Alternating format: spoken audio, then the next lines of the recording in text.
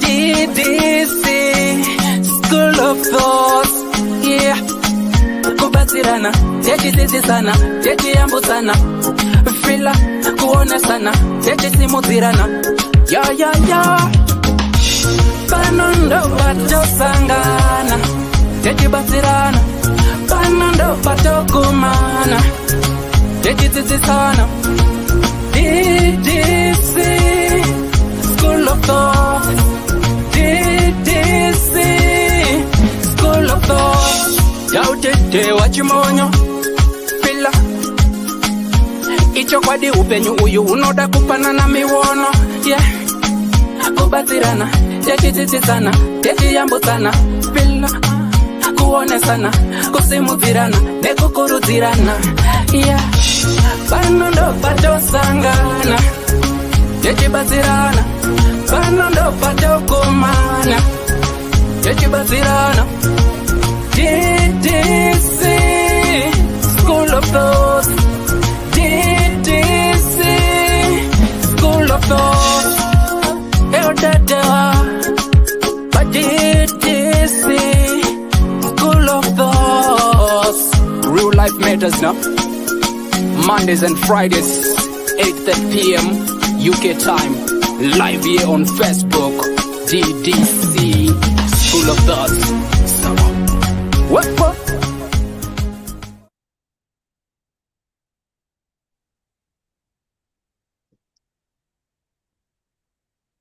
Which is Marabilo one time. Ungabe udinga indawo yokuchadela kumbe udinga indawo yemhlangano esikubiza sithi ngama conference space. Ikulu indawo emaGolis Resort. Loba uthanda ukwenza imidlalo enjengokugada escape, ukugada amabhizi kumbe ikanu. Woza uzobona ubuhle bemvelo. Ikhona njalo izipline emaGolis Resort. Kumnandi labantwana asibakhohlwa. Ikhona imjingo emihle emangalisayo emkhulu futhi. Ama virtual reality lama TV amakhulu atholakala ngaphandle. Hawu kwakuhle emaGolis Resort.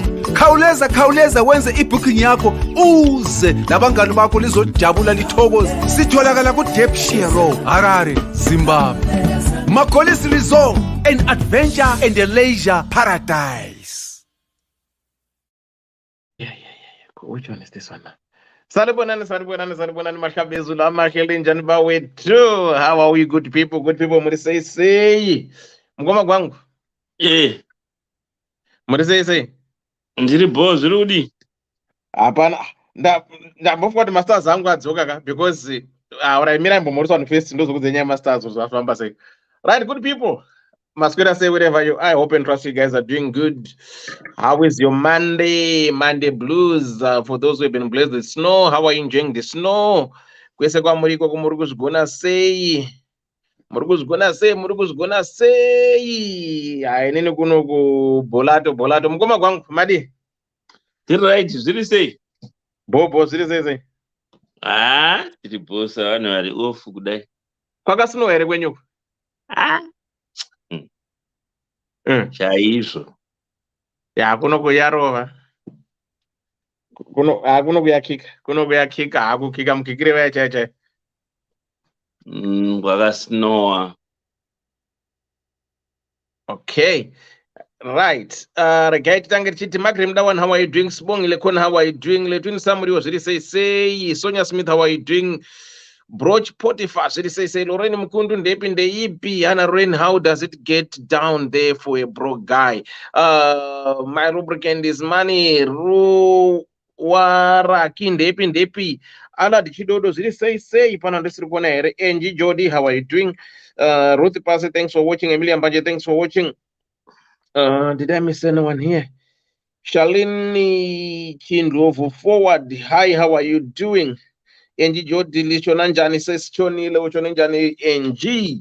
Right. Mukoma Gwangu Masters Amos atakaenda say. Agana Zuckerberg. Avana Zuckerberg ane number one in Mzepeto foot. Anzi, because you're operating Oriko Zimbabwe, you're not supposed to do that. So you fail to meet Anza community standards. What have you? Zunu zamahara izvi zvagara zvonetsa man. Yeah, so I had to appeal and write a letter to them and say, no, you know what? I have to keep content. So wherever I go in the world, I have to do what I have to do because people they want the content. Saka Muscat ndaona vachiti vabvisa some restrictions. So I Haiwa, thought eh? zvimwe zvinhu zvacho ndezvokupenga mani. Chete zvinhu zvamahara zvagara zvongodedzana. So I thought kuti tonight I'll be seeing the stars, but it appears if hapana ma stars andirika. Handina star yandaona iyi. Yeah, I think there's nothing because on here there's nothing, but ndambo kuma restrictions acho vanditi vabvisa, so no stars unless if he wants me not to use StreamYard, but because pandaendako vakandi reply vakato ndikaona vabvisa ma restrictions, saka I'll just keep on monitoring ndone kuti are we going to have them tonight or zvinenge zvatovharana zvakadaro, because handichaziva manje Zuckerberg kuti musoro wake uri kuzvifambisa sei. Right, Anna Emilia Mbanjino Stars, Jonah Morris, how are you doing? Mugoma Gwangu, Anna Jonah Morris, Mugoma Gwangu, Murise. Mary Marume, say no stars. Yetavara zvakoma stars. Ndiri right, ziri sei.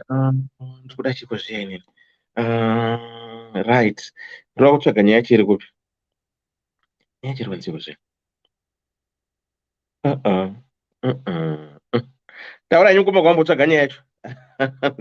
Muri sei kuhama uko. Right, let's kuno kuzvedisu tiri bho zvekuti tu. Tiri kungo kia ndiyo snow yakadai kutirova. Iri kuita zvinhu zvayo snow. Nothing there. Taura nyuko Mugoma topic yacho. Iri kuita zveinoda, rega nditaona kuti vana Mary Mwarume, Cynthia Skafa, Emilia Mbanje, yanomwe foni yangu yacho yakadhakwa. Tete Clara Shava, zviri sei? Haisi kunotiri right chaizvo. Chifoni chendinacho ichi kuti ndione mauyu anonzi mai mauyu evanhu ava handisi kunyatso kuona chakadhakwa kuti chifoni chacho. Otherwise muri sei hama uko. Long time. Isu takasimba chaizvo. Ameno kuti muri kuirongereiko Christmas. Taifanira kudhara tichatengegwa zvikabudura time yeChristmas ikena. It's just like any other day.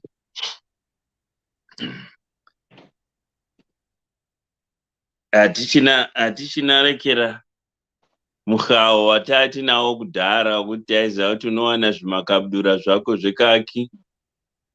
Kana baba vanga vasasevenzi waiziva kuti mai vane vakatengesa nzungu dzavo ende une uchiwana chikabudura paChristmas. So mazuva ano ava hati akungozvipfekedza toga, hatichanyanyi kuwara. Taura izvenyu namatrai masuka zviri sei. But Christmas yekudhara like I was saying, yanga ine kadhat, you know, kekuti waiziva kuti especially sokurira kuruzevha waiziva ndopanouraiwa jongwe ranga rinenge rine zvimbi zvakura kudai. So hanimuziva nyanga zvinobuda musadi makumbo ejongwe, zvimbi zvinenge zvakareba kudaiwo. Vaitoza kuti jongwe iro rikauraiwa, then kana mazoitawo kamari pakazoraiwa mbudzi ndo kana mafarisa, kana mazofarisawo zvenyu. But in most cases ranga riri jongwe iroro. Moziya kuti manheru vanorabika mafet cook anorari murusero akaiswa bepa rekaki reshuga riya kuti mafuta acho asinine abatwe mafuta imomo, chingwa chakazorwa jemu nebhata. Aiwa, yanga iri Christmas ka. Yanga iri Christmas. Yeah. Yanga iri Christmas. Mazuva yawo ndo ataigara taronga zviya kana toda kuita majana eng'ombe kuona kuti tinosundira madhara asingaziva yaya paChristmas. Exactly. Yeah, ivo vamwe right. Then waiziva kuti Animodza kune kangaita kaenzi kasandbox. Ndo maigara kaiswa musuitcase mune mine hembe dzenze Christmas. Then makuseni Christmas day mainogeza kurwizi. Waibva kurwizi uchifamba nezvidodo izvi tiptoeing kuti tsoka dzisaende mavhu because uda kuzosvika kupfeka matenda futi yako manyowani nechikabudura chako chekaki nesheti yacho yekaki. I know it was something else. Yeah, zvaendeka. Yeah. Waiti zvainyatsokuendeka. Waiti ukapiwa koroni rako 25 cents ainge yakatiwandisa futi kani because tiki waitenga drink nema cream soda anonzi mabiscuits aya anonziko ayo ane cream pakati aya machoice assorted. Tiki ndo yange netumapfumo 1 pakati ka 2 tudiki kumaside utu. Zvaitobhadhara. Zvaibhadhara. Zvakabhadhara. Saka but hey, mazuva ano Christmas yacho yangodota Christmas but ende kana wangu akajaha kanga nemusikana waisungira henge chefu muruoko kana murwi anokapuwa semhete nechimoko wosvika pamashops womutengera bhodho retarino vaidai redhi yai kuti aizofamba akadai rimi kudai so kuoneka kuti anwa ndo mazuva ati aisundiswa mabhara ane zvigubhu kubva kuchibhorani chokwamutema chani muchiinda uko kuraini nokoko kana wauda kusvika padhuze napamba paonzi iwe ana bhudhi vangu vanopenga apa asisiri kukuda vakadzi vakagara vachingova nechitsotsi. Ende waiti kana wakangwarira matenda futi harimoza pane tumastuds twaitengeswa tuso twekuti waibayirira patenda futi toklipa mukati twangaita tumwe tumastars kunatsoka designer. Aiwa hakudhara tagara life maniso. Aiwa navakadzi vamwe aikusungisa dhongi pachigayo rekera saga padhongi apa asingakudi. Vakadzi vakambogara vachingova nechitsotsi. Vaingoda zvinhu zvakapfava nguva yese. Nanasi matsotsi. Ndo pamunoona kachiti handidi munhu asina motikari yekumba kwana bhara chairo charavana. Ungatotaura zvako zvebhara chirei nekusina chokundotema musa. Chirei ndo chaunotema muti une mhanda kaiti. Une mhanda kaiti. Moborera mbomba dzamunoisa 1 2 3 4 1 2 3 4 muisa mimwe miti pasi yamunodhashangira so bari chirei. Zvazvisingadiwi katime yegovernment yasimidzi mai mukabakwa maizvisungigwa. I still remember mamadhara achizosungigwa kumusha inzi mokonzera erosion. Zvakonzera seerosion ka because chichafamba kumberi kwaka ndokwairima pasika chaita unga geja chichitsindinyura fu. Kandizvozvo saka maisungwa. And wanga usingarimi less than 30 meters from any running water waisungwa. That's why vaisa makondwa ridges ka.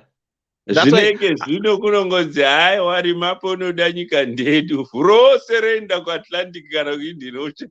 Because kwakusina munhu anga usina makondwa ridge. Hakuna kwakusina. Ndo anonzi continuous ridge yekuti anobata mvura achinorasira mvura uko muchienda makadai so. Gone are the days. Anyway, those who were there, those who were not there, tukupa history nda mukoma gwangu muzive kuti no ndisu vari dzacho chaicha ndisakatamba Christmas isusu.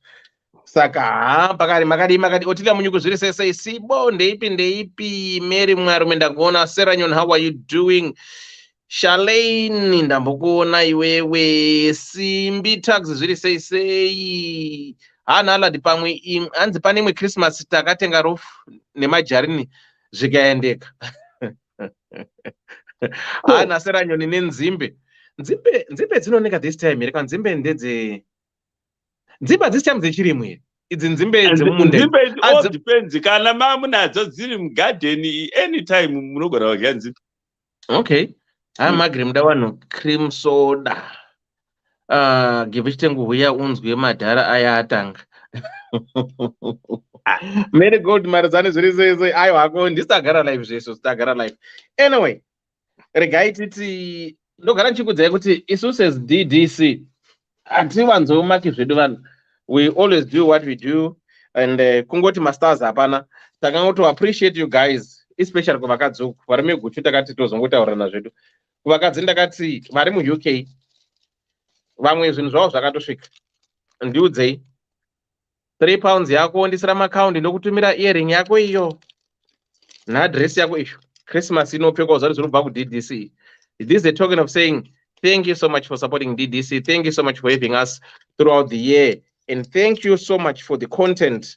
Saka to the lucky 15 vasarawo vari muUK ukangoisa kuinbox uisa £3 yako uisa address yako ndoita sei ndomhanya zvangu chinongosunwa kudai so tokutumira wotamba Christmas uri ngwengwengwe hauna kana problem. Unozodhidhisi yakashata chi masters hapana zvavo yesi mhosvo yenyu saka unozodhidhisi yakashata izve.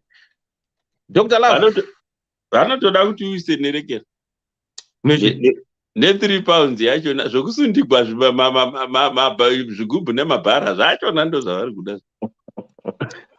Havasi kuda nzingwanda ridovi. Haina mboda rudzi rinoda zvinhu zvamahara. Ndosaka vari mazongoti akaita chidiki zvonzi ndipe gwangu. Unoziva ndiko kupata kwedu zvemahara ndizvo zvinotiitisa kuti tive marombe. Chokwadi kudai tinoita marombe nekupedzisira aya. But yeah, kuri seiko vakuru vangu bobo regai pindure munhu quickly munotara zvenyu.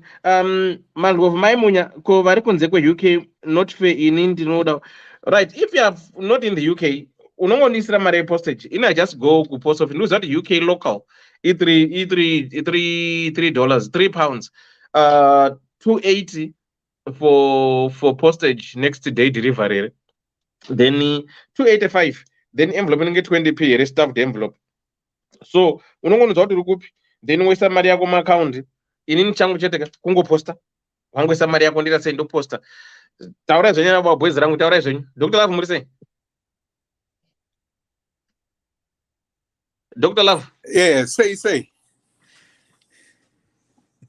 hapana madi hakuna bobo chando chete ndicho chakuti rwadza ichi chinorwadza zvimwe singaite.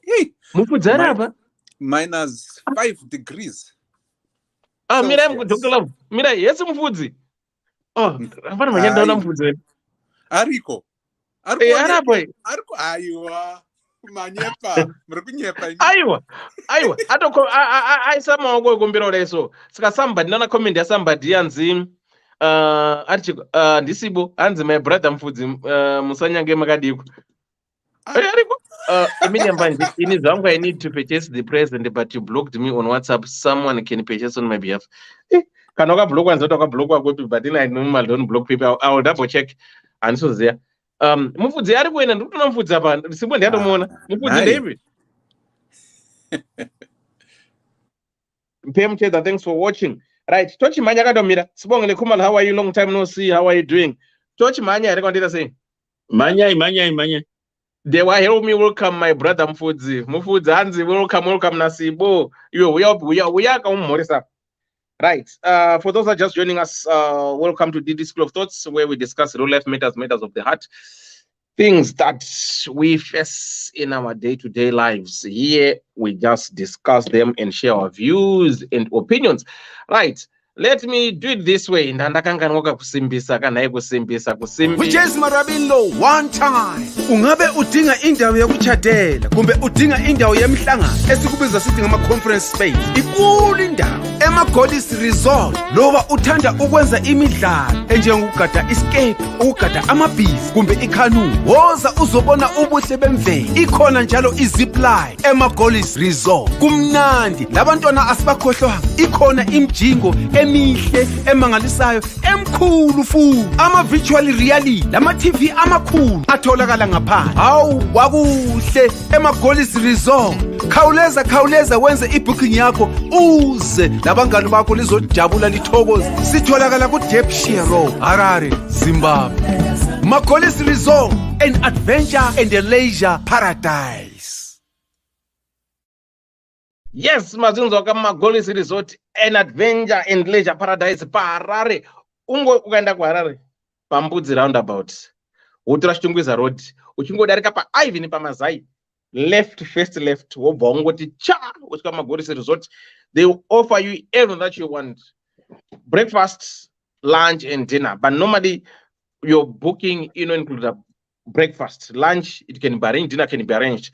Standard room in a double bed for 2 people, Wi-Fi, television, and everything. Inside bathroom, $65, including breakfast. Executive room, $85, including breakfast. Family room in a 2 my rooms. My parents never even in 2 single beds in the sofa bed, television, $85, including breakfast. So, in the Golis Resort, zip line, horse riding yevana, the canoe, power boats, disco, braai, big screen, gochi zvese zviri paMaGolis Resort. Waenda kuHarare uchida kufamba zvakanaka paAirport, get in touch nesu way 5-star car rentals. Tinokupa motikari ine full tank. Paunonga kuzoenda wodzosera mota ine full tank, tosvika kutora paAirport, tokupa motikari paAirport, tongoti wamukoma gwangu makiyi enyaya motikari yenyu full tank, tionana muenda nyika muri kuenda. Makuda kudzoka kuenda kuAirport, munongofona aumana ndiri kudzokera nhasi, full tank redu maisa, tokuperekedzai kuAirport, motisira motikari, boom, zvakarongeka.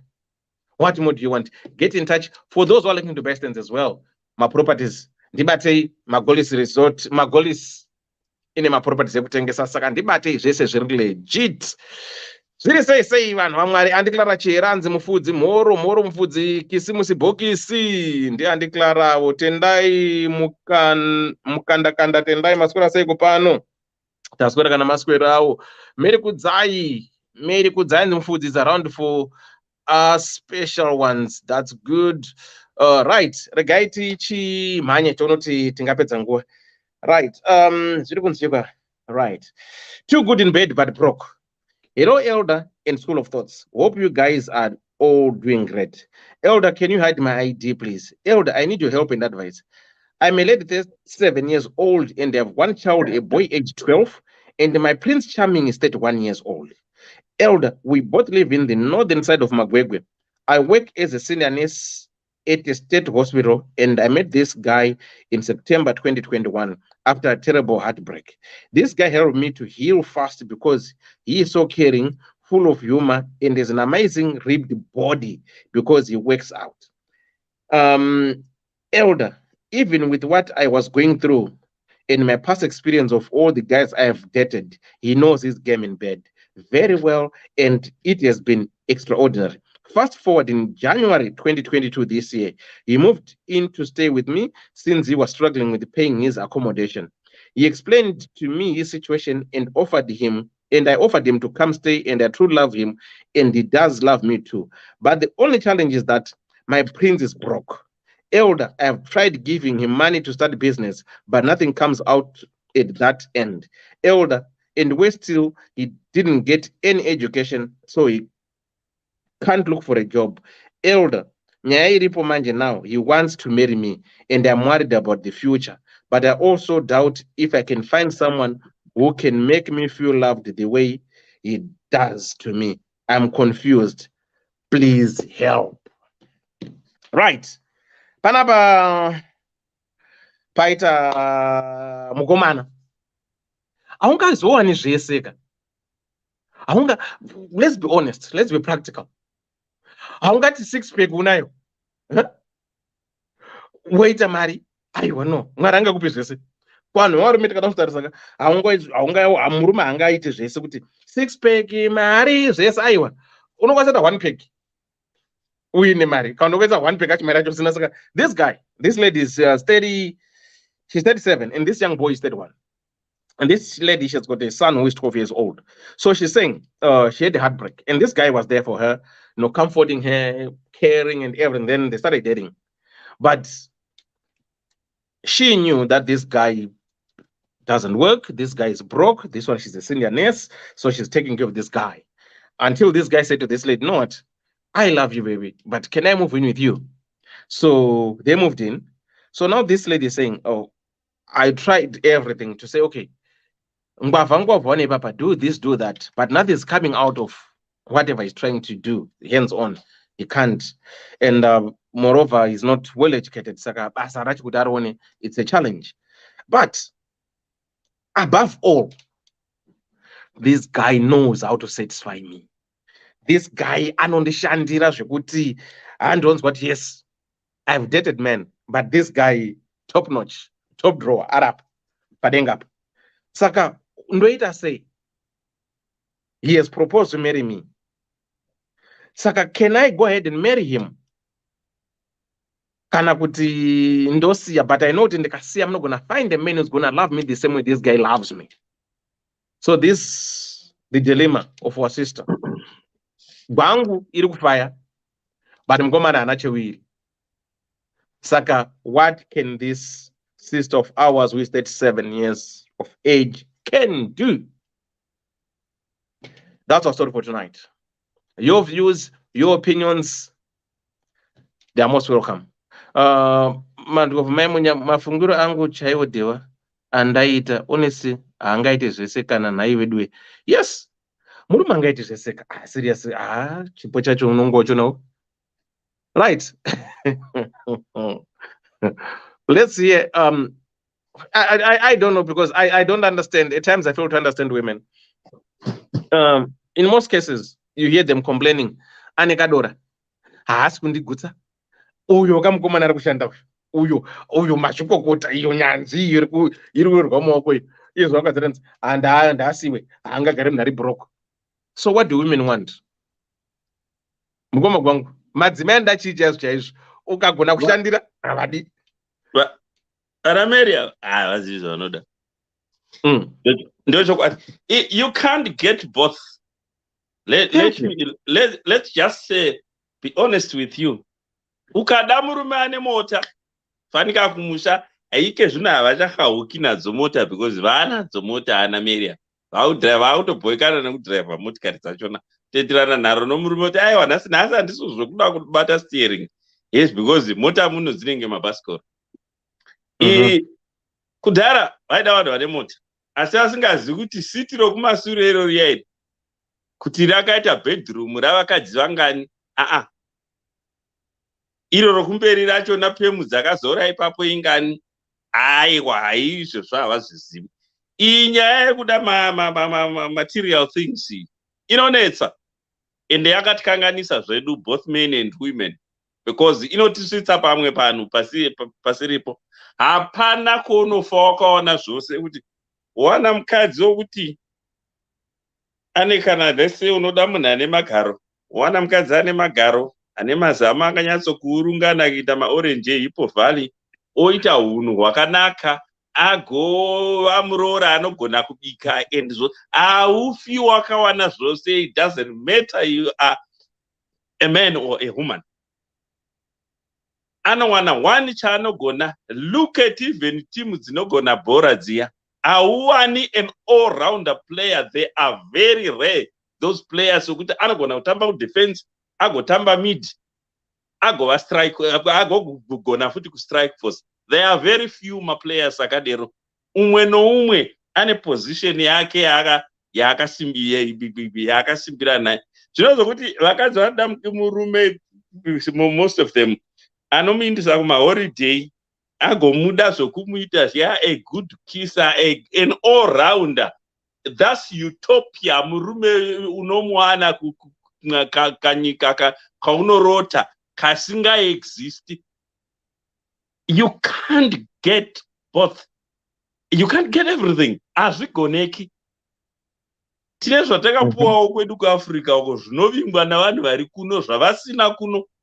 Vanouya vachizoona mhuka, shumba and all the stuff kuAfrica, mazebra. You find kuti zefanika zebra inongowanikwa kuAfrica chita hakuna nowhere else in the world. Ndizvezvo takapuwa zvipo zvakasiyana. Mati mukoma gwangu, zebras you only find them in Africa. In their natural. I didn't know this. Seriously? Yes. And the baboons, you can only find them in Africa and in Saudi Arabia. Only those two places. That's where you can get baboons. So, ndo zvatakapuwawo ndokupuwa ma-minerals asi hatigoni hedu kuzvishandisa because we are greedy. Zvinhu madzimaiwe, vana masisters angu, auwani murume anogona zvese. Une uri 1 out of a million. Ndo unokwanisa kuwana. Zvine zvokuti ndikakuti nhasi hande kuholiday, unoda kuti nditenge tiketi ndirini, kana uri kuWales uko woyevha kwauri, woda futi kuti ndikutengere tiketi rokuuya unotizokwira tiri pamwe chete. Kana ndochingoti hande tindosongana kuSpain, kuna vamwe vanhu vanoda kubva vaiti everything. Inga zvimwe zvirema zvinogona kuita mabasa. Kuna vamwe vanotoridza magitari, isu vamwe hatitomagoni tinoona. Bofu chairo rinoridza magitari, asi haana hake maziso. So masisters angu, ava zvanzi kana makateerera muri ipapa, isaidha motsvaka munhu une mari, asi kana ane one pack rake can be very dora. Because varume problem yedu tikaita mazitumbu, the more you dumbura, the more it sink inside. Panosara pasina, mari iripo. So the choice is yours.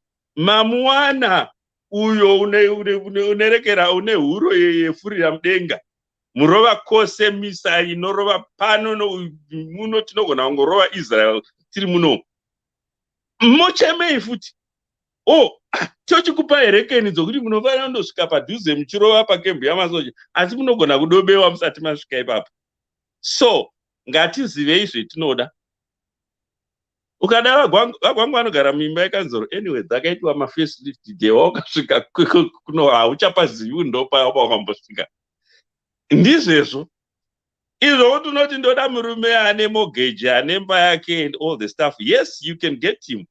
But kuti muzotinyatsowo kuti geje munhu ane zvake anongokudza shamanga zvanetsa. Joiro. Yeah. Zvino uyu wamuwanawo ndiJoromia unokwesha meno namatovu. Asi zvombo wakapuwa zvokurussia kana United States whatever masuperpowers unazvo. Asi zvimwe izvi haana. So vedveka ngatigone kubalanzisa zvinhu. Kana wada degree rake uchawanika kuti pane zvimwe zvinhu zvaasingazivi. Yeah. Haungagoni kuvaka danga, wogona kuvaka garden, kurima, uri fama, uri chinyi, everything. Unototsvaga mumwe munhu anoita mari icho. Ndo chokwadi, ndo reality youpenyu. Kwete kuti ungawana everything. Vazvanzi ava. I don't know. Wawana munhu anokuda, anonyatsokukuda, iwe wacho une mari. Apa amakaro. Ugreed ndo umwe kunoti ndakaona ipapo takati siyanei navarungu. Kozi murungu unogona kungokuda uri kera iye ari doctor. Ukataura naye munototorana mukaenda kwese. Asi vedava akazenga doctor kuti aizotorana nesu ana fudzai mapenzi panonetsa ipapa, because ameno takaitwa takaita entrenched neimwe psyche yokuda material things zvakanyanyisa ende zvakatikanganisa. Not only vakadzi vega, even isusu varume. We are in a hell of mess because tinoda material things zvakanyanyisa maboy. Wapuwa murume anokuda, anokunanzva pasi petsoka, anonyatsokugona kubata minyatso yako uchinzwa kuti muno mumba maita baba. Kundo zvacho zvinodiwa, love ndiyo inodiwa. Inewe zvewakuda kutsvakana nezvimwe futi. Vedveka ngatigutsikane ine zvatinazvo. I just don't know. Zvinowanikwawo kuti even chero kwatiri varume, unoona mumwe mukadzi wokuti anokupfugamira agoita sei, asiwo tikada kuzotamba dzimwe tsoro dzetotamba varume unosvika kuti kunai zviri paiwo. So vedveka ngatigutsikane. Kana naye Mwari unopedzisira atamwa kuti naye asi chinombori chii chaizvo. Yeah. I don't know. Handifungi kuti ndingataura zvimwe zvakanyanya kuwanda panyaya dzakafanana nedzidzi. Ngatizivei zvetinoda. Yeah.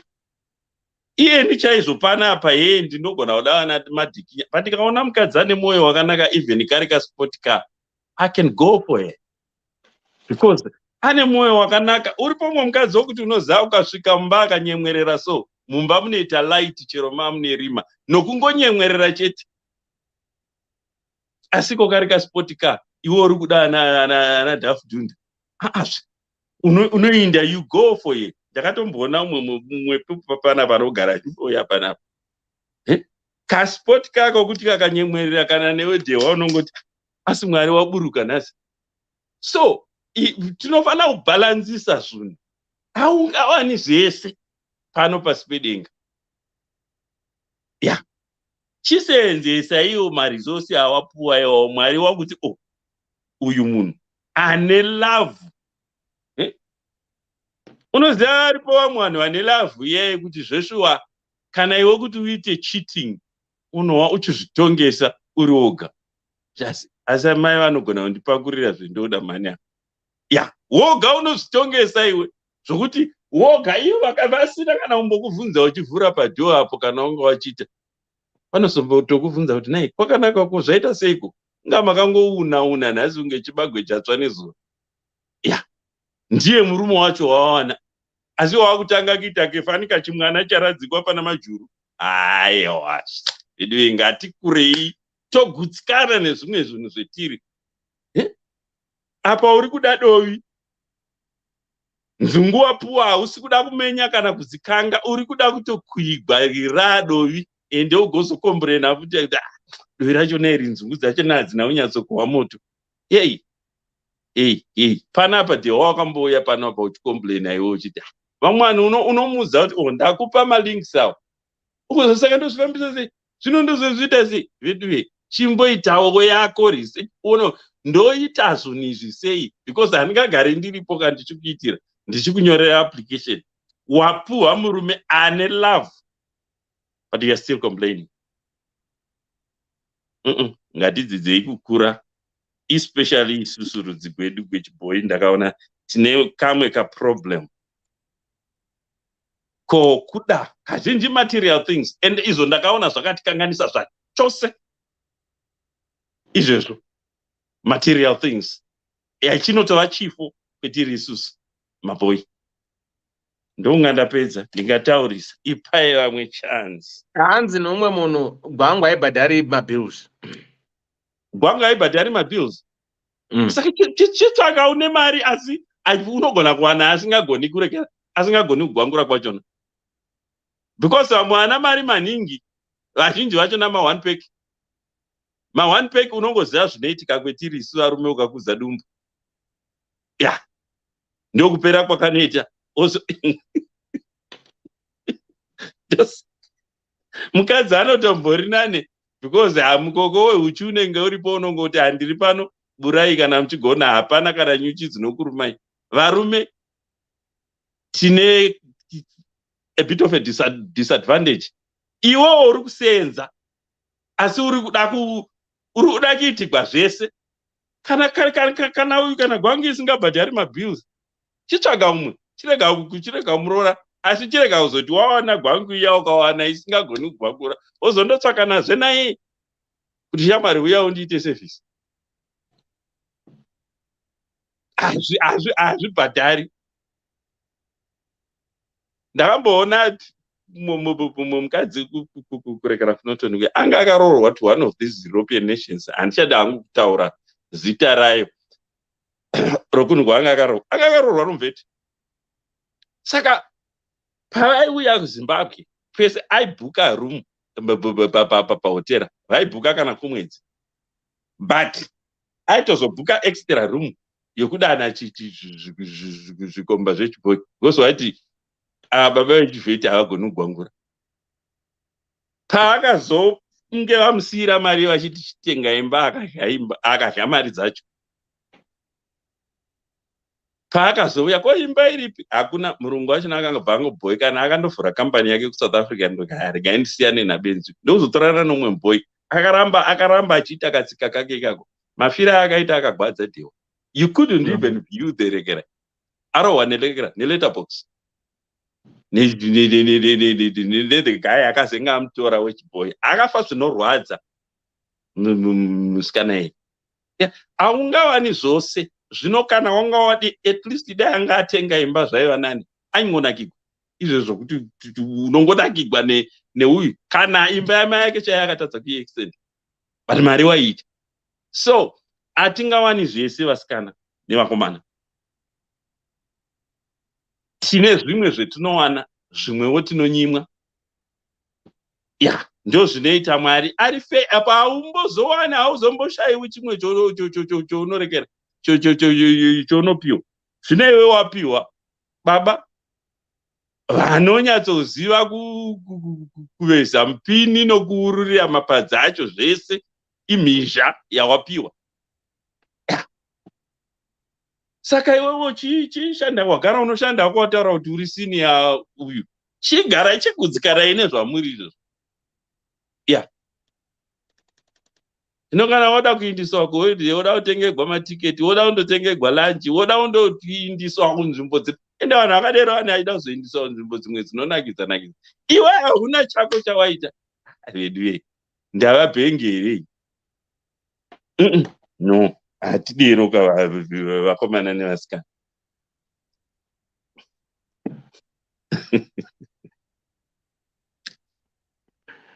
Okay, Mgoma, thank you.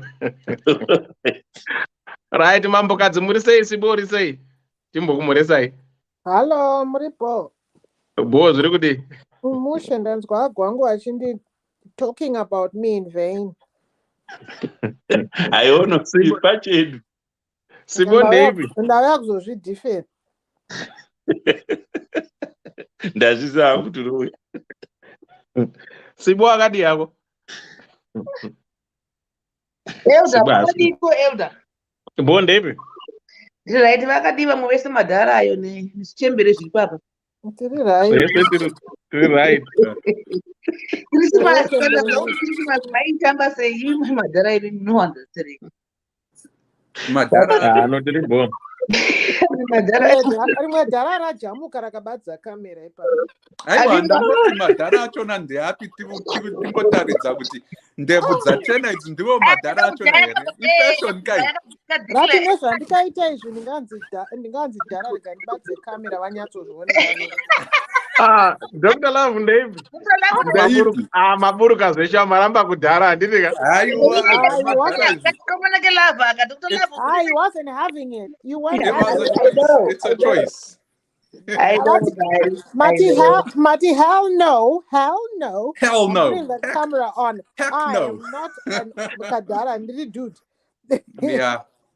Tinongoti heck no. Ain't happening at all. Not here. Nah. Heck nah. Really right. All right. Andibadzi kamera hangu chero wanditi machembera pano. Bena vanhu Christmas ino kuti ndinyimwe Christmas box. Okay. Right. Siboenda pamute phone yako ine backup. All right. Ndikudzoka. Right. Dr. Love. Yeah, and they Moda atipe mambokadzi rite murume mukadzi buda kumbochimhanya. mambokadzi vambondi mhorosa here. You know, hanzi kandiro kunoenda kune kakabva kamweka. Oh my, you're looking fighty. You're looking mighty handsome on camera there. Nah, ndagatokubata ikudhara. I give you the floor. I give you the floor. Nah, no worries. Ndangoda ngokupai a little bit of ningrikin. Zvingakonekanweka. Tinenge tichida kumbo give you a little bit of a hard time. Isn't it? You're not back to states, isn't it? Yeah, ndiri dosa kamuri kunzwazvo. Voice rako iri naiso. Koma mumbori kupi nai? Izvo hazvitaurwa izvo. Zvamangwana izvo. Mama mbofamba. Tanga tambofamba rwendo. Tadzoka, takadzoka hedu. Kusingataurwi nai. Aiwa, dzakafamba for 3 months but dzaitaura dzine low tone. Dziri a little bit chilled.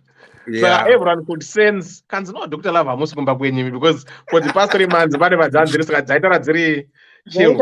No, I was trying to respect the place where I was. I had loved ones there, so I didn't want to To be too close. to put them in a precarious situation, Saka. Oh, okay. And pole. Oh, okay. Yeah. Hanzi now, oh, sorry mambakadzi nawo adimutanda mukore uno ukawana asingagoni be open and learn to communicate and tell him and show him where your engine is supposed to be touched, so it starts as you wish. Even if it needs to start, show him, he will learn. Mambakadzi chimuti chako amuri. Hi. So it's a quick one, really. Well, I think it's a quick one for me. The problem a lot of people make is they come to ask for public opinion about the choice that they want to spend the rest of their life with, and that is a big mistake. In your life, uchance nevanhu settle for what doesn't suit you because it suits them. You are the one who will live with this person. So in my views are, I work by this, I don't even know who it came from, but I listened to it one time about how to assess what you want, and in the end the word spells rises for a relationship. So when I'm looking for somebody, and I'll give you myself for example, because for them you are being fussy or you are being like this, but I have to look at what I want, and then I score it and on how important it is to me, so that I know if I don't meet that particular requirement, say for example, I'll give you an example. Kana munhu uri religious, uri a person anoti the Bible is my breakfast, lunch and dinner. Usazvinyepere uchinotsvaga munhu asiri religious uchifunga kuti in the future zvichabalansa, because iwo ndiwo uchatambura because you compromised on something that is important to you. However, you can go to somebody who will say, my list of requirements, Bible is 1 out of 10. I don't mind if she's Christian or she's not. They are not wrong and you are not right, but your preference is Bible is 9 out of 10. Then we move on to the next thing. We talk about kuti inini ndoda munhu ane mahobbies anoenderana neni. So I like munhu. Say for me, I enjoy going out, I enjoy going for a run. So I do want somebody who takes an interest in a bit of exercise here and there. It's important to me, but it might not make sense to somebody else. So what I cannot do is go to somebody who has no desire. Say varume vanofarira bhora stereke or whatever. I have no business going to somebody who has zero desire public forum and saying naimi murume wangu anyanyofarira hake kuexercise andodi vachandudza kuti kwana kuexercise kune basa rei, hazvina nebasa rese, uchikuru kuwana murume. No, because it's my life. I have to live with that person. Next, even iyo sex yacho, how important is sex? Not everybody is driven by sex. Not everybody has got the same sexual drive. Not everybody has the same sexual intensity. Not for everybody sex is as important as it is. Saka if this is important to you, saka if a man that's financially savvy, and a man that has got financial wisdom, and a man that has a career is important to you, then you make that decision whether to stick to a man, because it's the rest of your life you're going to spend with that person. And I tell you something, I like to talk and I laugh. I like to laugh. And ndozvitoripo saka murume akauya kwandiri achitizvo she's a yellow bone, she's got she's humble, she's prayerful, but anonyanya kuseka, but I don't mind. I hate vasikana vanoseka, but I'll compromise. I'm telling you, after 3 weeks I'll be the most irritated. It will irritate him. It will grow to irritate him, and it will be the source of our problem, because I think kunditisho unobowa sterek, unosekesa, unotaurisa. It will irritate him. Saka, the fact that you are saying that, and it will be the source of our problem, because I think sorry. Okay, so the fact that you are finding that he doesn't work, or he is not driven, and he is irritating you and is a problem, then do not proceed to marry him. Do not.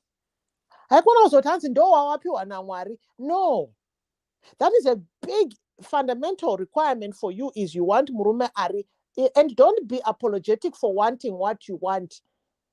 Because the moment you go to the public and start saying kuti inini ndoda murume akadai, and then everybody laughs at you, it's one thing chiri kusekwa tinongosekwa hey ione 48 uchiri kuita ma-requirements chora chero chine pulse chero ari kufema chete chero ane mazino, and it doesn't work like that.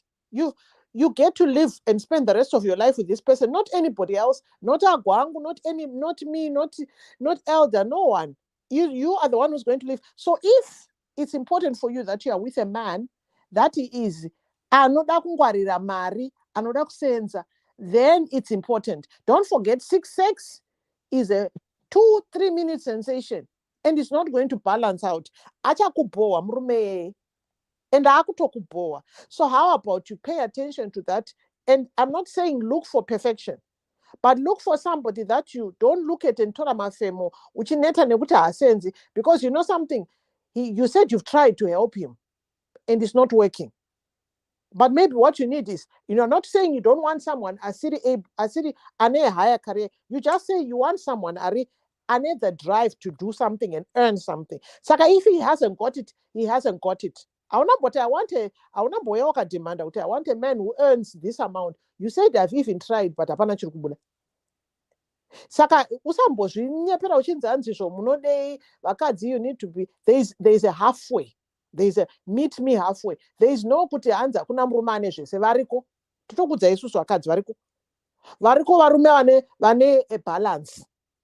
Vane a balance. They are not perfect, but they give you a healthy balance. Yekuti hauzonzi chikuru ndiri kuwana sex but kumanda mukama kusena hatina breakfast. Unowana a balance.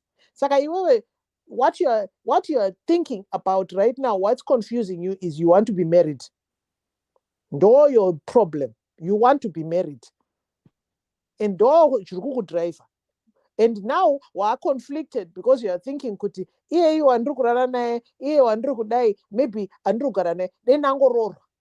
But you know kuti pamberi muchanetsana, because it's not financially the backbone in that. He's not even trying. Even kamarike kuti kawate hanzi ngatite market is not. So don't compromise. You only live once. You only get this chance once. We're not saying we all get it right, but don't compromise on things that are important to you. Compromise on things that are not so important to you. That's why I gave you the example. I don't mind a guy. I don't want too fat, but I don't want too. I just want. It's not so nyanyao. Because a balance. You have to meet somewhere where you are comfortable. You don't want that. And then say, but at least Naroro, because they'll irritate you. So you are the only one who can decide. We can't make that decision for you. But from what I'm sounding like, his lack of drive to make money is really a big problem for you. And the money, let's face it,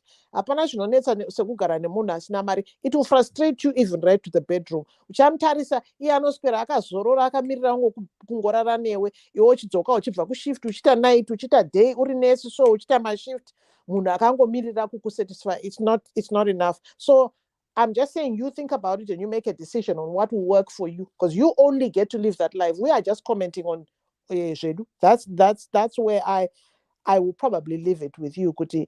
You are allowed. Some of a sense of gratitude, Kuti, at least you are allowed to have a choice no matter where you are. Don't forget the last world population count was 8 billion. Sakai, it's okay. Let him go. But don't feel like wamani kids. I choose from the 8 billion, which I'm going to be grateful. No, you're allowed to have a choice. It's okay to have a choice. And it's okay to be single. Absolutely fine to be single too. Until aware or until I think aware. But you man kids just because you don't grow. The pets are. Thank you so much, Mambokazi. Thank you so much. Mozandro going after on the Facebook, Zukebegano Benga. And the Ddc is operating in a country that is not allowed to operate. Saka masters have discovered. Anyway, Dr. Love, manyana chotinzwe. Saka ndakutotanga. Mautotanga. Mambokadzi makwanisa kutaura zvandinonzwisisa ini. Ende matauriro enyuka magara muchingotaura zviya zvekuti ndinongonyarara ndichingonzwa nekuti you've got some wisdom. So I thank you for that. Oh, thank you. Yeah, ndanga ndichida kutaura nekuti ndinonyara kutaura zvandataura on camera. But let me just tell you this. Okay, let's put it in 3 categories. Ndichaita iya inonzi theory of the 666, kwete 666 antichrist, but 666. Zvichireva kuti a man who is 6 foot tall, who is who's got a 6-figure income and a 6-inch dick or more. That's the 666. There's a requirement that a lot of women must run. I want this tall, dark, and handsome guy who is 6 foot tall, 6-inch dick, and 6-figure income. Studies have actually shown kuti those kind of people actually have their world on a platter. What I mean by that is they have a choice that's multiple than just one person. Okay, let me get a little bit deeper. If kana if you see a man who has got his money and has got the freedom to choose, and the choices are multiple, murume hardly, unless he's very, very, very disciplined and rather loyal, aungamgarise mumba. But it's a choice a lot of women make, because I would rather cry driving in a Lambo than kufara ndinenzara. That's what they say. That mentality is really topsy-turvy, or stupid to say the least. Because vakadzi, you have the option and the middle ground where you could literally find your happiness. Kana musingadi kuita zviya zvekuti tinoda ichi ne ichi, and you know that those specs are actually outside of your own purview. Kana kuti hamungamasvikire, hanzi tanai zvamunosvikira. Vakanaka vakadzi vachona futi vanenge the models of models, ana Halle Berry vaya, anti vakachitiwa. Because somebody was, not only by one person that was a sex addict, but by so many multiple people, Halle Berry, akachitwa, people that were ordinary in terms of just their sex drives and also their history, to vanhu vane high sex drive yoyo, and they cheated. The reason is not about coitus or the relationship yamnowana mu bedroom. That's not the pivotal reason. Glue. Zvinokwanisa kuitika, and this is the truth. Zvinokwanisa kuitika kuti you could have someone that's really good in bed, but very, very bad in hygiene, very, very bad in concentration on zvinhu zveupenyu. Zvataura namukoma gwangu namambo kadzi kuti you cannot have an all-rounded person ari anonoka all those 666 and still be loyal to you. There is something that will be wanting. It could be that akwanisa kugeza or akwanisa kuzvibata and he's good in bed and he's got a lot of money, or vice versa. So that perfect human being, I think, is non-existent. Why I say that is this. In life, we all have to compromise. There are things that we are adamant about and things that we care a lot about that we will probably not compromise. But there are some things that we'll take for granted and say, okay, so I'll be okay with that. But those compromises definitely build up in some cases. Ahaidiwe buyu nekuda kwekuti chi murume ane 6-pack, he's good in bed but haasi kuwana mari. Ndiko kushotwa kwachona ikoko. That's a compromise. I think that's fundamentally a key to her well-being of describing her successful relationship. If her successful relationship didn't have a man that could work ipapoka angasati asina kuya nenyaya yake pano, because that to her would be okay. But that's a key, the red flag here. Yatinoda kuti tinzwisise kuti anyatso to really think deeper and say, is it worth it? That those 30 minutes, maybe an hour at night, maybe it's every other night, will that actually equate to something that will fulfill her and bring her joy and peace at the same time over the years? And will that sustain her to the point yekuti vanokwegura vari vaviri? If that situation doesn't amount to equate to that, ndofunga kuti sisika Heidi, you need to rethink your relationship. I don't want to throw the baby with the bathwater. Nruda kuti kudai. I think if urikujaidza, wakatojaidza munhu wako kudhara. Why I say that is this. If you are going to already take care of somebody, waunoziva iwewe kuti he has been having issues kubva kutanga kwerelationship yenyu, kuti anga asingakwanisi kubhadhara mabhiri ake, womutora, you are actually bringing that guy into the fold of your family. You've got a 6-year-old son. What example are you going to give that son of yours? Uchona mdar stepdad wake angori kumba ari rova achingo ari mekuita ma 6-pack ake yayo, ndiwo basa rake iroro nekuti anoziva kuti iwe unozvifarira. And at the end of the day, you are lying to yourself kuti there is no other person that could actually fulfill the feelings zaunowana nekuda kwekuti munenge masangana when it comes to coitus mu bedroom. This is the psychology of it. And let me tell you this. When you visualize the person, wamfarira zviya zvekuti wamfarira, ropa rako rinobva ratanga kuite kupupuma. It gets so warm. At which point, your mind has already satisfied your needs. Kuti ndichanakirwa nhasi. Nekuti pandi zvandiri kuona izvo kaizvo zviri kutondinakidza.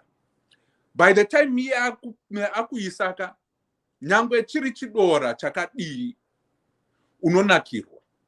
And you actually become exhilarated at that point.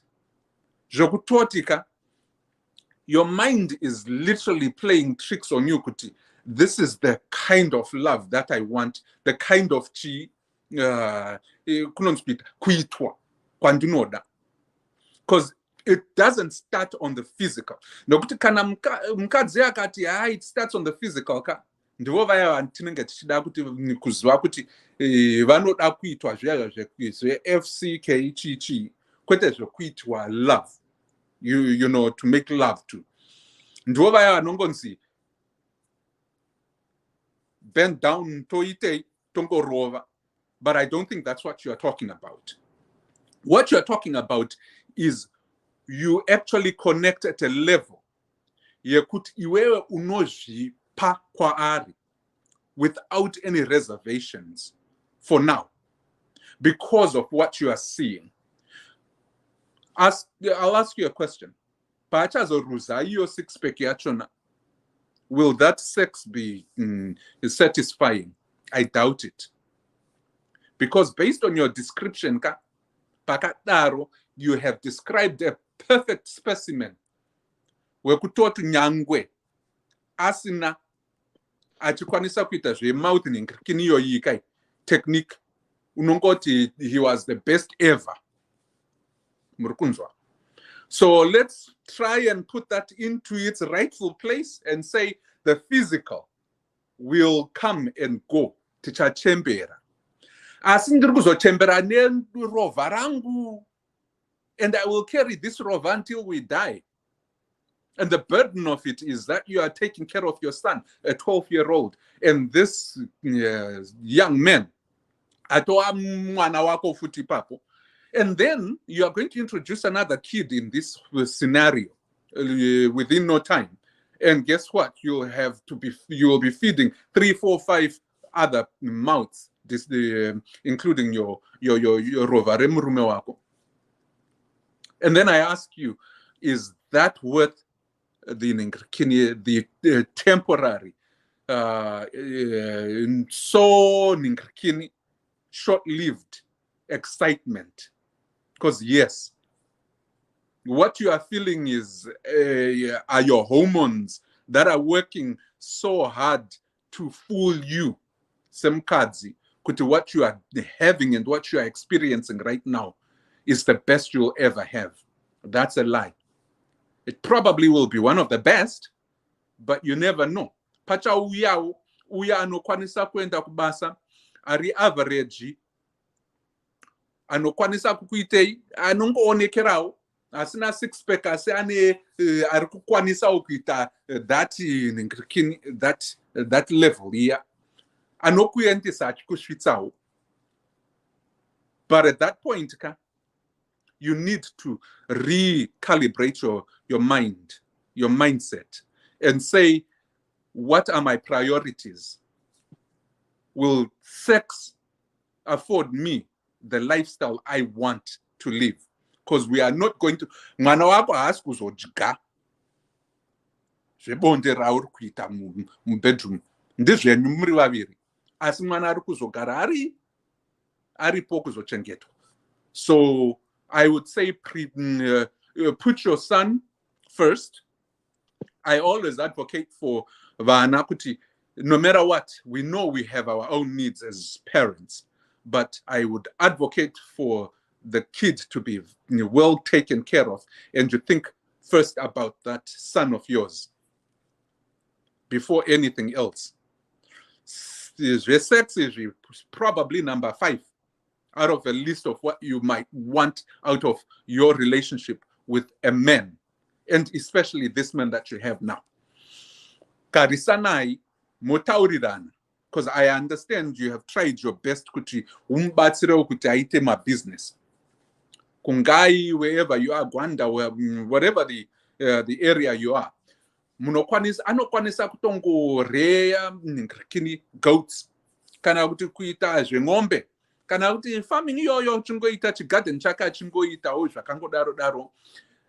Azvimboshamisire nyangwe achionekera kuti ari kuedza kuita something. Because remember, varume vari kuteerera kuti our sons will never, at one point in their lives, they will forget about our advice, but they will surely mimic our own actions.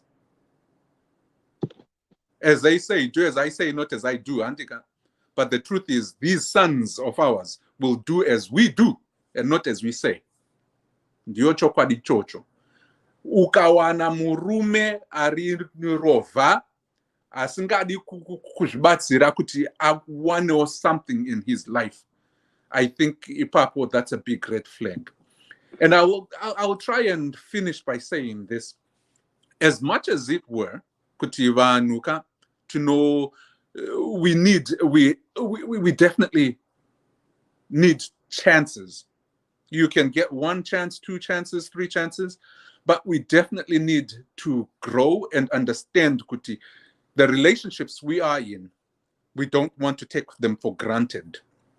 Kana pane mukadzi varume, pane mukadzi ari kukubatsira kuti uwe neupenyu hwako uchigara mumba maari kubhadhara mari. I hope kuti you can feel and have that sense of kunyara chaiko kuti ndingadai here.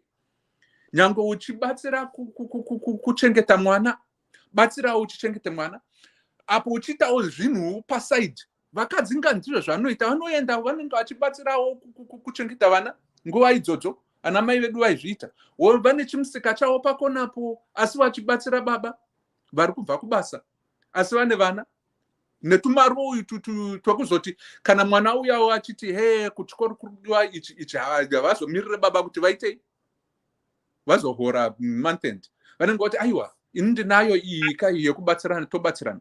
That's where the family unit becomes very tight and very, very strong, where people they pull their own wagons and their own duties, so to speak. Even if it's 20-80, 99-1 in percentage, as if somebody is trying by all means, I think that makes the biggest difference. And to say the last, and I don't think it's the most important thing, but it's the last thing I have, is this. If you see yourself in a situation yakadaika, and you think that sex is what makes the life, sustains your life, I think you are still immature in your thoughts. I think you are still looking for something that I would want to say many times leads you to burning yourself and losing on opportunities where people might come without that excitement of a six-pack, without that excitement of a munu ane zi jambura reza. And at that point, all I know is this: your chance of living a happy life is markedly slowed down or even degraded because of those simple choices that are immature.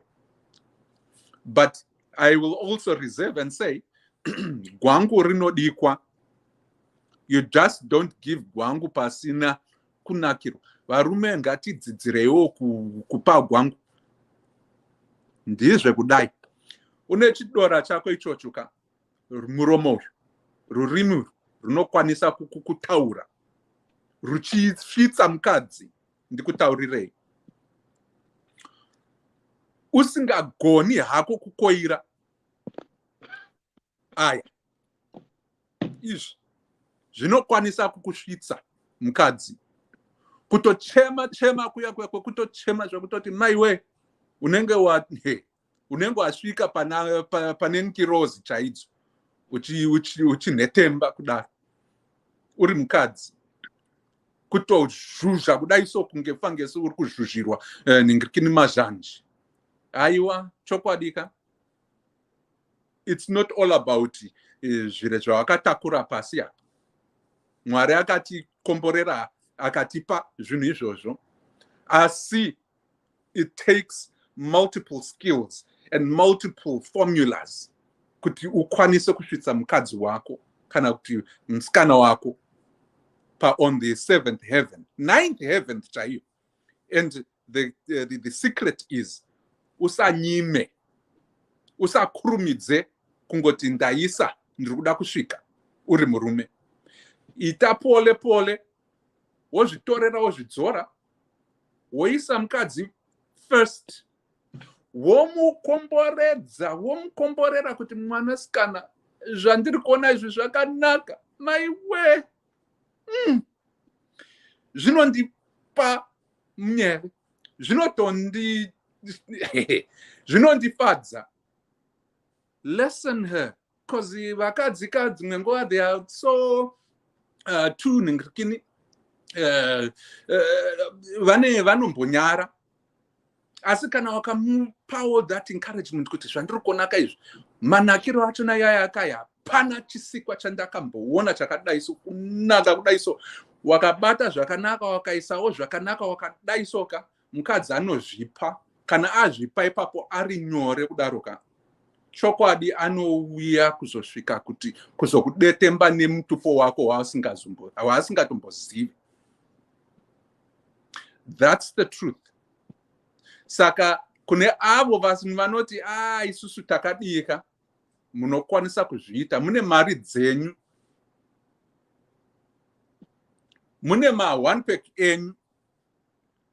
Garai maziva kuti there are always ways to circumvent zvamaka pamwe zvirema zvamakaitwa, whatever the case may be. So all I'm saying is to those vane ma-one pack ka vari varume muri kunzwa, vakadzi vanofarira ma-six pack aya. I know kuti dzimwe nguva hatina nguva dzachona. I can tell you this, I am a geek at heart. I find myself ndichiverenga mabhuku that are mostly science oriented. But I've come to learn kuti I want to be that geek as well as that six-pack guy.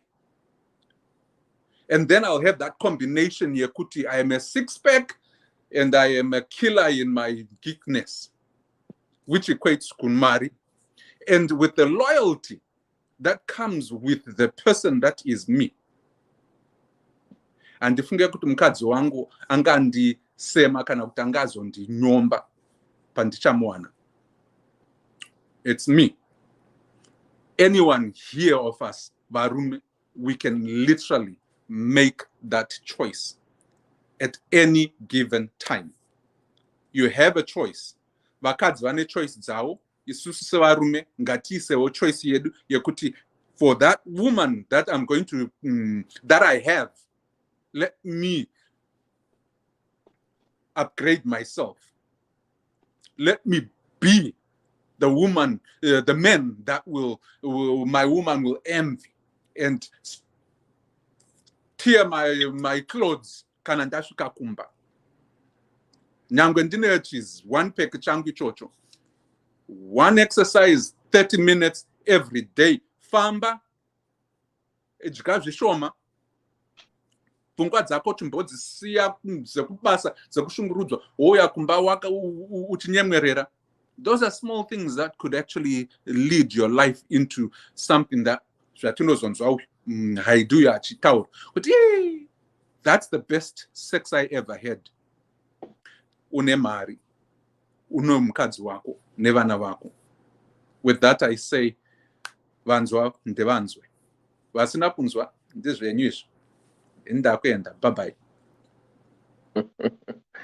Thank you so much, Dr. Love. Thank you so much. Thank you so much. Hey. Yeah, varo vanemo. Sibo ndevi. Sibo. Yeah, Dr. Love. Dewa. Wadi. Verekaita pakati don't teach goodness. Okay, let me. Anna Mkomaslo, thank you, Dr. Love. Anna, give it thank you, Dr. Love. It could some women imimiri kudzai Mambokad's voice. Awadi Mtanda, in real life, ladies just came to terms with choosing a six-pack and unemployed man or a man who brings food to the table. Even sometimes he won't satisfy in bed all time and time because of work tiredness. That hardworking man is way much better than a six-pack lazy man you will feed as a wife 24/7 can't even buy you pens at all. Anna Mkoma Solomon, thanks, Dr. Love. Anna Mambokadze, okay. Again, okay. Right. For those who are just joining us, let me just do it this quickly. Holiday, this is where you go. Ujes Marabilo one time. Ungabe udinga indawo yokuchadela kumbe udinga indawo yemhlangano esikubiza sithi ngama conference space. Ikulu indawo ema-Golis Resort. Loba uthanda ukwenza imidlalo enjengokugada escape, ukugada amabhizi kumbe ikanu. Woza uzobona ubuhle bemvelo. Ikhona njalo izipline ema-Golis Resort. Kumnandi labantwana asibakhohlwa. Ikhona imjingo emihle emangalisayo emkhulu futhi. Ama-virtual reality lama TV amakhulu atholakala ngaphandle. Hawu kwakuhle ema-Golis Resort. Khawuleza wenze ibooking yakho uze labangani bakho lizojabula lithokoze. Sitholakala ku Depshire Road, Harare, Zimbabwe. Ma-Golis Resort, an adventure and a leisure paradise. Yebo, an adventure and a leisure in paradise. Ma-Golis Resort inooneka Pambudzi roundabout in Chitungwiza Road. If you're planning to go to Zimbabwe, Chitunda holiday, get in touch with the Magolisi Resort. If you need a car to use, get in touch with 5 Star Car Rentals. Mota dziripo. Ndo mafambira neta pano pa Ddc Skool of Thoughts. I don't know, for some strange reason the masters there disappear footy, but anyway, for those who are just joining us, welcome to the show. Welcome to your platform where we discuss real life matters. Like I've said, Christmas is Ddc.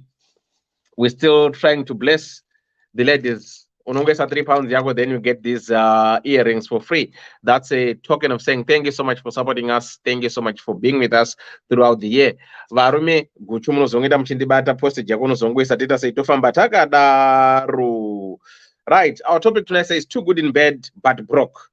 Hello, Elder and School of Thoughts. Hope you guys are all doing great. Elder, can you hide my ID, please? Elder, I need your help and advice. I'm a lady 37 years old and I have one child, a boy aged 12. And my Prince Charming is 31 years old. Elder, we both live in northern side of Magwegwe. I work as a senior nurse at the hospital, and I met this guy in September 2021 after a terrible heartbreak. This guy helped me to heal fast, and because he is so caring, full of humor, and he has an amazing ribbed body because he works out. Elder, even with what I was going through in my past experience of all the guys I have dated, he knows his game in bed very well, and it has been extraordinary. Fast forward in January 2022, this year, he moved in to stay with me since he was struggling with paying his accommodation. He explained to me his situation, and I offered him to come stay, and I truly love him, and he does love me too. But the only challenge is that my prince is broke. Elder, I have tried giving him money to start business, but nothing comes out at the end. Elder, and we still, he didn't get any education, so he can't look for a job. Elder, nyaya iripo manje, now he wants to marry me, and I'm worried about the future. But I also doubt if I can find someone who can make me feel loved the way he does to me. I'm confused. Please help. That's our story for tonight. 37-year-old lady, a mother of one, who had a heartbreak, find this young, charming prince who's 31 years old, ripped body, six-pack. You know, he trains, goes to the gym, but he's not putting food on the table. The only thing that this guy can do, he knows his job. Like what Dr. Love said, he knows how to pamper, he knows how to hammer. So this woman here is saying, of all the men that she had dated, this guy is spot on. This guy satisfies her. But the challenge now is this guy is asked for a hand of marriage. So this lady is saying, oh, what am I going to do? I'm now a little bit confused. Can I marry somebody who's broke, but good in bed? I know if I'm going to leave him, I've been out there with other men, but no one can match him. So what should I do? So should I settle for jiggy or what? So this is what we are trying to help a sister. Everyone's got their own views, everyone's got their own opinions. So it is what it is, like what I always say. Right, Sibo? There we go. Chimanyetinzwe. Sibo? Inini I think What's up? sister vari kuzvikireitira heartbreak vega. I Why? think that I think because she just came out of a relationship 2021. Apo vatova 2022 vakutoti mhanya vakutodada whatever she's doing. Vakamboitawo nguva yekuhila here over that heartbreak yekutanga. Vakamboitawo time here yekuita self reflect and self love.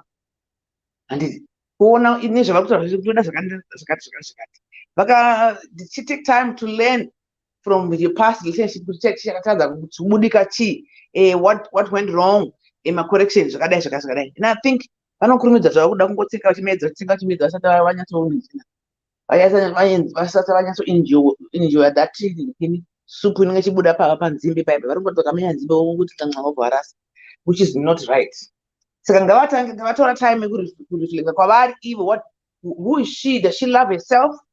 What does she want first before asati azviimposa kune mumwe munhu? Zvaunoda iwewe first ende paunofunga kuti ndo panenge ndiri kana ndiri kufara neapa ndo zvinozoita kuti uextend kuona kuti mumwe munhu akamira sei akadai and then you love them who they are because you loving yourself the way you are. Because vanhu zveshuwa kana uda munhu akadai akaita sei akadai tora badza kana mupinyu wese toona kuti chinonyatsobuda here chivezo chako chemunhu wauri hachibude futi. And saka ndiri kuti she's setting herself up for disaster because vari kumhanya ndoranga vamhanya sterek vabva murelationship yavo. She needs to reflect kuti chi and then she love herself. Of course vanoshanda azodai hatingawane zvese muupenyu hatingambowana zvese mukukura chaima uchinge uchinatsoona kuti panekidzo ateningirwa matenda afuta hake yakaisa mastadzi avanga vachitaura nendiri kumhanya nemariposa kana kuti masandaki andozvona asi that's just not that. Haiziwe upenyu hungoti zvawada zvese ndozvaunowana. Yes, unogona kuzviwana hako but mazviwaniro aunenge wazviita ndiwo maheartbreak waya kuti uchatora uchisiya. Saka since achida munhu wake madiro ekuti ane six pack azodini, he's working for that. You don't just get a six pack. Mutaura futi na Dr. Love. You don't get aungoiwani iye munhu wacho ukamuona ane six pack yachaka akakuudza the struggle that he went to get the six pack. Newo you unotoshaya kuti saka maipedza nguva yese muchienda kujima, maipedza nguva yese muchidya chikafu chetsuro. Yes, because ndo zvandoda kuti ndiite. Saka iwe kana uchida kuti munhu wako aite millionaire kana kuti aite billionaire, chekutaura kwako kuti umupa capital, usamupe mari, garai pese iwe bring a business idea, then moi brainstorm muri two, be part of it. Nokuti uda kuti aite munhu wako and be part of the plan and be part of the business. Muite mese so that also ndakadyirwa mari, ndakamupa mari akandidyira mari akatiza akaenda. Takaita zvinhu zvatakaita mari hazvina kubuda asi takatoruza mari nokuti maamesi. You see what I mean? Maamesa muri kuplana mese, you're planning your future, but ndinotongoona kuti hakuna kwazvinoendana sesawa because vari kuda zvacho vari kutozvida chop and kusiyiwa kwawakaitwa nemunhu uyu hapana kana gore apa, hapana kana gore vakutochimhanya nemwe munhu. How did she heal? Did she reflect herself? Does she even know herself? No, ndo imwe problem yedu vakadzi kuti pana munhu vasingade kugara vasina mapartners vanofanira kunge achitokwirwa chete. Why? Handifanira kunge chitobatwa garo chete. Why? That's not life. Why? Zvigarira ozvitraka upenyu kwako ozviestablisha iwe wega wozviparira and lucky enough antu nemwana. Give that love yakuda kupa wama six packers kune mwana wako ne yourself first.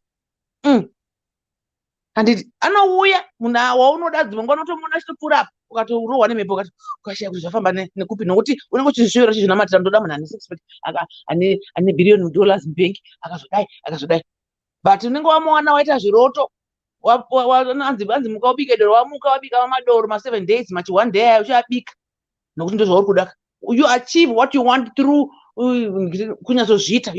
Hazvingouyi hazvingokandwi apa. Even ndosanda kuti six pack yari kudai haungomuki une six pack. Vataura wani vagwangu kuti isusu madhara ematumbu kudai zvazodai zvikazodi Dr. Love vataura wani kuti iko kadora kudii andinozviona kuti hakuna anokomberwa ane zvese. Una mwana iye ane six pack ane ndebvu dzinenge mhene chiko come down there 0 minus 0 equals 0 andinozviona kunenge kusina chiriko but hanzi vakatipa matoys vakazi vakadii compensate for those things that are not there. You find ways to compensate and to grow and to come out of it. Pasi apo hakuzi upenyu, it's just a pleasure yekuti it's in additional yekuti vanhu kana masanganawo modya muchima apples muchigiro pakati watakapiwa naMwari uyu kungovaraidzanawo but hauzi upenyu.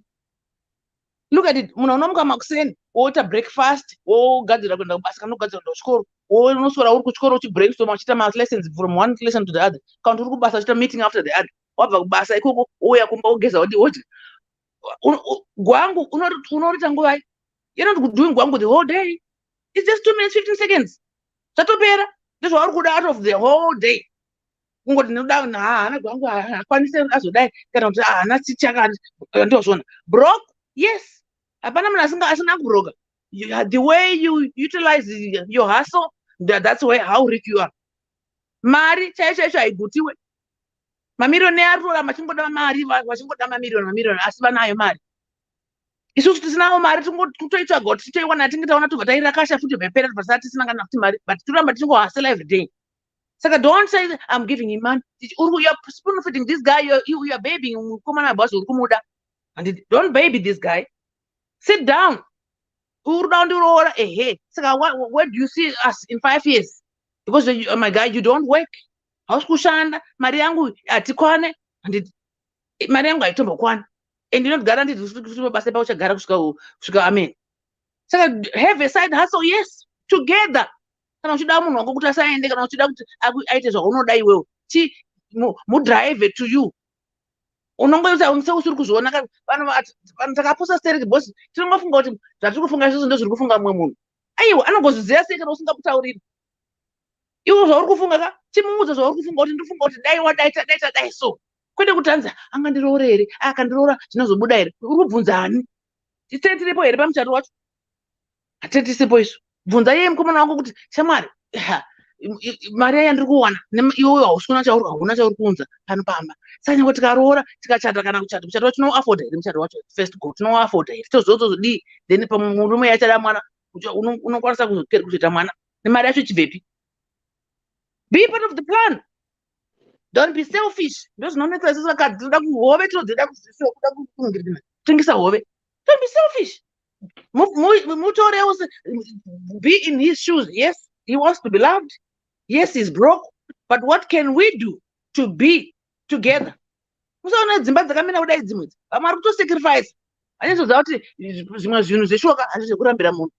But it's a two-way traffic. We meet halfway.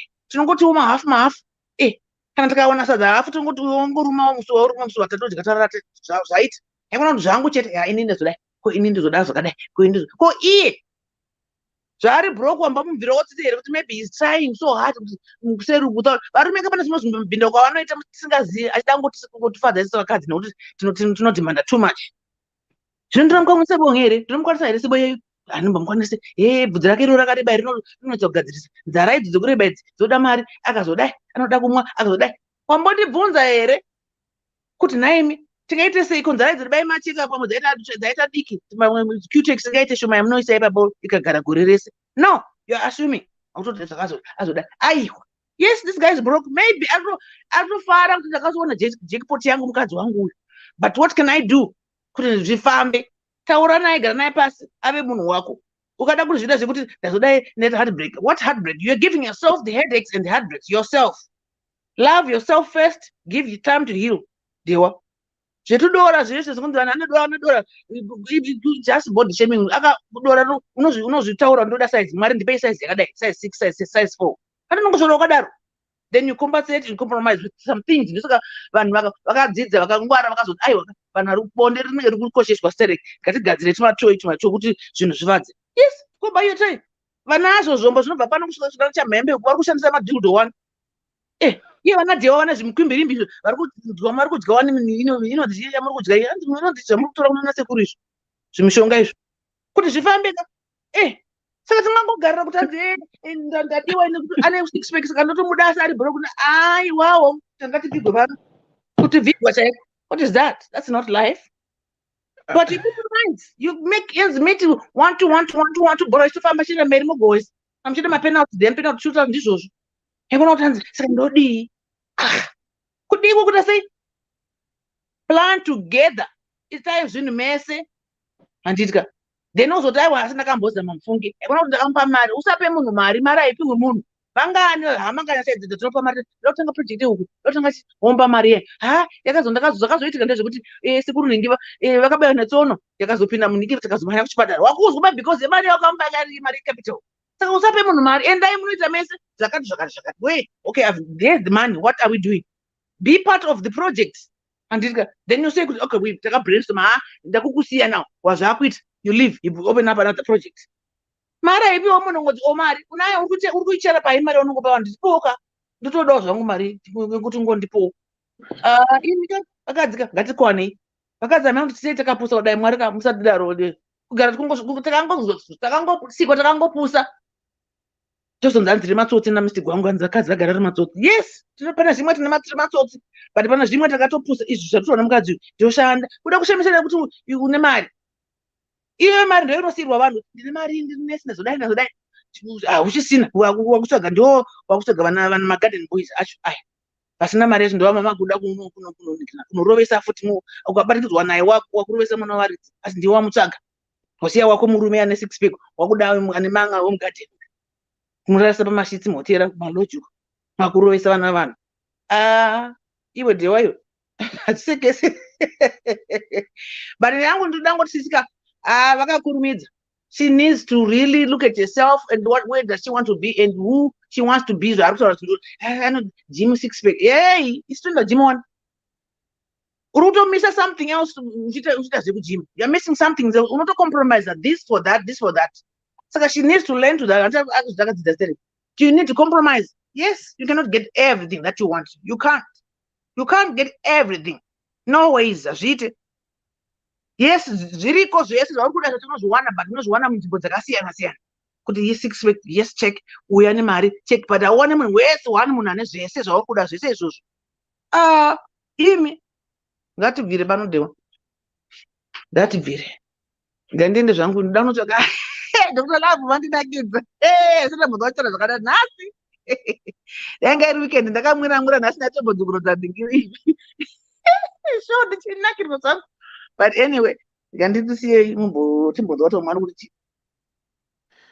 you so much. Ndangofarira chinhu wandafunda nhasi wedhira ranzvanzi mukwimbirimbi uyu hanzi andadhiwa unodya mishonga kwana sekuru yemukwimbirimbi iyi mishonga yacho izvo maona kamukoma kwangu mukwimbirimbi ndio mashona unongoisa wedhi inotomeka sense unoshiya kuti ina handisi ndadare ndatozvinzwa ndazonwa ipapa hanzi mukwimbirimbi right mukoma zoro makadiko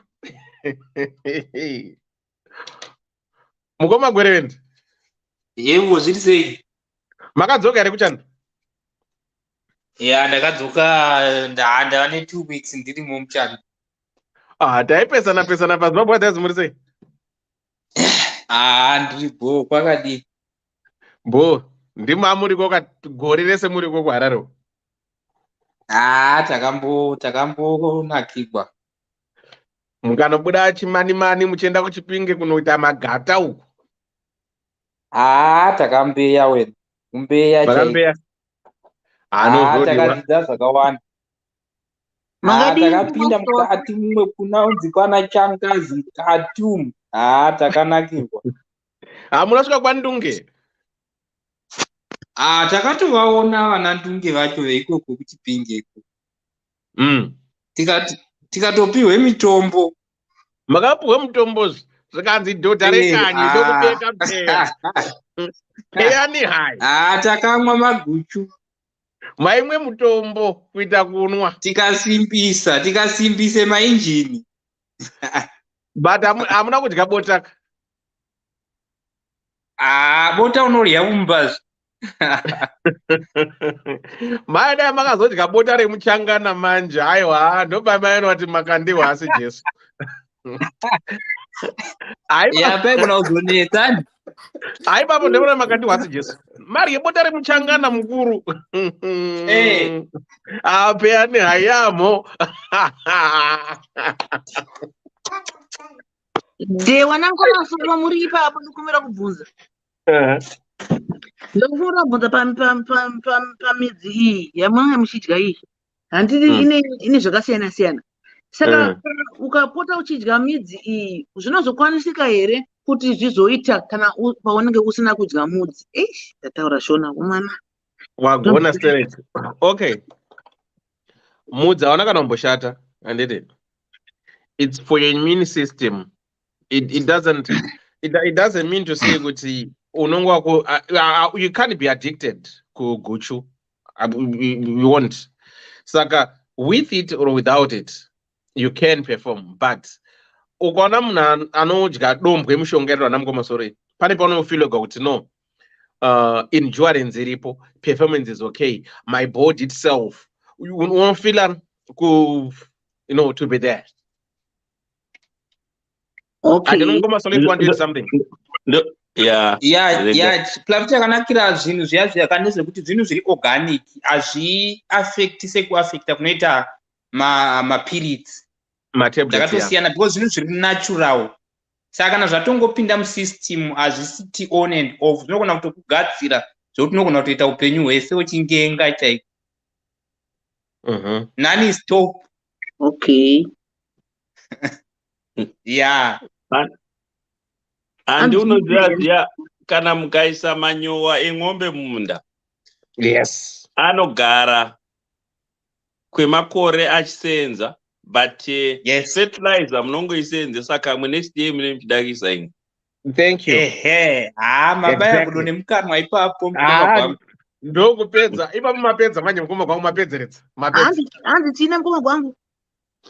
Kana ukaisa manyowa eng'ombe mumunda, it takes 3-4 years achisenza, because unosenzesa only 20% or 20 to 25%, or let's put it at 30%. Whereas fertilizer ukaisa, it's effective. Asi next year unofanakisa imwe fertilizer, because fertilizer wakaisa last year haichashandi this year. I don't know whether that makes sense. It makes sense. Maita zvakanaka ndachitobvunzira wana Jimba Musantu kuva nokufunga kuti vakasadya mushonga anokuda kutopa itiswisi kuti nasazvisi kuita ningirikini dewa vakangondipa tablespoon saka ndoda kuisevha tablespoon ndozoshandisa rimwe gore kana kuti imbotitarisa navanhu vekunoku nesu takakura tichidya muuyu anomusemwa uyu mavanda nyoka, unotongoona kutoti pane difference. Manje ndikatanga kuti kutanga mufambire woyo ndenda kuti tichiti 1+1 ndobva apa ndoenda panapa handidi munhanukire handudi ndakatokutadza. Unoziva kuti chi ukatarisa vanhu vanobva kuWest Africa handiti ana Ghana, ana Nigeria, ana Sierra Leone, Cote d'Ivoire kumusoro uku pese pavanenge vari kana muina maGhanaians maNigerians tarisai, you see them vanofamba netimu dzavanenge vachingotsenga so vanenge vachingotsenga miti pese yeah. No, I'm being real with you.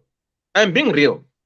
Saka zvadana mukoma gwangu ndizvoolon hanzi na Miriro Gwanzura Masango, Mr. Dewa, I met you Zimbabwe Pagava restaurant. I introduced myself as your follower from USA. Your programs are on fire. Makati Ancha, I remember your meaning one you and everything. I remember very well. Thank you so much for tuning in. Thank you so much for following and being a follower. Thank you so much. Yes, I remember the corner. You know, it's nice to be nice with people. But so thank you so much, Auntie. Thank you so much. I really appreciate, and thanks everyone. We say we are so nice. That's why that say Ddc kudai so tiri kukutambidza ika kana muchida mamadhikauza ejira ndikukupa zvangu kuti thank you for supporting us. Ndikukupa postage yako chete nambotaura and ejira madhikauza ngopa zviri se Ddc kudai so ngoti thanks for supporting us, but ndikupa uri mu-UK kana uchida uri outside UK ndongoudza kuti postage yemari wongoisa postage yako ari mu-UK postage yako £3 unongoisa mari yako maaccount mangu ndoita sei ndokutumira barana mukoma gwangu vanhu vachada zvemahara vanoda kubva kuti ita sene kutumira aiwa manje handisi kuita zvinhu ndiri kusunga ndo madhikauza acha akangosiyana Africa you right mukoma soro chimhanye tinzwi ana headgirl havasi kupiwa madhikauza. Headgirl unotumirwa sei hanzi guchu harina overdose here harina iyo naikoni unokwenda mudyire kuti overdose reguchu zvinovava izvi midzika inovava haritapiri inovava kabatikana but medzisiro yacho outcome yacho zvinonaka mukoma sono udzaya munhu kuti dongwe rinovava sei mudzati guchu rinovava sei aiwa rinotongorohwa sipi harovava zvekuti unogona kusatombowa inongori sipi chete ukatongorohwa sipi watopedza harisiri kupitipidza unoripitipidza ukamira pai unoripitipidzawo nimavavira rinoita mukomaso londofara hangu kuti makaenda kumba mukanosiya maita hanzi zobwo gore rese muchingorova zobwo makaita zvakanaka. Takazipigwa handicho chaicho ndokunzi murume kapamusha mukomasoro waifamba vachitaura rafu vari kofuti Zimbabwe kwacho futi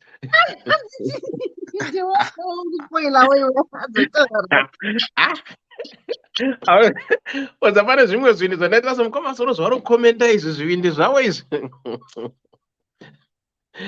iwe mukuru iwe uite muzhevo tingagoita sei? Taurai zvenyu. Alright, yeah. Alright, gangotaura ndisati ndapinda panyaya apa ndoda ngoclarifya one or two things. Chimwe chinhu munoziva chakanakira zvimaguchu ari kutaurwa, inini hangu handisi kuti I'm an expert in this area, but zvaanoita anotocleana even chero system dzevanhu rume. Ndo zvimwe zvinotoita kuti vanhu vamamwe izvozvo. Anotocleana system, and sezvanga zvitaurwa namukoma gwangu kuti kana zvikatopinda musystem dzinokwana kugaramo for a long time, zvakasiyana nefertilizer. Saka ndo mamwe advantages why vanhu vachifarira ma-traditional medicines.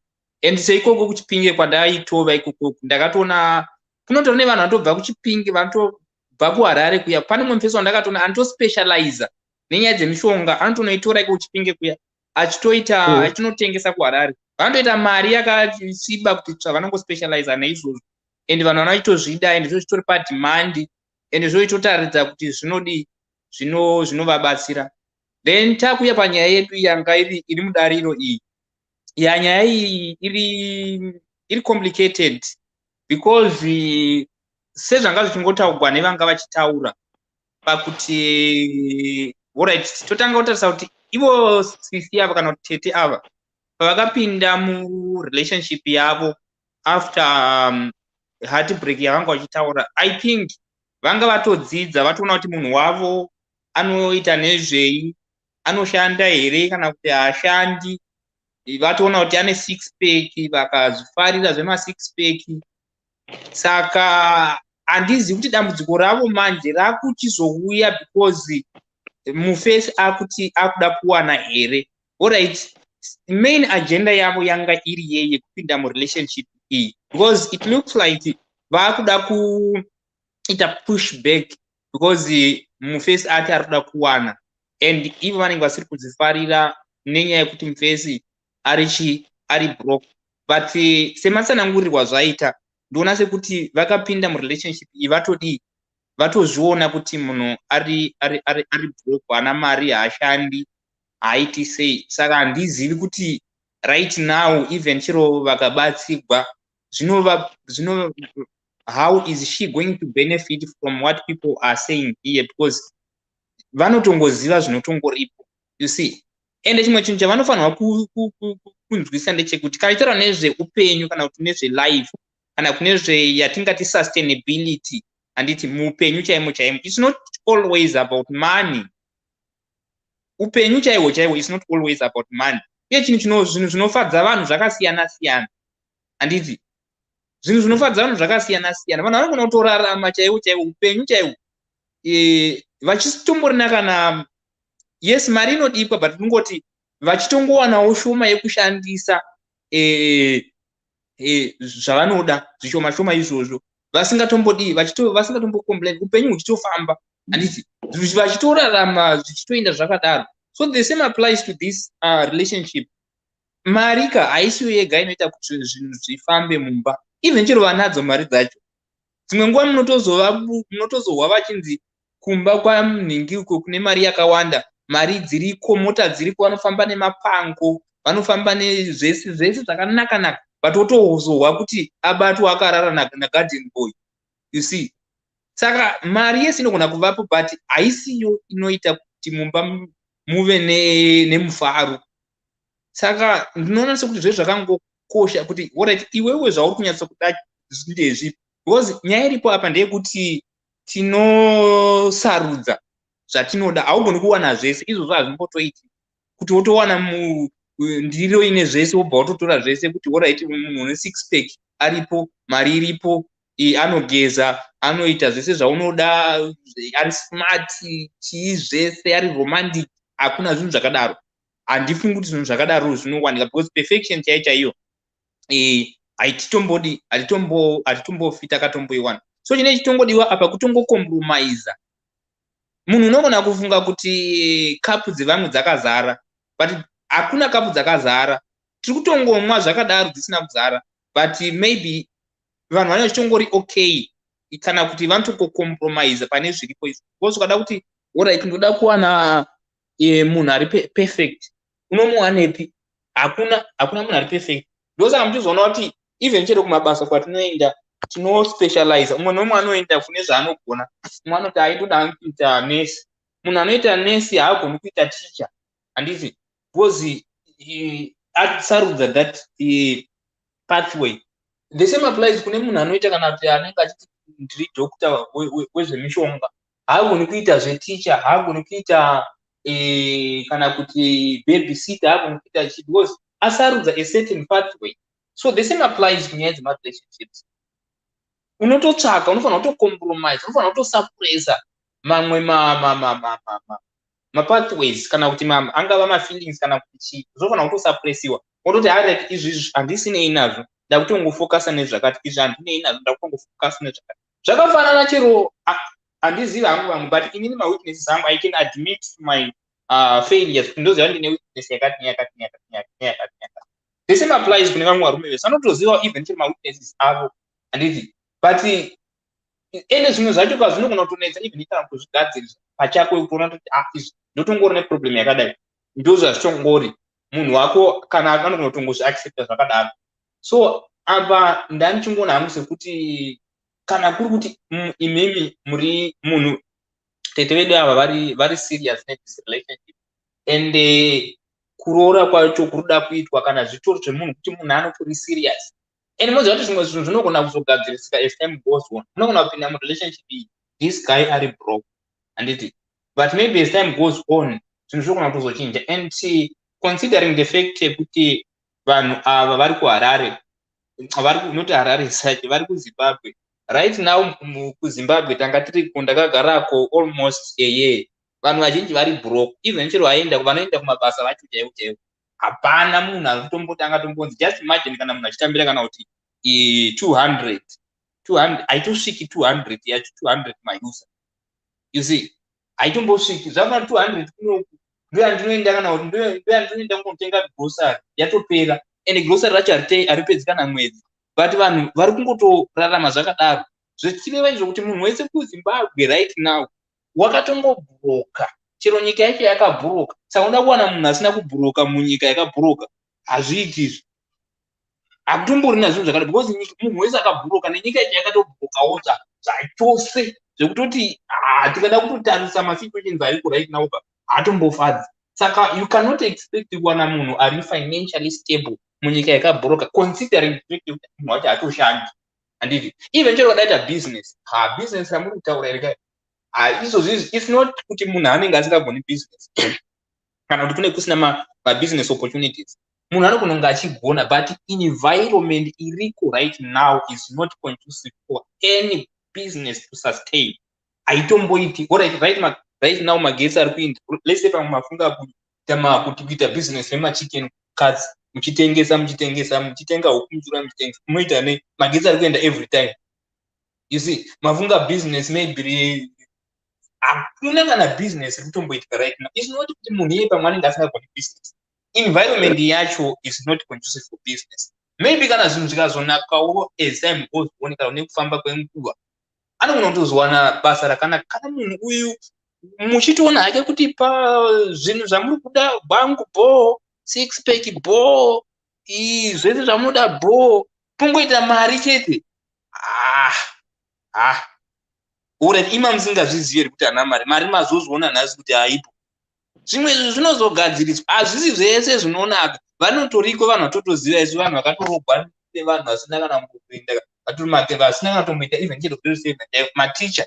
Vanhu vomboedza kuseka kuti hey, ticha ungarogwa nemunhu usina kana grade 7 yezvikazoti, but iye anachiziva kuti iwe I don't care, munhu wangu ndomuda zvakadaro, zvese zvamuri kutaura izvo ndezvenyu, siyanai neni, handiti. Motoona zvinhu zvotodii, zvinhu zvotofamba, zvinhu zvotoendeka.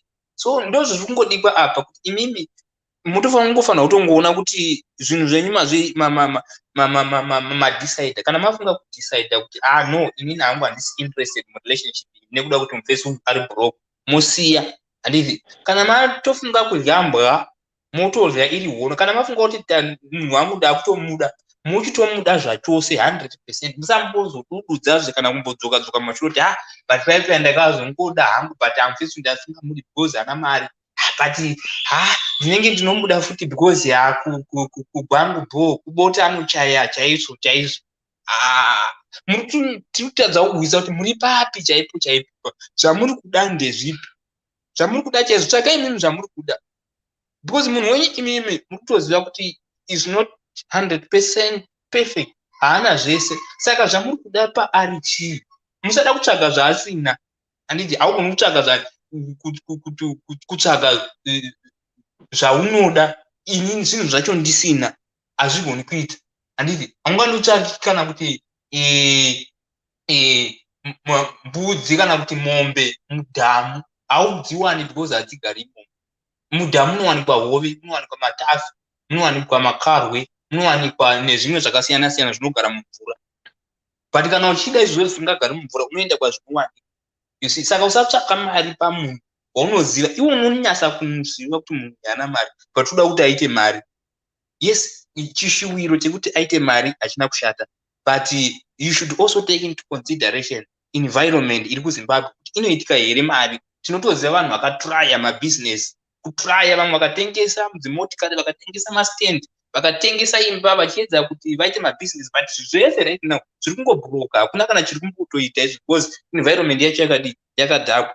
Tombomirira pamwe after 2023 maelections aita, timbogarai naye munhu wenyu, garai naye tete, toda kutombogara naye. Kana maelections aitwa pamwe zvinhu zvinogona kuchinja, mabasa akaita, izvozvi tomboti garai naye, ngaambogara mupesu.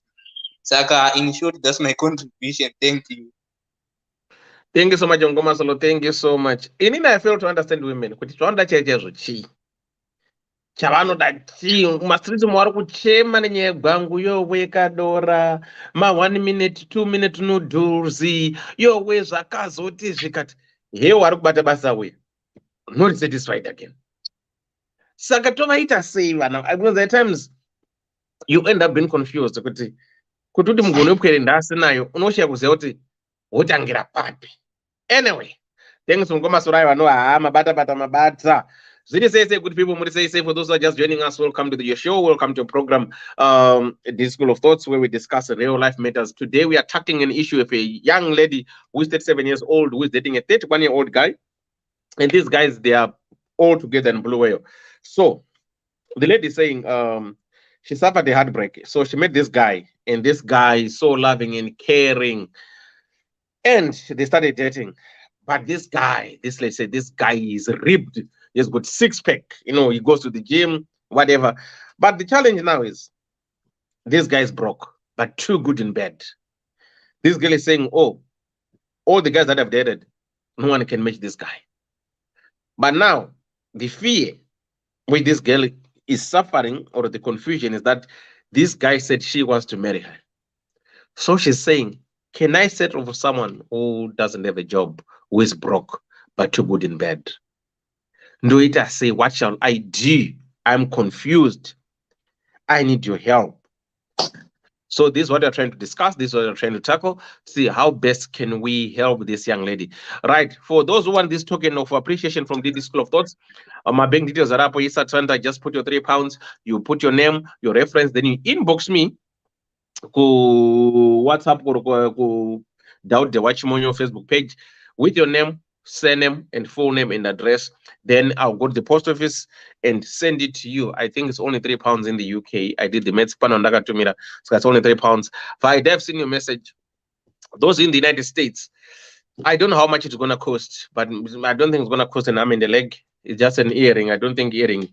Inga banyo remaster extract just to put in a thing for you to receive it wherever you are. So you do the maths, you do the checking. If you're outside the UK, to post a GMRI, but because of Christmas time, you might get them after Christmas. Those who are outside the UK, but those in the UK, if I do it tomorrow or before Friday, you might get your presents before Christmas. I've seen them give saying, what about Swarame? If you've got your wife or a girlfriend that you wanna purchase or give as a present, you can as well just put your £3, your address, where you want that African earring to be delivered. I'll just do the honors, go to the post office and post it for you. So don't feel left out. It's just a token of appreciating that you guys have been with us, and thanks for the support, not to DDC, but to the community. Because what we do here helps a lot of people. Like if you remember the program that you did, was it Friday? Yeah, how to handle divorce. Trust me, I got so many messages and so many calls from people acknowledging, you guys, that topic was awesome. We learned a lot from them. Some are still watching it. So at times people might not say, but I'm telling you guys, we get a lot of good feedbacks from people. We get a lot of good feedbacks from people acknowledging that we are doing a great job. Somebody says, where are your bank details? Please let me pin them there. I end up in up. So Dewa yes, Mukoma. arega ndipendera ndinambovata kubva pandabva basa kuseni. No problem, Mukoma taura hindi. Yeah. Vanasisi, please. Regai kuita fanika Ingrid.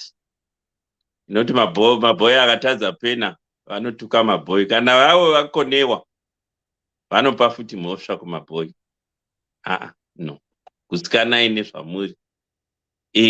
Zveshuwa hatingashayiwa kuti tingabatsirana sei nemi. Zvokutaura kwandamboita hatingawani, hatingarekeri, munhu hatingawani zvese. Ngatirege kuitawo sesu kana iyesu varume vokuAfrica ndonganambotaura pakutanga kuti tine zvese kwedu zvisingawanikwe uno, asi tinogara tichingoda kutsvaka aid kuno. And yet we have got things we can sort tikakwanisa kuzvibatsira. Izvi zvokuti murume unofa wakawana murume anokupa zvese, it's 1 out of a million. Varikowo zvavo vamwe ma-all rounder asi havavawani. Ndonganambotaura pakutanga kuti mukatarisa chero vatambi vebhora, ariko anogona defense, ariko anotamba midi, umwe unogona paketi, asi kuti umwe anogona nhamba dzese from 1 to 11 vashoma sa variko zvavo, but very few. So avasisi ava advice ndongoda kuvapa ndeyekuti be content with what you have, otherwise muchaswera muchiti up. Vanhu plus handizivi, vanhu tinomboziva here chinhu chinonzi happiness. Happiness inotanga newe mukati mako, then yozobuda kunze. Because ukatadza kufara iwe kana kutadza kuzvifadza iwe wacho, hakuna munhu anombouya achizogona kukufadza iwe. Tinomboona vamwe vanoita kana dzingava mari dzacho dzinoita dutu mumba, agofa achingoisiya asina, achingoti no, ndozofara after 5 years, ndichazofara after 10 years, kusvika wangochembera mari iyeye yakangosungirwa muchiuno. We have seen people like that. Yegudhi yomwe muntaraunda inyatsokuziva chaizvo, hanga asingadi kuseenzesa mari yachona, but wakangozosvika pakufa. Property dzachona dzasakangozoseenzeswa navanhu vakasara, vanenge vongoitawo idzo zvokugwidzana izvi, zvokungogwidzana izvo. Munhu be satisfied newhatever zvona, because pana vamwe ari munhu unoziva nhasi chaizvo ukangofunga kuti pano umwe munhu arara asina kudya, pano umwe munhu arara achiniwa nemvura ari muplastic nhasi uno, asi I've got a roof over my head, ndine chikafu mufiriji mangu, ndine muzvambarara weTV uri papo, ndina masofa andakagara. Asi mwe munhu wakagara pachigaro chedanda izvezvi right as we speak. Ukadero chete haunyanyi kuita problem. Nyaya yemamaterial things yatikanganisa, kwete madzimai chete, kana even isu vamwe varume.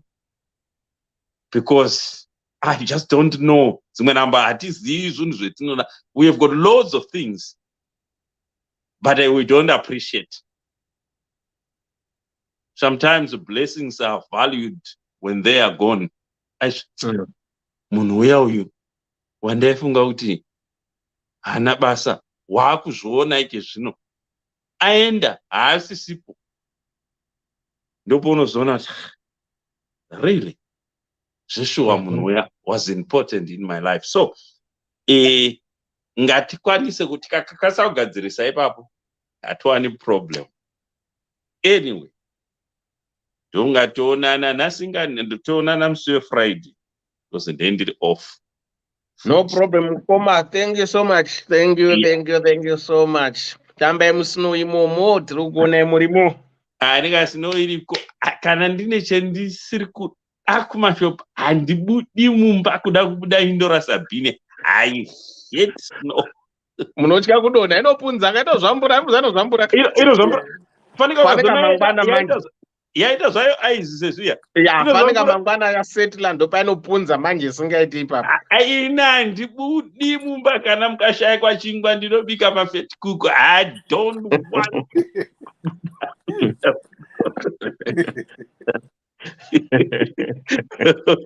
All right. Jap. Ana milimenza nsepafe hakuna munhu anogona kwangu kudarika ruva nokuti ndo kubasa. Me Mashistori say, yes sister, make yourself happy. Do you get that make up and that does dress? You want to be happy in life. Loveness.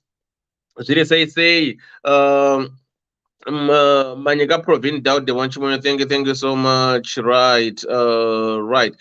Sibom Goma George right. Dr. Love.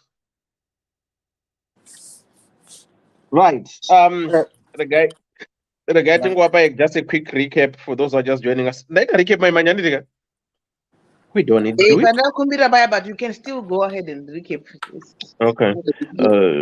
Okay, let me do it this way. Whiches Marabilo one time. Ungabe udinga indawo yokuchadela kumbe udinga indawo yemhlangano esikubiza sithi ngama conference space. Ikulu indawo Goddess Resort. Loba uthanda ukwenza imidlalo enjengokugada escape, ukugada amabhizi kumbe ikanu. Woza uzobona ubuhle bemvelo. Ikhona njalo izipline Goddess Resort. Kumnandi labantwana asibakhohlwa. Ikhona imjingo emihle emangalisayo emkhulu futhi. Ama virtual reality lama TV amakhulu atholakala ngaphandle. Hawu wakuhle Goddess Resort. Khawuleza wenze ibooking yakho uze labangani bakho lizojabula lithokoze. Sitholakala ku Depshire Road, Harare, Zimbabwe. Goddess Resort, an adventure and a leisure paradise. Right. Goddess Resort, if you are planning to go and visit Zimbabwe, you need a place to stay. Go to Goddess Resort and enjoy yourself. For those who are just joining us, our tonight's topic is too broke. He's broke but too good in bed. Hello, Elder and Ddc Skool of Thoughts. Hope you guys are doing great. Elder, can you hide my ID, please? Elder, I need your help and advice. I'm a lady, 37 years old, and I have one child, a boy aged 12, and my Prince Charming is 31 years old. Elder, we both live in the northern side of Magwegwe. I work as a senior nurse at a state hospital and met this guy in September 2021 after a terrible heartbreak. This guy helped me a lot to heal. This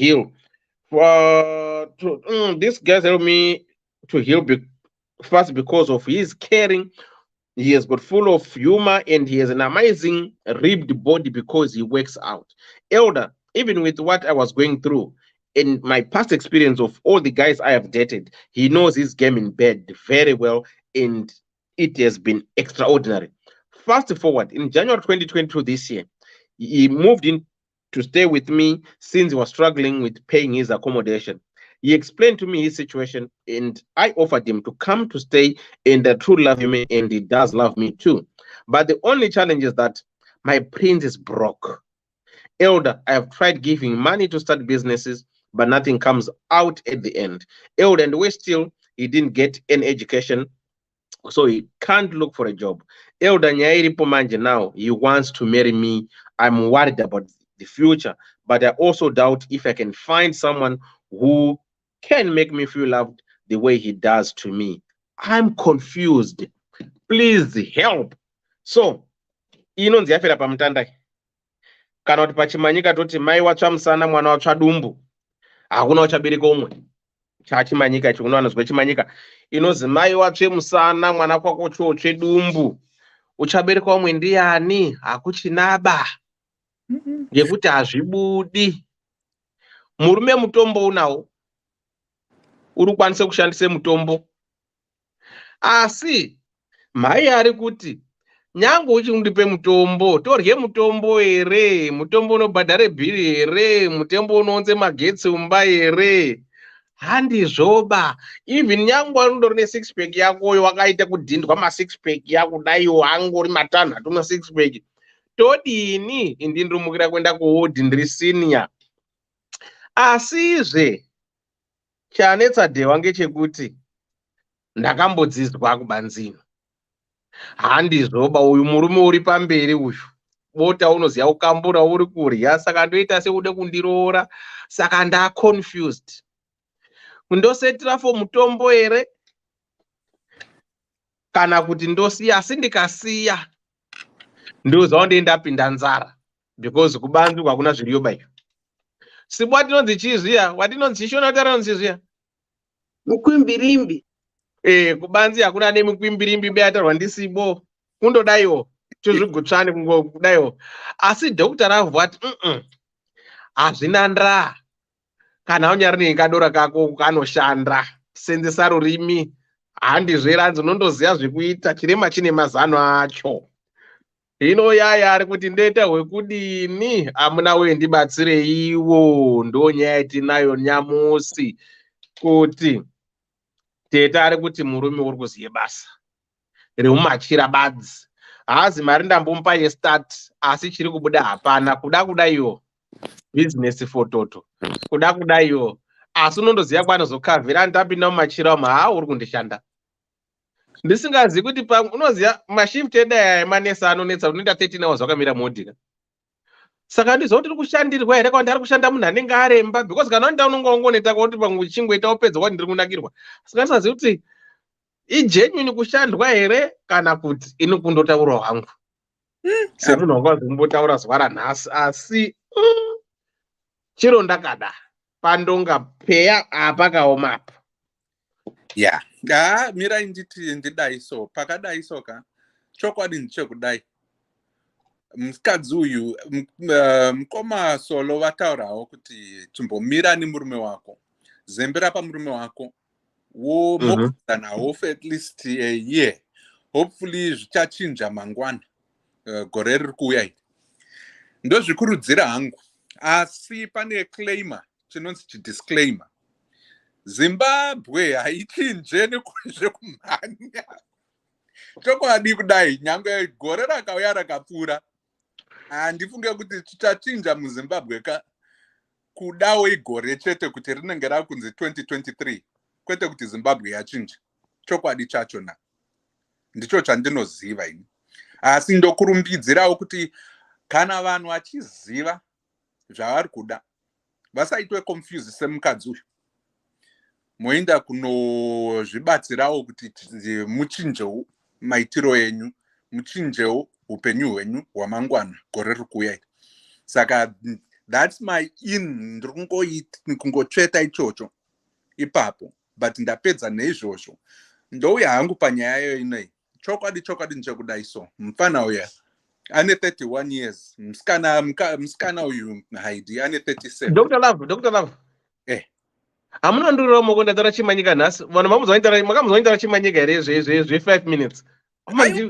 Ndinoero ka presidentoship wamanenga ndatara chimanyika chezvo. Aiwa maita basa. Aiwa maita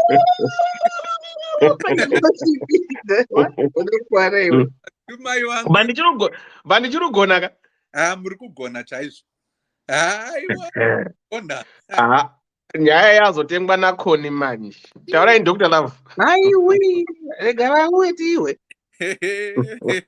But monzo akapa kudai so, ndichiti gando pa sisikoni the plate. Ndipe kudai so, all this time, that 7-year, 6-year gap iyo irikunzi ine musikana versus mukomana.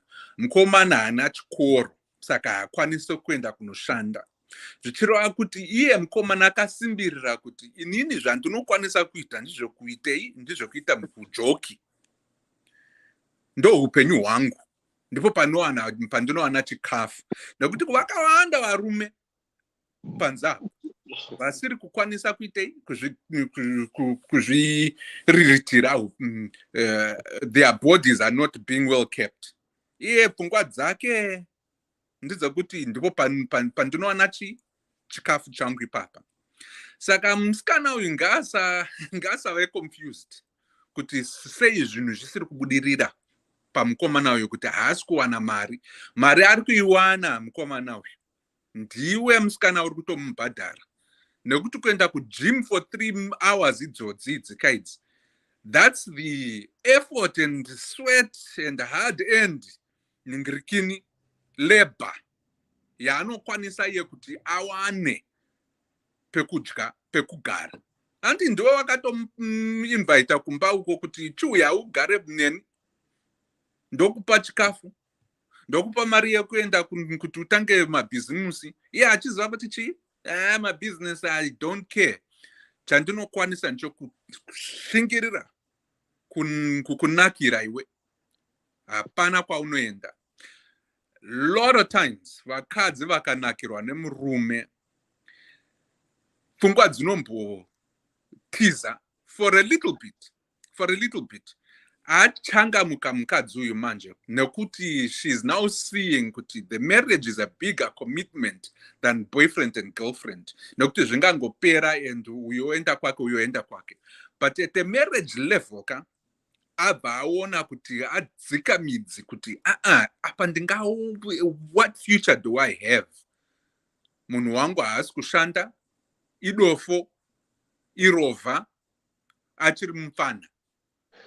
That combination kayoyo handisi kumutuka hangu, but kutaura zvaari. That combination is very deadly because pachauya nguva yekuti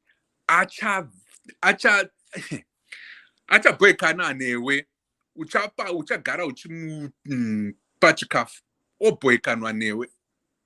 Uko uri kurova mashift usiku nesikati, yava nenguva yekuitei, yekuenda kunovhakachirawo vamwe vakesvi iko kumajimi ikoko. Handisi kukupa a slighted idea, but zvinokwanisika kuitika. Majim rates akawanda andinoziva ini kwandinoenda. Vasikana variko hobho, unototi aiwa apa usandigume apa usandigume, asi vanenge vachida. Saka ipapo ndongoti if you trust your men, kana kuti unoenda naye hako kujim kwake ikoko, unoona zviri kuitwa ikoko. But if you trust your name explicitly and implicitly, uri right. Utori right hako. But don't forget, zvichakubohwa very soon, or zvichamubohwa iye. Achakubohwa kana kuti uchamubohwa. Ende pozoitei pakadaro. Nokuti hapana zvaari kuita noupenyu hwake except izvozvi zvokudya nekuda kwekusumudza masimbi. So he's got a good strategy. Iwewe hameno kuti unozvionawo sei ende uchazvitorawo sei. Kana strategy yake iri yaunofambirawo nayo iwe inokufambira, chibva wangozviziva kuti ndo upenyu hwako. Iye anenge ari monza, hanzi mitsa iya ichakuprotecta at all times. Asi uchamupawo food kuti aite agara ari mitsa yake yachona iyoyo. And one thing vakadzi mirai ndichokutaura ichokwadi nechekudai. So sevarume, the person you choose to settle down with will affect and determine the course of your life. Even if it's temporary, if you think walk away from this guy after a year or two, those year or two yaunenge uchifambidzana naye iri kutosida a lot of potential fruits coming out zvichazonetsa kumberuko kana kuti zvichazokurerutsira. So the people you choose to walk with today, the people that you choose to bring into your life, will determine your future. Paneya is saying, show me 5 of your friends, your very close friends, and I will tell you what your future would look like. Apa, those are friends. And this is 6 degrees away from you in many cases. But this is a partner that you are going to sleep with, wake up with, and do life with. And ipapo kama kazvibata ipapo ka hamungangomhanyire kuenda nekuda kwekuti ari kukunakira. Kunaka hakusi kuita iko, kunakira hakusi, it's not your future. It's your temporary ningirikini appeasement. Kana akazofondoka manje awa 37 unozoti chii zvisingamire zvisingachakuitiri. Those are questions you need to ask, because there is something more permanent and more ningirikini absolute than just sex and all. Asi ndiri kutaura hangu ndakazvibata nokuti inini gwangu ndinorifarira, musanyeperwa. But be sensible about it. That's all I'm saying. Thank you. Saka, in short,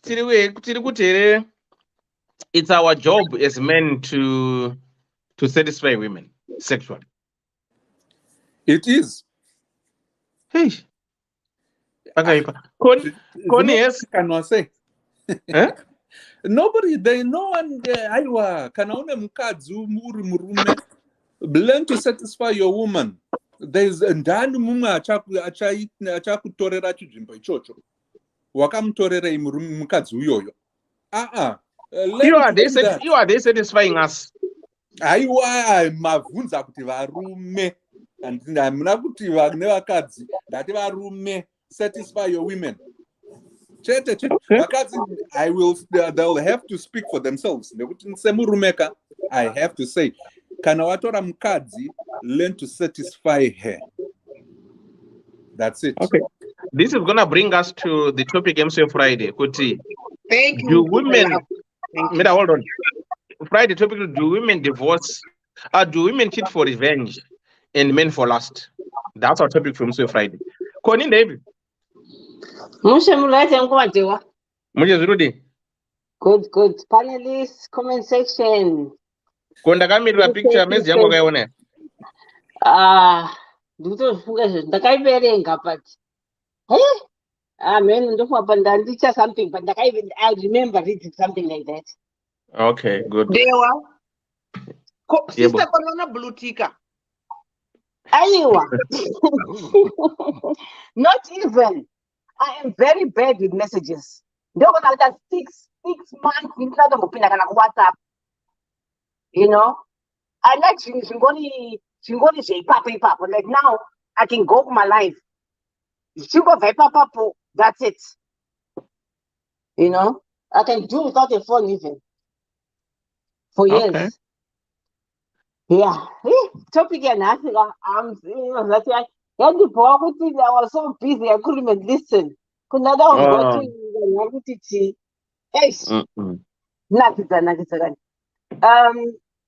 liked what Nkoma George was saying.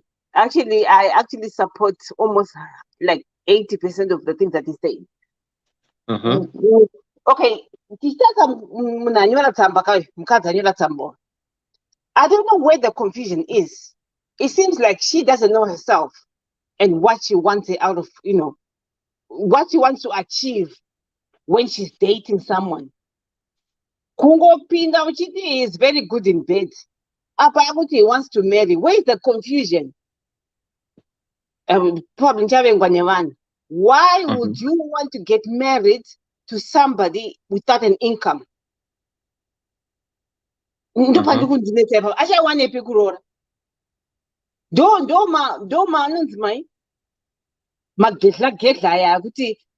probably lying to you, he wants to marry just to buy out some time. Because bacon and egg, he will push that time. I want to marry. Also, no, another pet that gatiti December yashika. No, asasanya soita. Gatiti August next year. As you go push, you can even do 10 years. And why the hell would you move a guy into your house? You must be careful. Usually, it's okay with mukadzi aende kumurume. Apa anaka na marriage but rent kana room cha hiyo room Hana. Achawana pekurora. There's no confusion. There's not confusion. Like in papa. You know? Vakadzi usually unoona kuti mukadzi kana ane akadata a guy asina mari but good in bed. Usually mukadzi andokuchita chete just to supplement chausina iwe. Ndozvoita vakadzi watinongoonawo naye, you know, there's always something. And my advice to people, if you don't have money, if you don't have a job, please do not get into a relationship. Sort yourself out first. That's the first thing. If you're not employed, do not get into these relationships. Because nobody is one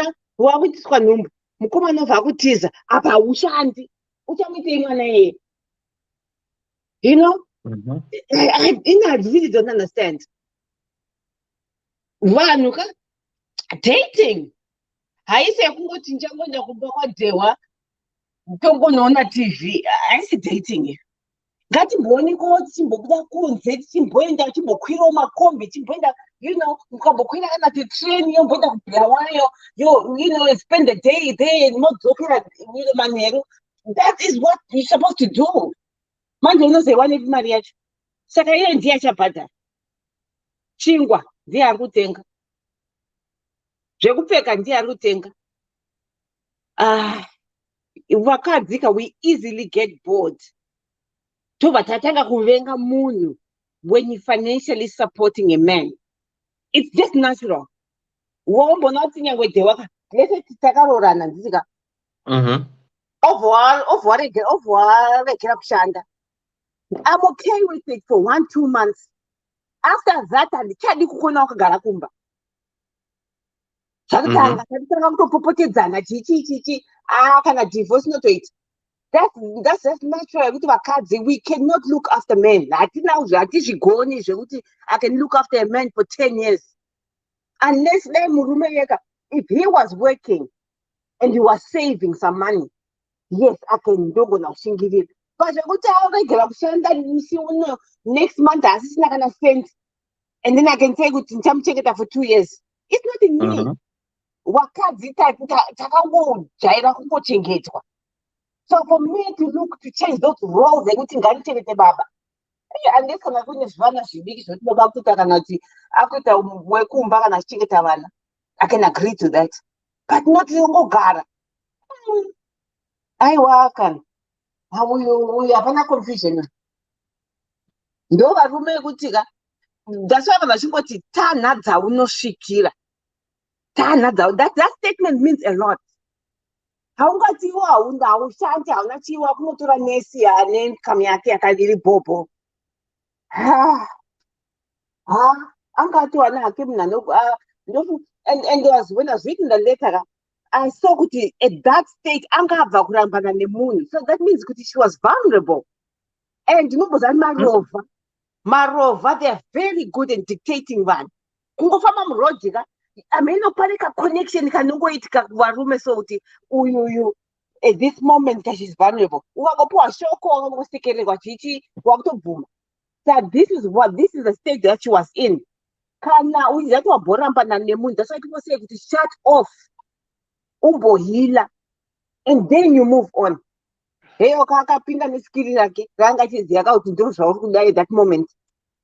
Ndokuti marova anoziva basa ravo. Ndafana ambonyora kuti marova there's hanzi chinhu chinogonekwa nerova igwangu hauenderani nerova because I master that game. I know that's how they keep a woman, because I have anything else to offer. I have income. Can even grade 3. Uchamdi. Welcome try business. He failed. Maybe he can't even do 10 plus 10. Do go to 40. So I know what the education for you to, you know, program you what's this? You distract on my message. Ukuthi takazvita program yekuti like inonzi yekuti like unozvipawo iwe kana top like a list of things you want from a man or a woman before you know before you date. Or before when dating, what expectations when dating? Then you list profiling, yeah. That is very important before you start dating. And I tell you, once you practice that, unomwana munhu wako. Kana uziya kuti ya kwangu, hanzi handizomwani munhu kwangu. Maiwe zvangu, ari kuzvinyepera kani. Kwangu varume vanodzigona. Ukaona murume asingagoni kwangu ka, ari kutorwara. Ane stress, ane something pamwe hazvisinyazofunctiona kuti pasi uko. As long as anako kakagumbo kadiki kaya, men know how to use it. You know, I don't know. Maybe I don't know. I don't know. I've designed a little box for herself. Because over there, she's gonna be bruised. I mean, I ain't damn shy boy. I say, Ariwangu, Aiwa. Said no. Koni. I think zviri kwese zvenizvi. Why I'm saying zviri kwese kuti even broke woman, right? Yes. That's what vanonyenga singaiti manje vanhu ivavo. Yes. Kuda kuchengetwa. Vanonyenga singaiti. Ndopapa ndati kana munhu asiri employed, asina income. Do not try to get into a relationship nemunhu iyeye. Pane zvakatotaimira. Unoziva kuti chi? I've witnessed this mamisha. Munhu anobvunzwa nedzinza rese kunzi iwe naidewa. Chaunomboda pana kone apa chaizvo chii? Munhu wangoti varume hapana zvamunoziya. Atopedza. Ubvunzwa. Anenge atopedza nekuti hapana zvamunoziya. Because anoziva kuti zvandinoitwa usiku machira manje mukomo. Yes, muri mukadzi wangu akashata akaita seika, but zvaanondita munhu imanje ikoko anondishandira. Saka inini I think it works both. Kuti murume ari broke who doesn't have anything, I think pane paunogona ukatarisa. Have you ever even noticed kuti Mwari chaiye handitika ukatarisa mapenzi echiruma nhonga mabhinu handitika ukatarisa kana akavhura zip ane chombo munhu iye zvekuti noti but ndai Mwari why? Saka manhanga acho anenge ebva kusina hari. Ndio zvazvinoitika kuti a good woman ane tunhu twakeka, will never find a good man ane mari and everything. Pane kwaanozoleka. Aiwa hatina kuti mari yakawanda, but at least anayo. Ngave nayo. Nese ari kutraya pari zviri kuramba. Aiwaka. Izvo zvaasi kushandaka. Ari kuedza akamutraya kuti aita business. Zvikaramba. Unoziva kuti chi? In all fairness, all right, I'm not trying to defend this guy. But me being there, I was there on the ground. Anditika. Pane pekuti at times hustling yacho ka unotsona kuti ikarati. Like what Mukoma Solo said, because he was in Zim. Unotsona panapa munhu ari kudaka ikarati, because my teachers vanotambira 250 a month US. I teach almost how many days a month. 31 days minus how many Saturday and Sunday minus 8 days. I can teach how many days? 23 days. And there achimaka 250. Saka panopanza kuti munhu ari kuedza kuda kuhasla but zviri kuramba. Then uona kuti iwewe maybe uri at an advantage. Why can't you support your person? This is where I don't understand. Kuti generalizer the way we grew up in our community. Murume ane degree or headmaster. Let's give an example. Headmaster. I am grade 7 or asakanopedza grade 7, and they will be happily married kutogara upenyu hwese pasangana pressure tozadza musha havazana kana problem. Why is it murume can marry a woman who is a dunderhead, who doesn't know anything, and stay with that woman and love that woman? Pasina kana any wahala, pasina kana anything. Because I think one thing that confuses most women, I didn't say all, most women, is vanofunga kuti vese vanonaka zvakafanana. Hamunaki zvakafanana wakadzi. Mukamupabata ipapo cheteka kuti mutonaki pambacho unotorya hey shit. Aiwa nevarume vacho vanaki zvakafanana. Zvakangofanana. Aiwa chimbomira aiwa chimbomira kasonda competition ka. Aiwa ka vati ndizvo vanofunga vati munhu wese anaki zvakafanana. Chimbomira. Aiwa tungoda kuonesana kuti taurai. Ndatsikamatizika. Aiwa zvebhuzi kuti munhu wese aiwa ndati samu ndanzwa munhu ane manakiro ake. Dr. Manzwa kuti chi? Ndanzwa kuti some women. Exactly, thank you. But men, they always think it's only women that think that way. But it's also men, God, they should know kuti it's so soft. We also think kuti varume, they think kuti vanona kavese.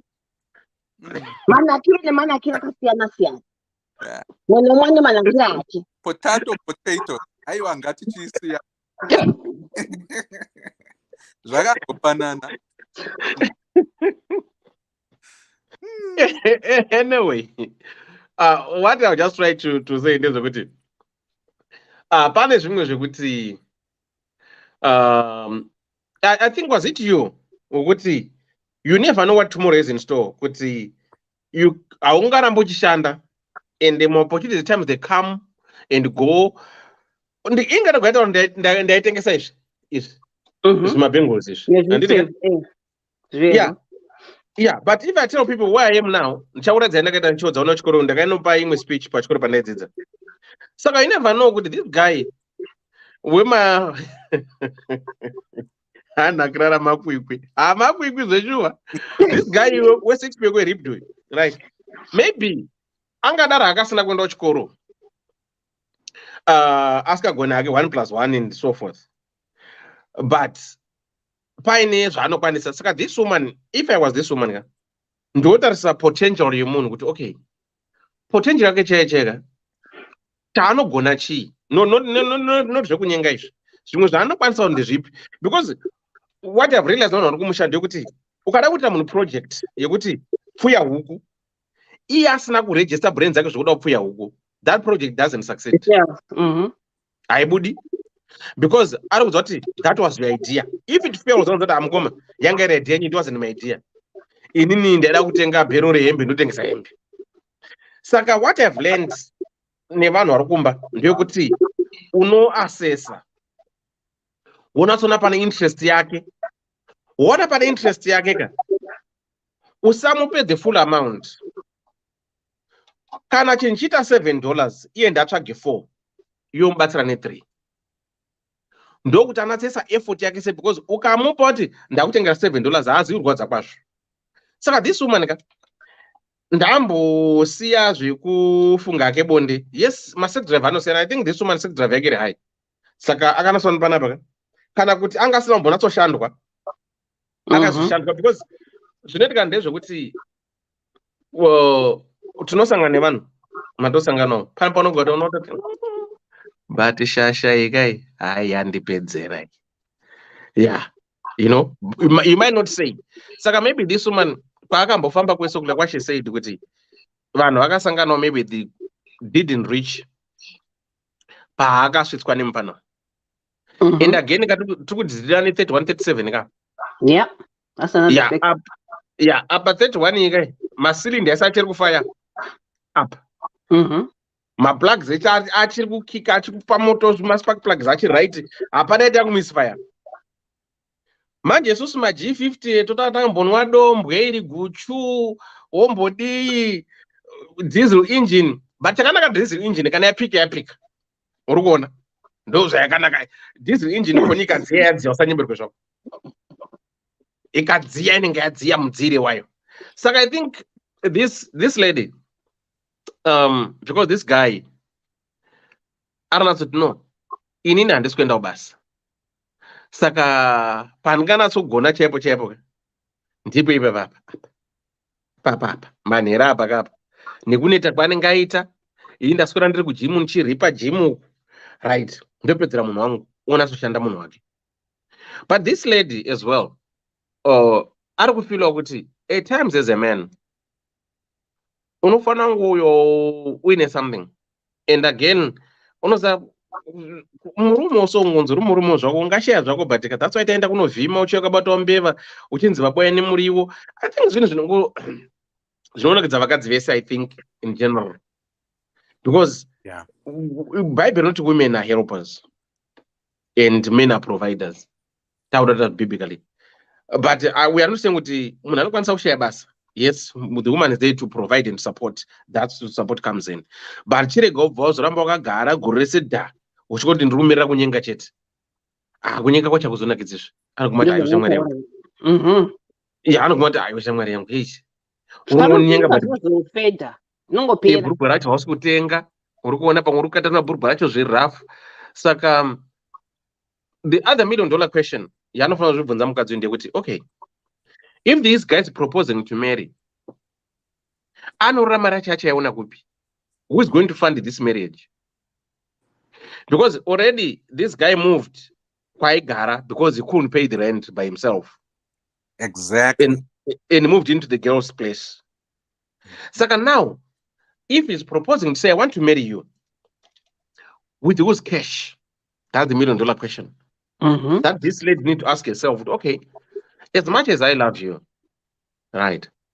As much as you're satisfying me, but was there a further step ahead? You want to marry me. How are you going to marry me?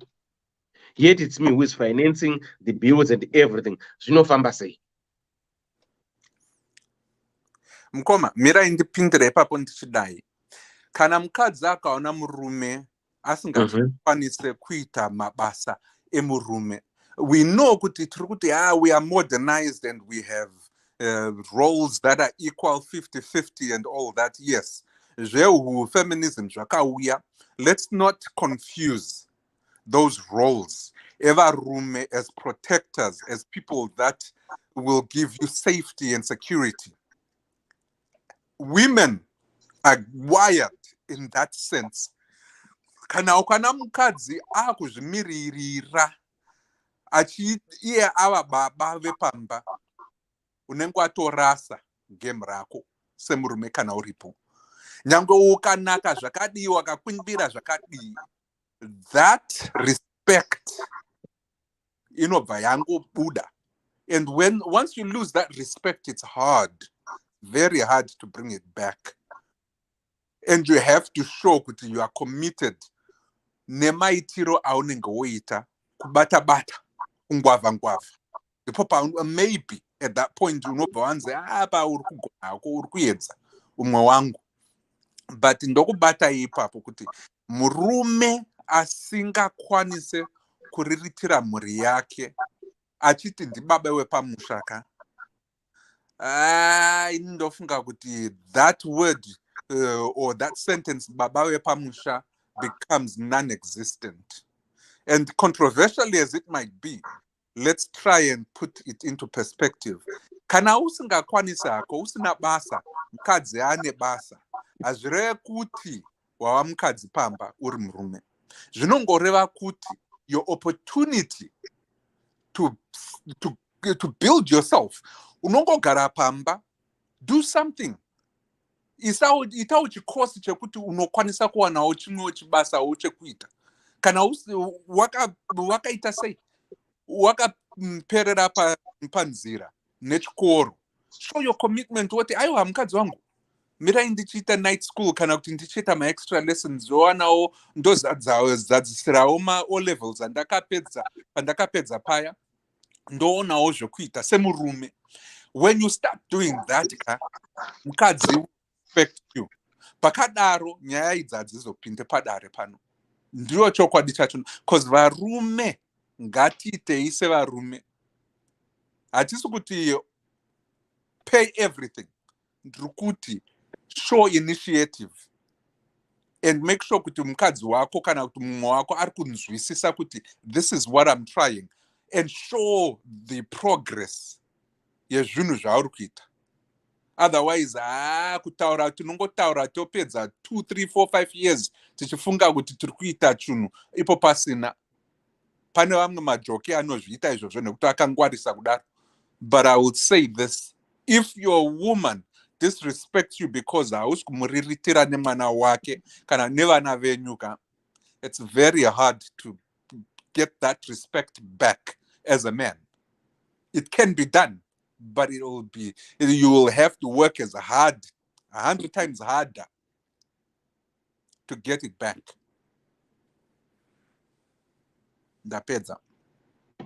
Right, somebody is saying Banaba, I think give Tenguna Mgoma Burkemringan, Zim new legislation is scrapped Lobola.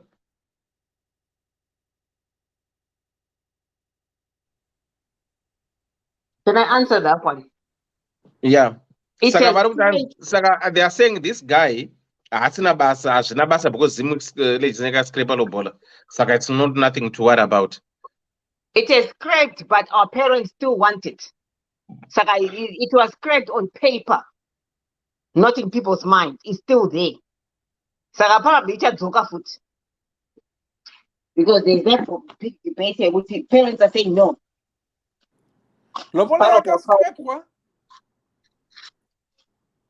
Sorry, Sisikoni. Lobola yaka scrape in constitution. It's not with yaka scrape, but it hasn't been. I can say it's still under debate. Let's say it's not to be safe. Let's say it's still under debate. Okay. Yeah. It's still under, but I don't think so because there's already an outcry from parents that no, we cannot do that. So it won't pass.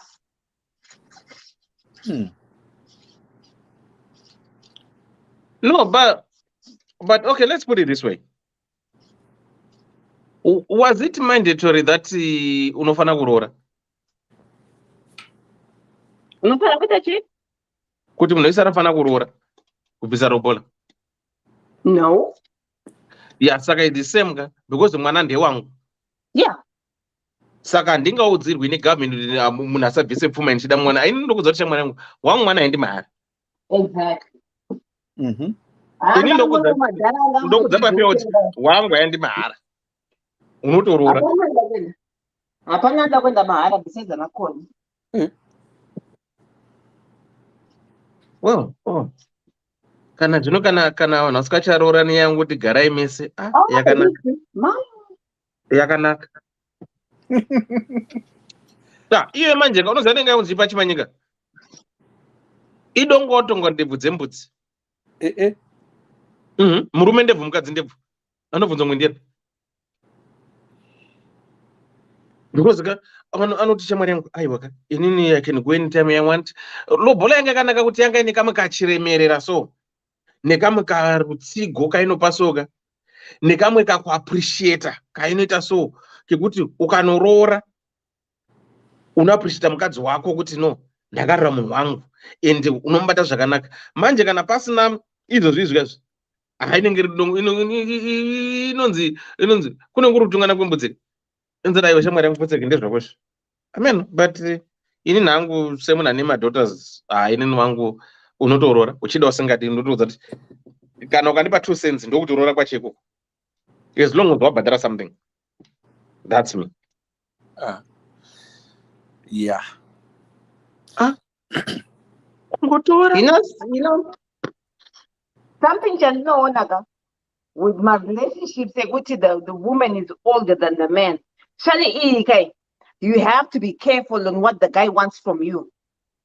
Because vakadzi tine that tendency kuti ukadiwa nemukomana ari younger than you unoudzwa kunge kamwe amene ropa rako rinozofamba bhoboso I mean, pane feeling kaunonzwa, and then zvinhu zvese are clouded by everything else that comes. But you have to be careful to come and kututu. Kutu kana angori tudi kutu. Be careful. Pane zvakatoteya. Ndo Kana mapension uzozviwana kaya. zvakudza kuti chembere yakadai ndanchidi nayo. You know, be careful. Careful, child.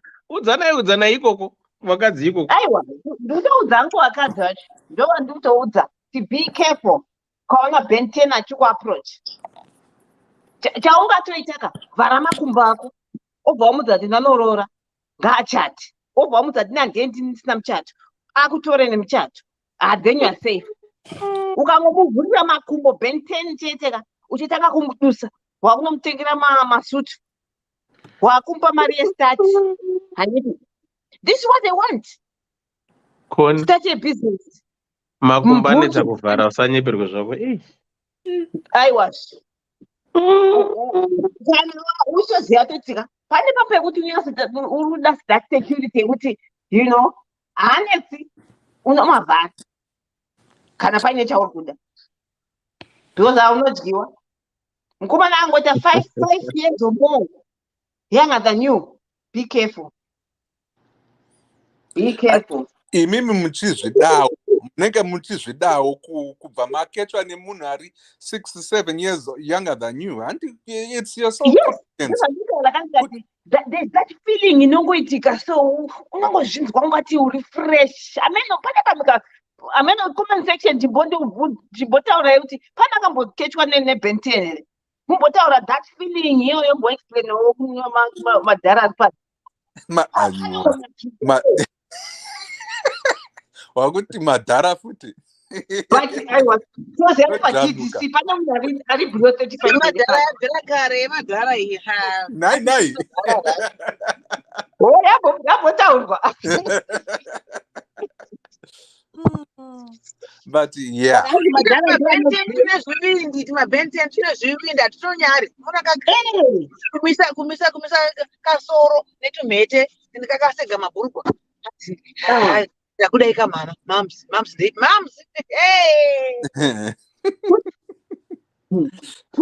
tukomana tuya. Be careful.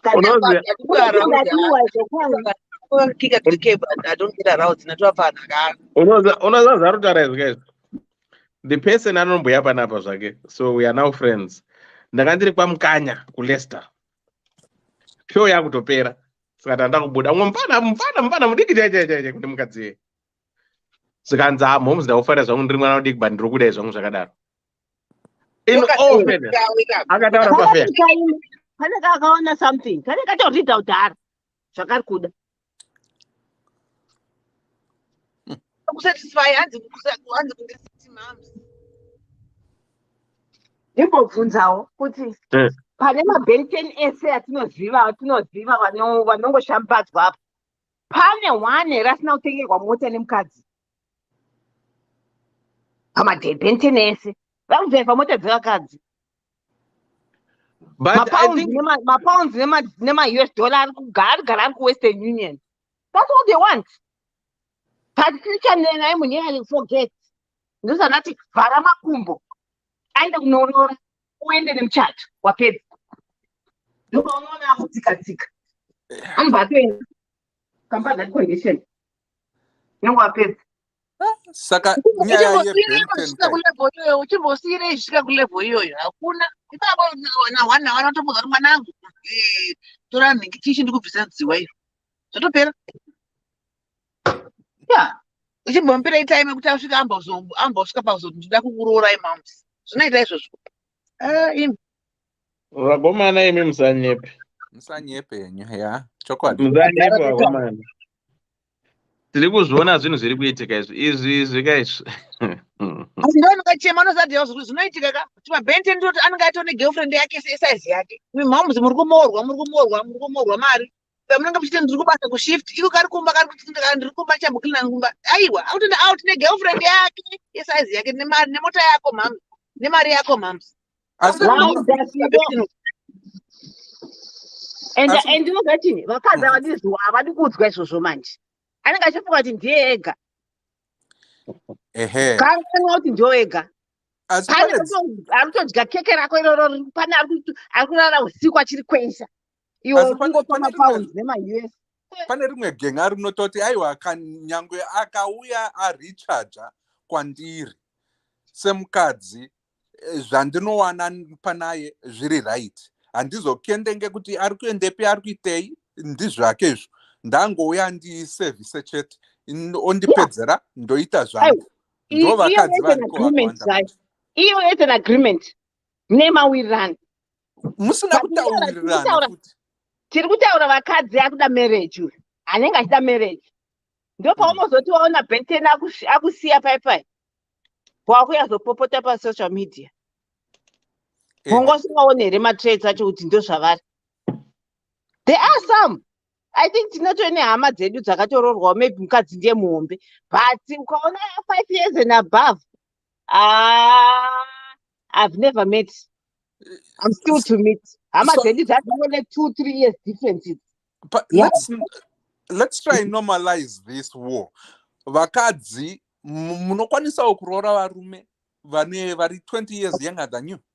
Let's normalize that. As much as varume vanokwanisa kuroora vakadzi vari 20 years younger than them, if we normalize that, takanzwisisa kuti zviri kokoseka tisingazoseke kana kutusema kana kujaja vanhu ka ndiyo zviripo, ndiyo zvavari kuda. Vari kutamba mutambo yavo ndivo voga vari kuzviitira, but kune vaya vanozozvinyepera kuti sezvo hanzi how Stella got a groove back ka asi plus 20 because unenge une pfungwa dziya dzekuti I am attracting a younger fellow. That means that I can attract any man. That confidence is needed kune vakadzi, especially vaya vanenge vambotambwa ma1 varume vavo vavataura kuti uchadiwa nani. Vadaroka, when someone younger than the husband or the ex-boyfriend comes and says something good about them, they feel better and they are easily drawn to that. Right now, if I have a strategy, I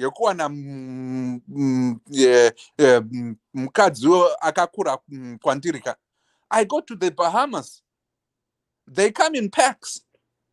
Padaro futi ndinongobva ndangoendako kunomnyemwerera ndomutaurira masweet nothing.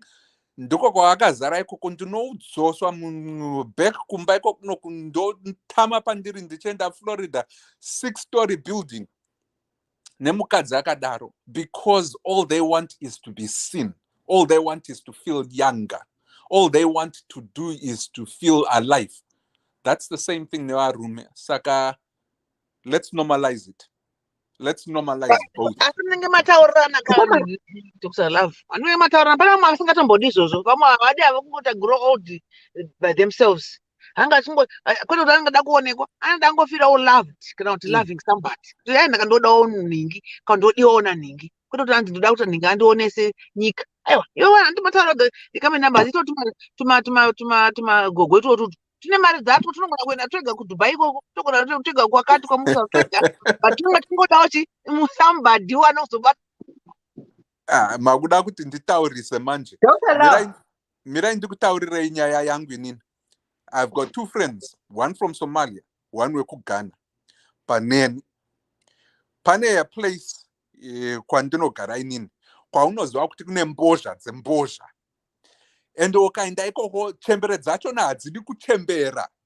Hadzimbodi kuchembera. Dzinenge dzichipfeka setuwana turi kuma-20s, vari kuma-40s, kuma-50s. Hatudi kuchembera. Nduto varungu netuvanhu vatema itoto tunoziva kwavanogara, kwavanoenda kunoita dinner yavo. Tiri vatatu kudai so. Apo mari yechikoro yanga yanetsa. Munoziva kuti mufani wekuSomalia akati chii? Akati ini ndiri kuenda kunoketsva nenhingirikini neshuga mama yangu. Kuti andibhadhirire mari yangu yekuchikoro. Imi ndakangoenderawo kungoti mirai ndinozvionera. mukomana yeye akatamba akaenda padance floor paya akatamba kudaro kutamba koko ukaona tumagreni kuma-40s kuma-50s ikoko tanga tichiri kuma-20s saka 40 yanga itori chemberi panguva idzodzo vakuuya vachitamba naye akapedza not even 2 songs atowana umwe akaenda kumba naye not even 2 months anga atengerwa Lexus ipapo yanga iri LS 300 and it used to cost $40,000 cash ndikutaurirei chokwadi. And the reason why akadanzoka is because he made her feel great. Mukadzi akauya achiti, I would want to see you 2 hours every other day. The weekend is mine, but whenever and whatever you do any of these other days, I don't care. When you see me, you are all about me. Mukadzi yeye. Hakuna kusina miko. Hakuna kusina miko. But that's the thing. Akatobhadhara mari yechikora inini ndakati izvi ndazvikonewa kwatakabva kune vanhuko. Ndozotaura vabereki vangu kuti ndozvandakuita jigalo. Hazviitwe. Ndewa zvikutoona don't love izvi zvaanga ainga zviitika kuVictoria Falls chaiko. Vapana vati mabhende ndotoitaimira matouristi vachikura. Ati vanoda kuuya kuVictoria Falls zvididi. Unoona kakabatwa kamurungu kakabatwa nakayangu Dewa kana 29 mbuya vane 58 vakabatwa zamu kamufana kachitofara kangatitora picha kuti unoenda apa zvakubatira gadzi rangu rechirungu kuVictoria Falls kuya ndikukanido urikupfeka zvako sabate chaya ichokwadi hakuna anoda maG52 here DC tinokuyananisa ikara zviri zvamada life first unozati tikawisa pamarket hausweri 1 hour usina kuwana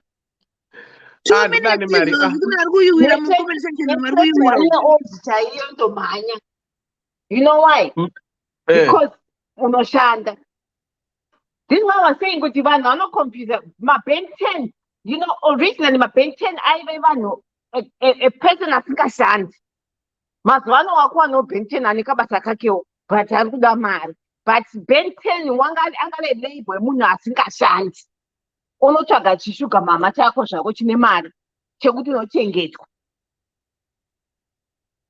Unobhadharwa zvako apartment yako, wotengerwa mota,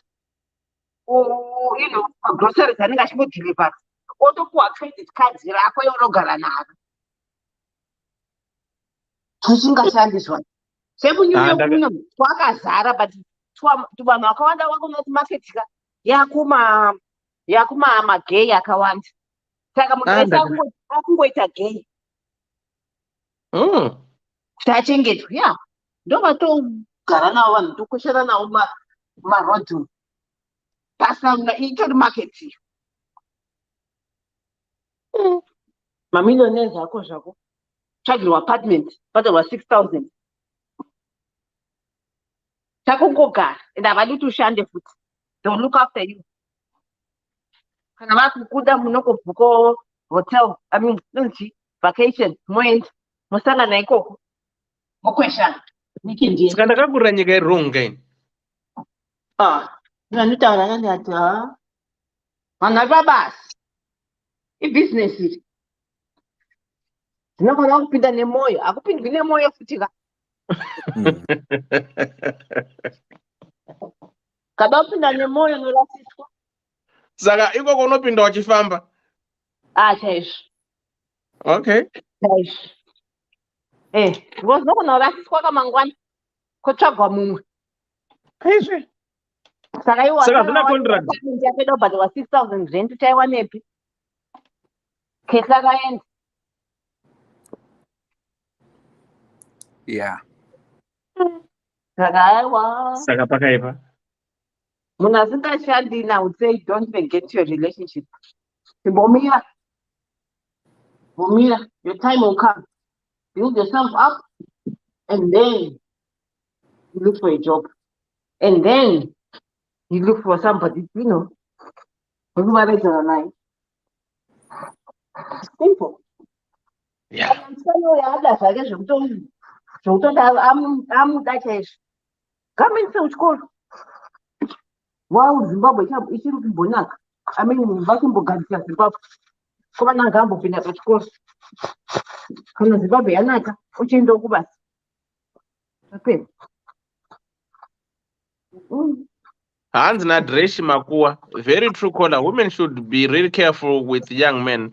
They haven't lived their lives. Mukadzi paunofunga kuti they have settled iye akutotsvaga mumwe wapedza kumitisa business anokusiya zvakanaka. Biblically, murume should have learned before you look for a wife. Wife is a supporter, not a provider. Yeah. Anna Sibo, it's like a parent-child relationship in some way. Susan say he has all the energy since he may be a rover. Imagine. Also, I don't think that's a very welcome thing. That's a good question. But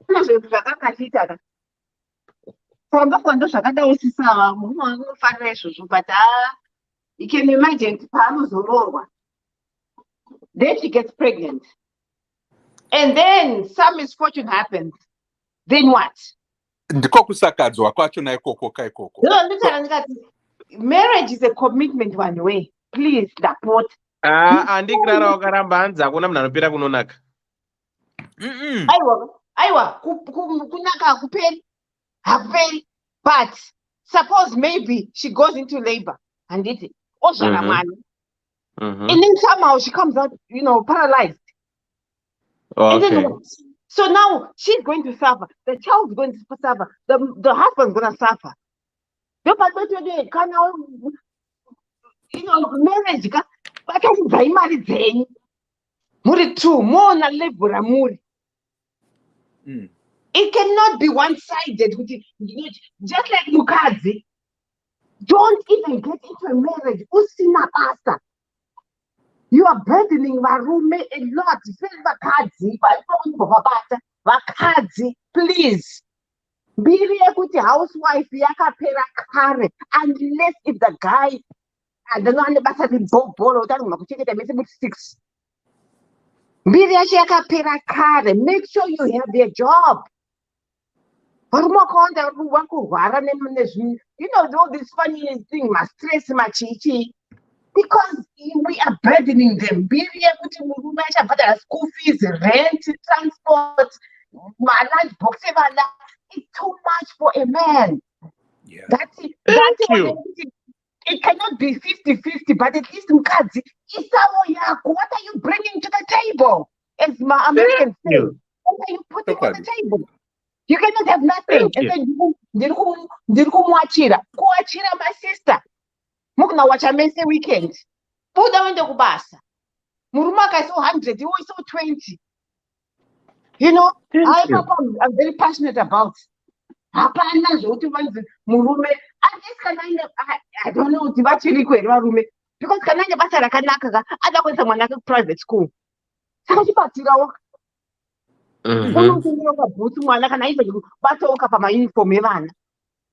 on, sister. Preach on. No, it's too much. Tanyanya Murume, Gaite Jesse, even if it's Christmas. Makufundana about Kwanzi, Embezana the Christmas. Amen to that. Because I don't have school fees. Makuneta number, hey, Auntie can get Auntie Yako Iri Pia Waisa. Thank you. Because of no, preach on. Thank you. Very good. Isn't funny maintenance. Baba Nkarakupa yako yes, you are Ushanti and it. As well, Baba pay $400, yes, man. No, Chenda only to Jime or things some tomatoes, one or email. I used to work with this lawyer. I tell you maintenance association. I think that a client. I got to tell them to court. Kuti, Tikuma agree, Marie. Mukazi, unoto for out with Sayako, Murumo Sayako. Wanda Cotton got to get to Marie. They want to come to Marie, say, I work. mukadzi kama uchishanda kana wakatemwa kunzi kwanoshandisa 1000 mukadzi anogona kunzi 300 depending neincome yemukadzi depending neincome yemurume mukadzi aitoita something. That's how I learned kuti no man, this is so right. This is so right. It benefits the child. Yeah. Yeah. Yeah. It benefits the child. Even my marriage, I didn't know easy right now because of these things. Murume akara kuchengeta mukadzi kuZimbabwe kwaoma. Ngatitei something tese. Kana usingadi katendeswa kakumusha, unorima kumusha. Amwe anorima donje, amwe anorima madhumbe, amwe anorima nyonzi, mapfunde. There's so much you can do. Chega ugara kakutaura nemurume. Take it back to right for the baba wedu zvokuisa mukadzi kumusha. Come back to that thing.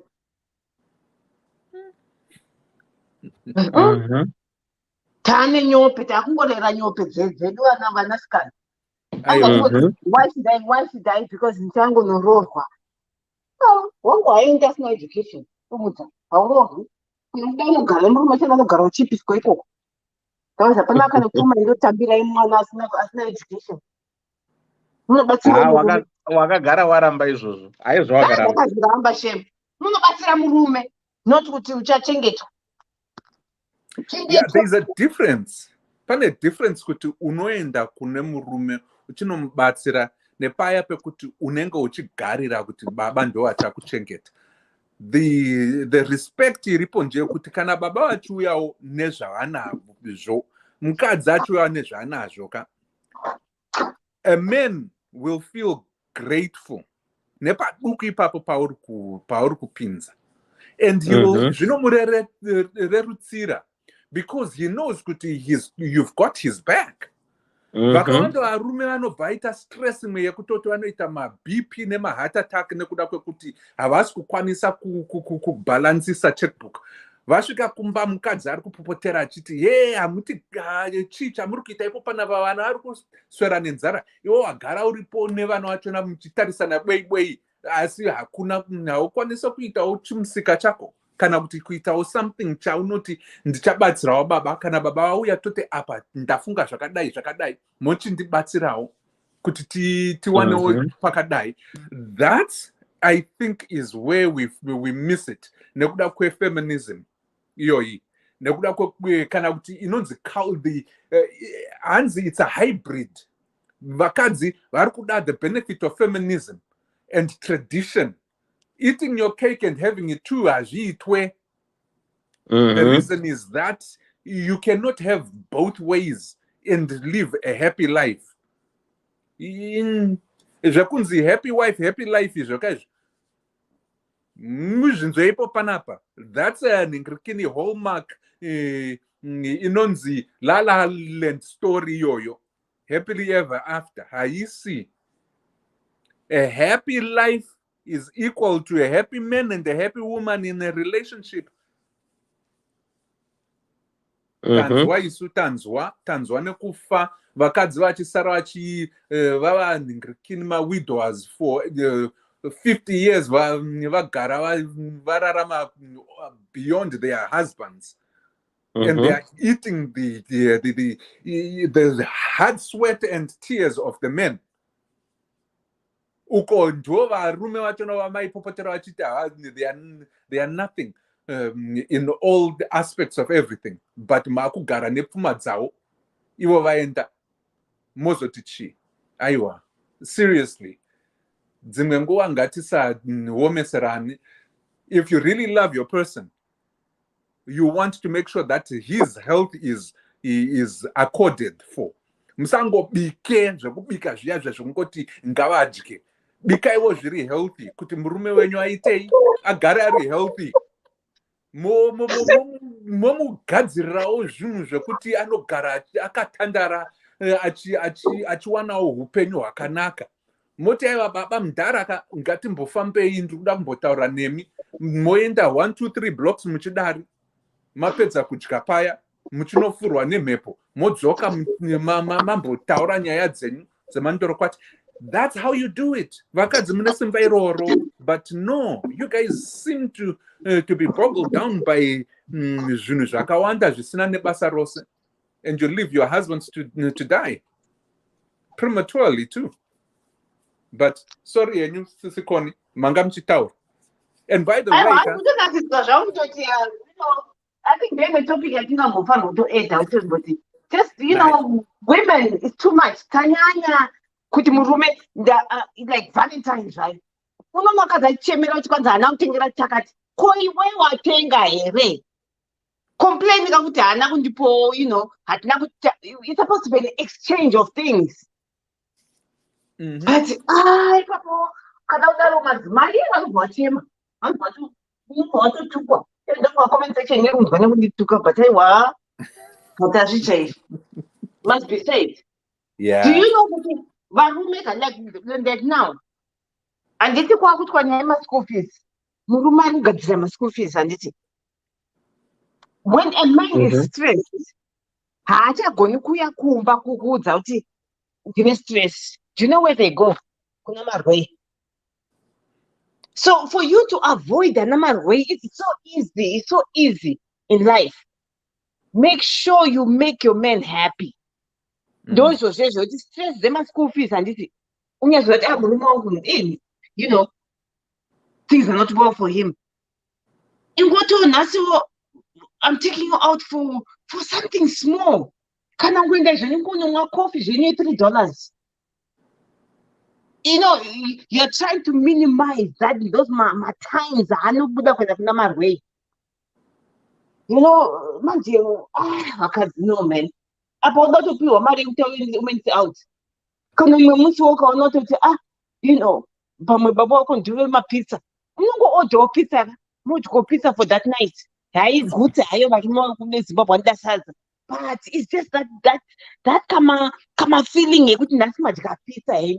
What a pizza goes with a kanakasadzako, vanavenda kunorara. So easy, but I wabod.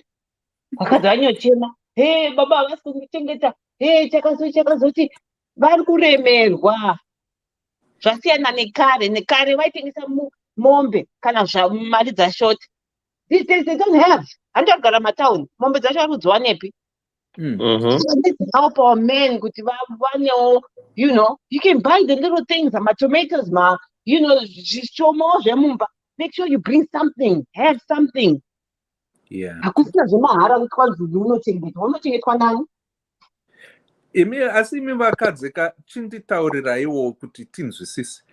If kana mukataura one thing kuti izvi ndizvo zvandisingadi pano, and then murume onyarara oita kunge anzwa, 2 weeks motaura the same thing, izvi ndizvo zvandisingadi nekuti murume adzokorodza. After 3 times vakadzi mongonyarara kuti murume uyu handiteerere, you feel that you are being disrespected. Mongonyarara zvokushungurudzai, moane dombo pamuhana menyu. Munofunga kuti varume here tinonzwisisa nyaya dzenyu nemazvo here, kana kuti muri kutipa ma-expectations aya yekuti kutaura kwenyu muchinzwisisa kuti tanzwisisa zvamuri kutaura here, ndipo pane a need yekugadzirisa ipapo.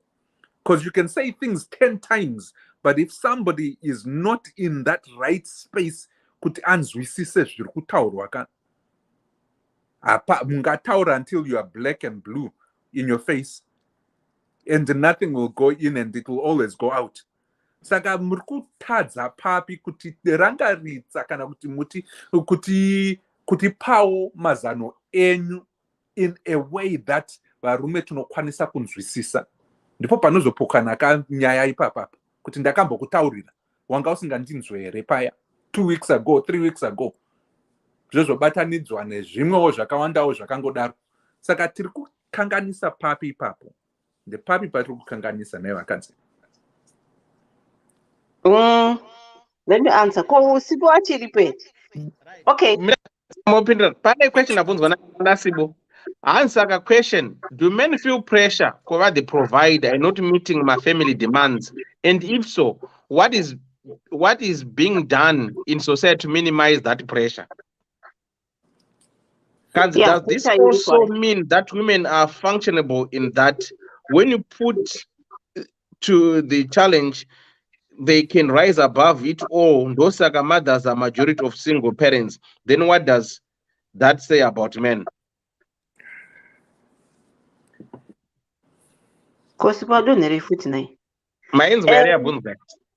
Yeah. Okay.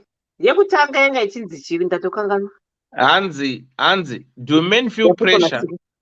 And do men feel pressure cover the provider and not meeting my family demands? And if so, what is being done in society to minimize that pressure? Okay. There is, from what I see, men do feel that pressure. But wakawanda, in our African society, most of our men, they are not open enough to their wives. Kuti zvinhu zvandiomera. They can't even say that. I don't know what it is, no. I don't know. Murume haatogoni kutoti this month mari yakashota chichi pamwe they can't say it. It's fear. It's fear of disappointing mukadzi wako. Right. Uchimuda. Hauzodi kuti mukadzi ashungurudzike wongozvitakura uriwe uri woga. Yeah, those who are most of our men, especially in Africa, they are not open enough. I think if you look at most of my couples, there's that kind of thing. Baba, mai. I think that Amen. And then what was the other question? The other question, and does this also mean that women are functionable in that when put to the challenge, they can rise above it all? Those mothers are majority of single parents. Then what does that say about men? Okay, in that way, I wouldn't want to say it's women, but not even a man.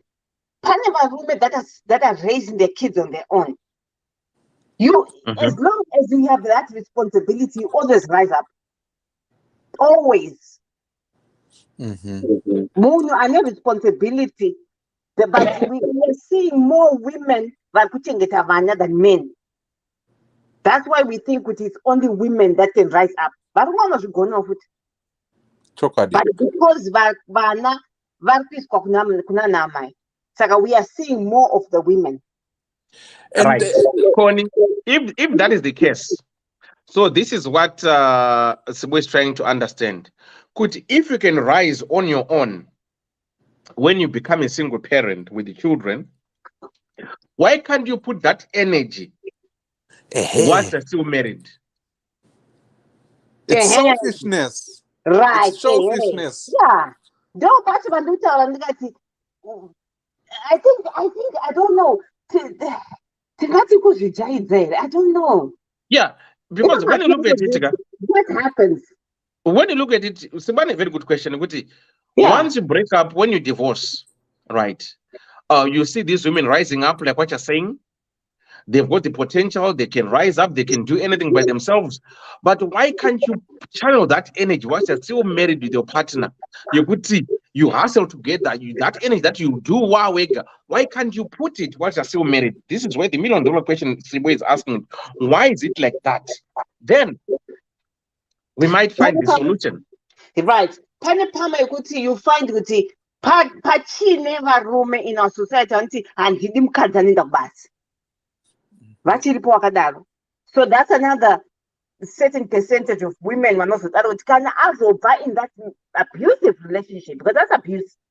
And also, I think that's the potential.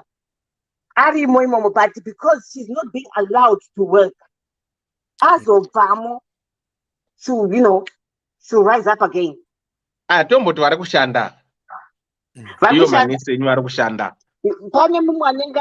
that mentality yekuti akanzwa zvichitaurwa kuti murume anochengeta mukadzi. But inini hangu, I would say that statement, can it be changed to kuti kuchengeta murume anochengeta mukadzi and mukadzi anochengeta murume, because tiri kuraiza vana vachifunga kuti inini ndichanochengetwa nemurume, saka I don't have to do anything mumba imomo, which is wrong. There are a lot of people whose Ninkirkini idea is that kanandava pamba pano nepane vabereki vangu ka, I'm looking for that Prince Charming anokwanisa kuzondiendesa kuma vacation and look after me. A lot of women do ma mental images anogara vachitaurirana. At the end of the day, that mentality is there and it becomes perception, and perception is reality kunevan. And when that becomes takes root, anything else besides that, and they miss on the opportunities yekuti va contribute into a relationship. Vakadzi, depending on how the marriage broke, was it because akachita one or the other person, or there was physical abuse or some other abuse, and then the relationship didn't work? Vakadzi vanozowana chi vana vavo, and they actually rise to the occasion, and that's true. But I would say this: the idea yekuti mukadzi as a single parent can do it ngirikini vanozvikwanisa ka. I know it is true, vanozvikwanisa, asi kunetsa kwazvinoita actually puts them in a situation yakaoma zvekutotika they are not themselves for a very long time achiriritira vana vavo, and that opens them to ningirikini situations zemabhenteni uya achiti ndokupa love chichi, and then wogwangurwa wonakirwa ipapo, and then you lose your sense of ningirikini inonzi of logic kana kuti sensibilities or emotions nekuda kwokuti manakirwa. And when you've lost yourself and you get this opportunity of somebody just smiling at you, nyangu auya akati moro aka achismile aka unenge wati yawira mswanda. And that to me is where the problem is. If we can help our single moms kuti vazive kukosha kwavakaita, irrespective of whether or not vane vana kana kuti havana. When I say havana vana vavo vari kuna babaka, at that point zvinoreva kuti their body, their life is still worth it, and there's somebody out there that is worth their time, kwete anongozopinza munhu ngirikini in this lovey-dovey hit and run situation. Saka I want to answer the question yakuti, why is it that vakadzi, when they find themselves wanting and vasina any other help, they miraculously find the energy and the strength kuti variritire mhuri dzavo? This is the reason why they are dependent on their male ningirikini counterparts to do it, and they subrogate kana kuti they give up their power to that male person. Nepfungwa dzavo kana kuti nemaitiro avo, or however they were brought up, when they subjugate and actually subrogate that power, zvavanoita ndezvokudai so, they forget that they still can take that power back and vozviitira evil even in that relationship, kuti variritire vana vavo if the man is not doing it the way they want them to. Murikunzwisisa? Problem is tinobva taona vakadzi vachiita too submissive to the point yekuti they relegate, if I can call it that, their potential and their true power to a useless man asingatombomu respect. And the end result is a very disappointed woman who will take anything that smiles at her. And unfortunately, it ends up in pain more times than necessary. And that's the unfortunate part. Because you lead by your emotions. And you should know that power and keep that power close to you and choose who you take it and give it to. If you cannot do that, you are just letting go of your power and you are actually using yourself. Hanzi, taurayi. Ndati ipapo ndipo pandinonetsekana napo pakadaro. Inzwai vakadzi vaya. And some spouses are handbrakes. Zvakana dresh, lots of reasons men could also be destructive. You may be fighting for different goals. When you are in hardships, you get focused at times. Zvakana sibo. And why does murume have to mask an image of himself, and why does fear of failure take over? Fear of failure. Sorry, ndayenyo. Ndoka panopinda saying anotaurwa nevanhu which are just useless and they've actually made people to be dunderheads. Yekuti hanzi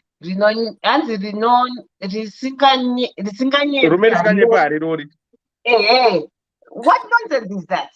Ndo zviri kuita kuti vana isusu vakadzika takuzobva mamarriage kwezi takanyeperwa. Iko kunyepa munhu chikotaura zvauri from the beginning. Ndokutaura sipo kuti there's too much of wearing mask kuvarume. Ingotaura kuti handishandi ndinobva. Mumwe anobva akudza kuti kwanzi ndinorana mabhizinesi ababa vangu saka I've got all the time. Iye robva zvako. Because ari available all the time. But no, ndinorana mabhizinesi ababa vangu saka I'm self-employed. But is it not the same? Thing. Yes. Vakadzi, okay, let's put it this way. Isusu nonyemba zvedu, right? Zvekuti if you want to pick up, you can pick up.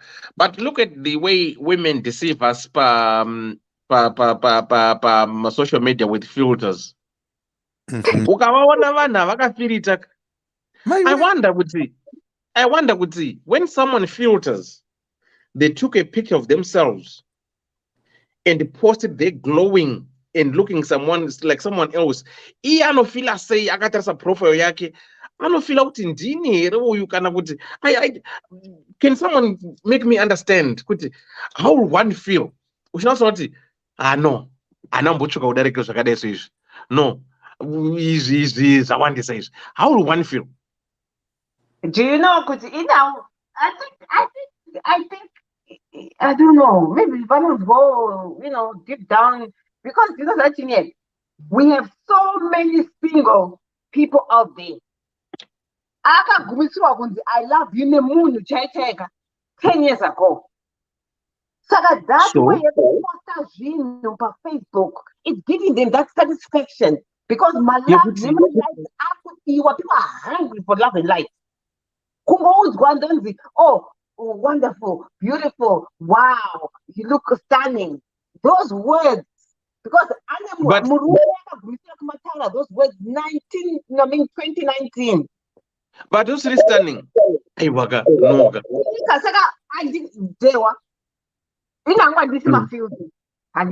Ndikaisa picha yangu hapo. Vanga anocha comment out stunning. Hapana, handiti. Hapana, but ndikazoisa filter manje. Comment out 300. 300 plus ku inbox 15 man. This is what it is. Don't want I tell me ku inbox koko maybe 2 or 3 guys vanokashara neni for 2-3 months. Handiti tikutachova nguva. Vanhu vowaneta ukuthi because kucheka ma video call ka ndo vakakuita video call I cannot because I'm at work. Izvozvi so handiti handakutoisa inonzi camera. Ndopazotangira hamuzozivi koni behind that mic kuti akamira sei. Yeah. And you fall in love with that koni because hauna kumuona. Vakawanda zvavari kuita kuma diaspora muri kuendesa mari dzerora musati mwaona munhu wacho. Because nyangwe tikaita video call ine filter futi. Paunozoti munhu auya aburuka pandege paya, hesu zvari keresenziya. You know, so those feelings they die automatically. Munenge makungochovha inenguva kutoti auya kwaonga uri, but it's gone. Moita 3-4 months muri mese, fight starts. After 2 years, break up. Simple. You are right about that. So zvinoreva kudaiso kuti tidzokere kunyaya iyi yemusikana uyu hiding. Ari kuona munhu wake, he's ripped and he's well endowed, I would imagine. And ari kugona basa. Auntie, in her eyes, ari kuona kuti munhu uyu ane potential beyond zvemubedroom. Ndosaka ari kumupa mari yekuenda yekuti atange basa kana kuma business. But let me go further than that. Ndoti, do you think kuti all that she is seeing is a mirage? Because all that glitters is not gold sometimes. Maybe the body is that initial attraction yakawana, kuzadzikiswa kwaari kuita, that's the excitement yaari kuona, and the mentality yakuti the happily ever after, it's not equating. The equation is no longer balancing because of what we've already seen.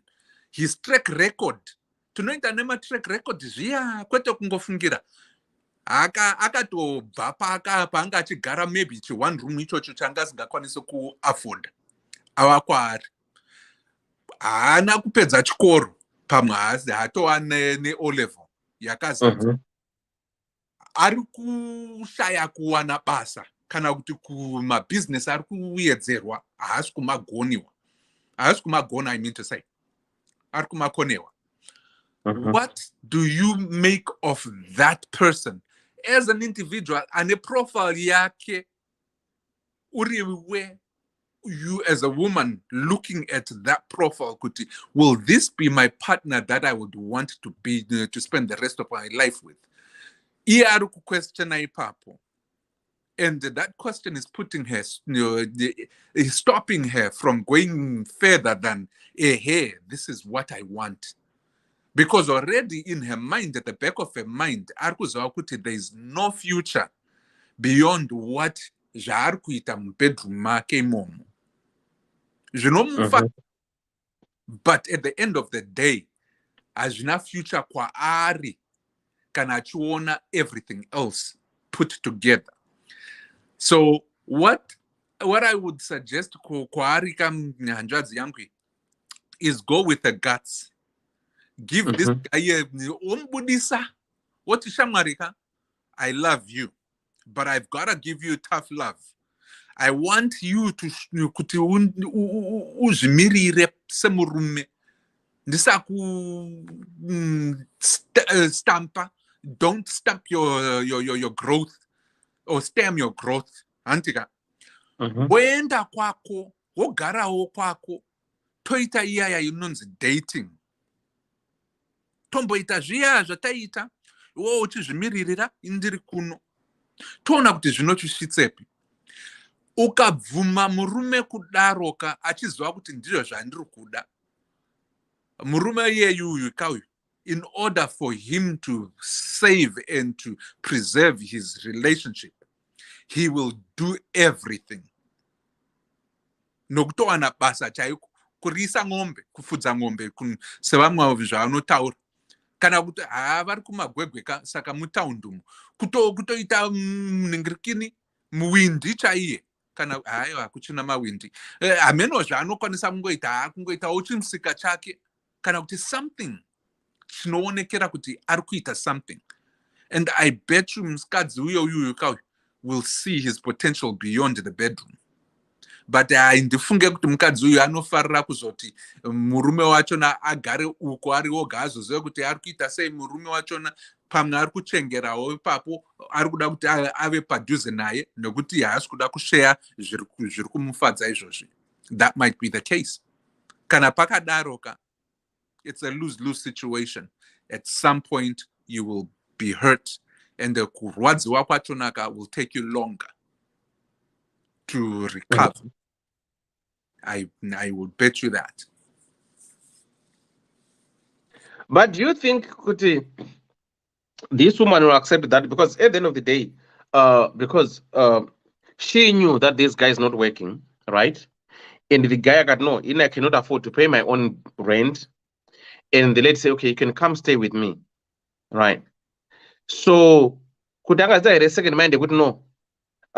You go, and I will visit you and do this. I don't think she passed that stage now, because already she has got a lot of boxes that she has ticked regarding this man. You could see he's so caring, kind, loving. Above all, he's ribbed. He satisfies me in bed. He gets along well with my son. I've dated so many men, but this man is outstanding. So, she's afraid of losing that guy because she has been there. She was heartbroken. Remember, can we say with a rebound? Can we say if she's doing this as a rebound? Because she suffered a heartbreak, and this guy was there to support her. So can you say now she's getting out of that rebound? That's why she's now realizing, okay, though you might have a six-pack and you are planning to marry me, how are you going to marry me? After all, yet it's me who is providing. You could say it's a rebound, Pakadaro. You could actually define it as such because she hasn't had time to heal, or at least to give herself space here. Reconcile with what has been happening. And this is what they say, Hansi, in order to forget your heartbreak, the easier and the fastest way is to get under on top of someone the next day. That's how you quickly forget. But that doesn't mean, Kuti, it solves your issues that essentially put you in that situation. You're getting it over. And it has you won't know what hit you. Because at some point you'll have to face that demon. And most probably on your own. But I don't think she's ready enough ready at this point to face that demon as a matter of say. Yeah, I think when you're grieving, Kuti, some people cry on the very day when someone passed on and so forth. Some they don't. But azvinozokubata manje musi wazvinozokubata uri unochema unozofirwa panyowani. Chokwadi. Yeah, I think this lady, I would say, maybe she was vulnerable when she had the heartbreak, and this guy came at the right time to convince and prove, good look, as much as you're heartbroken, I'm gonna put up the pieces for you. I'm gonna mend your heart.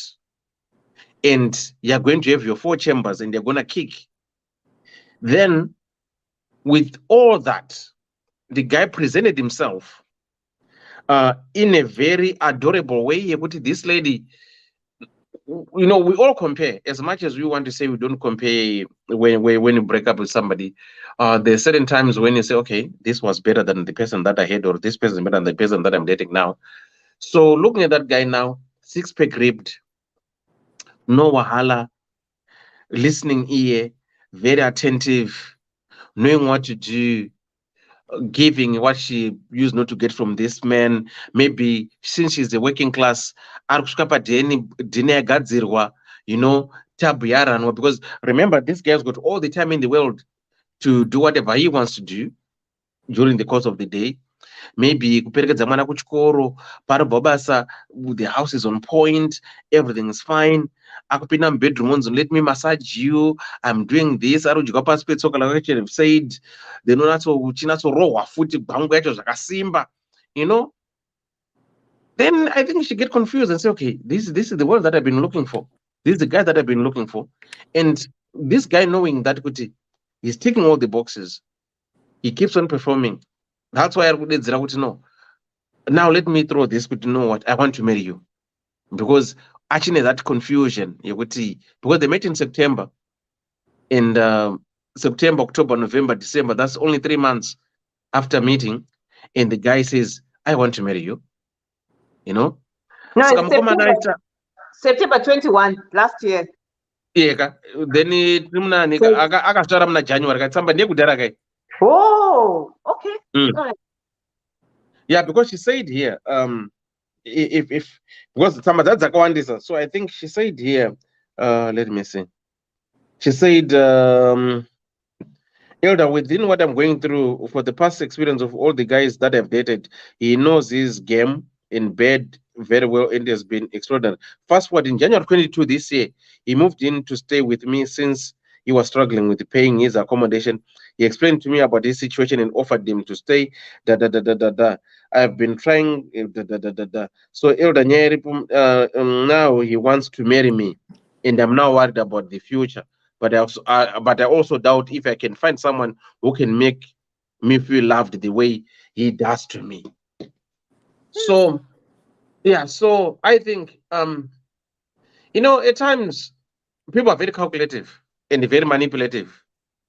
You see, so I feel this guy calculated. Akati, and kuti the only way for me to capture this woman is throwing in that jekse kuti I want to marry you, the same way women do when they want to hold you anokuitira nhumbu. Yeah, mukadzi kana akuda aida kuti usapunyukika anokuitira nhumbu or kuti tie down because I've got your baby, now I'm pregnant. Saka this guy also said, okay, this woman has kuzarawe. Saka the only way for me to tie down this woman is to say, you know what, I'm not bothered about the age. I know you're 6 years older than me. I know you've got a son, I don't have a child, but this is me now. I want to marry you. What's your take on this? Knowing this woman had a heartbreak and she wants to settle. She wants someone, you know, every woman wants to be married for some strange reason. Most women. Okay, let me not say every woman. So most women want to be married. Maybe they used to talk about it. Oh, you know what? When she was still nursing wounds of whatever that caused the heartbreak. Oh, you know, I want to settle. Says, okay, let me just throw it in. You know what, baby? You know, to show my commitment, even though I'm not working, then I need to marry you. So this woman, I can sort Hana anything that she will find a fault in this guy except the fault he's not going to work. But I can convince her, look, at times it's so that everyone is going to work. I can be the husband, or house husband, do all the errands, do all the chores. You come home, everything is done. Well, what more do you want? I'll cook. I'll take the kid to school. I'll do your clothes. I'll do everything. Boom. I think house husbands, it's easy than my boy coach. But some cultures, they will do that. So I think this woman, ane fear, I'm older than this guy. And what is the community going to think of me? What are my relatives going to think of me? Okay, you already bent 18 sister. Your guy is younger than you, is not working. So Maria Kurora ona kupi. Because never know my family is do you know that? Now, vanobvunza manje panorunza mukuru. Titire mushi. Edward say marry her with what? Love bombarding at its finest. Sibongile say pamwe effort of making him the man she imagines him to be. Yeah, so this is my take on this. The guy knows exactly what he's doing, and For this lady, she need to wake up and smell the coffee. But if we want to be honest with ourselves, for those who have been married and those who have stayed more than 10 years with their partners, my first years of marriage, maybe first 2-3 years, munokwirana every day 4 or 5 times usiku. But as time goes by, majairana, pamwe pacho, you're not even bothered. So this woman, she won't be surprised with if she's gonna marry this guy. Maybe 10 years from now, she'll be 47 and the guy will be 41. Actually, not sex drive. So it's a little bit tricky in a way for this woman, if I want to be honest with her. But it's down to her, Kuti. I will say the only thing that she can convince herself and get out of this mess, if she wants to get out of this mess, is to ask the guy, okay, I heard you that you want to marry me. How much do you have? Because I know my parents, I'm a working class. They're not gonna charge you short. They're gonna tell you exactly, okay, I will be with damage, but all this, they might need it. How much do you have? Then we'll find out if this guy has got the money to marry her. If he says got the money to marry her, where is he getting the money from? Yet she said she tried to make him do business and everything failed. So where is he gonna get the money from? If I was that woman, I will sit down and ask this guy, okay, is this adding up or not? Then if it's not adding up, then it is what it is. Or I will say, okay, fine. I'm not gonna look further. You're not working, you're gonna be my house husband. Then boom, life goes on. That's all I can think of and advise this young woman.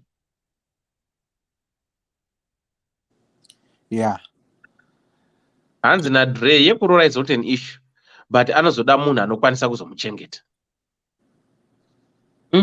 Yeah. Akunapuwa kane ma-relatives akari ku-diaspora. Then what? Ndozvati marovha kuZimbabwe ka? Vari kusponswa neo-diaspora chete. But kuzakazomira. But okay, let's put it this way. Akakwanisa kunorora anditika. Akakwanisa kunorora. Sustainability will be there because you'll be now working as a team. Yeah. Saka hapasina acharegerwa mweka. Because you watch your role worker, you're gonna put more effort into this because okay, I married this person now. Because vakadzi avadi kushorwa, mind, this is one thing that I've noticed about women. Vakadzi avadi kuzofamba vachitsika. Saka this woman is gonna put more effort, or she's gonna work 3 times as hard as she was doing because so this woman was working 3 times as hard as she's doing because I would cover gap. And do the is not working. So she's gonna die quickly because face value upfront, to cover for the guy. In how I'm looking at it, usually ukasangana nemunhu 32 years asina foundation. Is that a good thing? Shonzi, because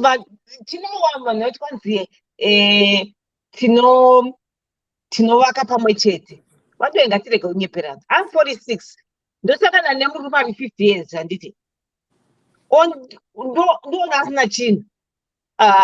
Imi handitovaka tese. Kentucky Fried Chicken became a millionaire at 65. You know that, right? Yeah, but he was working. Problem I didn't put a name. He's not working. Hana track record. But he lost his job. Chichi pa COVID. They don't understand. but haana kunyora track record yekuti akamboshanda and cheticho kuti haana kudzidza. Anoshanda machira api? Ndopandiri kutaura kati, so this guy has maximized his potential kumachira uko. What is important harisi chira, haritombori chira. Ukapinda murelationship uchiziva kuti une chira rawakafuga, you'll be very wrong, because unogona murume anogona kusatoshanda after 3 weeks marorana, then what? Because all he did was bring in the chira, apana. Chira is a token, is an icing on the cake, but don't ever look at kuti kadana mzvambara saka charorwa naye. Mzvambara unokurasisa mangwana. There's also there have to be tangible things. No, we are building our family on this and this and this and this. Because aiwa yako indoifarira chipoto chako ndochifarira, as something else. You're right. So let's put it this way. Let's turn the tables a little bit. Not too far. Ndo toti iko kumagwegwe ikoko kwari kushanda ikoko. Hospitare lays her off. She doesn't have a way to sustain both of them. Tova negwaro kana kuti gwara rekuti aite ariritire muru nekuti because he doesn't have the qualifications. Mukadzi uko avamubishi mekutsvaga basa for the next month, 2, 3, 4 months. Havana chavanacho. Will this relationship survive? It's a big question. It might not survive. Nekuti ipapa patiri kuona ipapa tiri kuona kuti murume uyu ari kugarira nekuti ari kutopiwa pekugara nechikafu. Kana zvakabva ipapo zvakabva zvapera izvozvo, will he stay? And will this woman appreciate gwangu raanenge achiwana asisina basa, asisina munhu anokwanisa kumuriritira in her time of need? When you equate those two, and zvinokwanisika kuitika, because zvinoitika every day, tables turn. So the question then becomes, are they able to sustain each other in adverse situations like that? When they are dire straits like that? Kana pasina, if there is no, that's a temporary, non-sustaining situation. When reality kicks, pane mwana ari 12 years old, he's probably 13 this year. Korera zvaratopera kudai. Anenge achida kuriritirwa. And if that situation changes to that type of scenario, will this woman appreciate the guy nyangu achigwangura zvakadii in bed? Ndofunga kuti there will be sourness and that relationship won't last long. So given that, if you cannot sustain it that way, and if you cannot see yourself beyond the fact that but I'll be okay with him not working. If you cannot do that,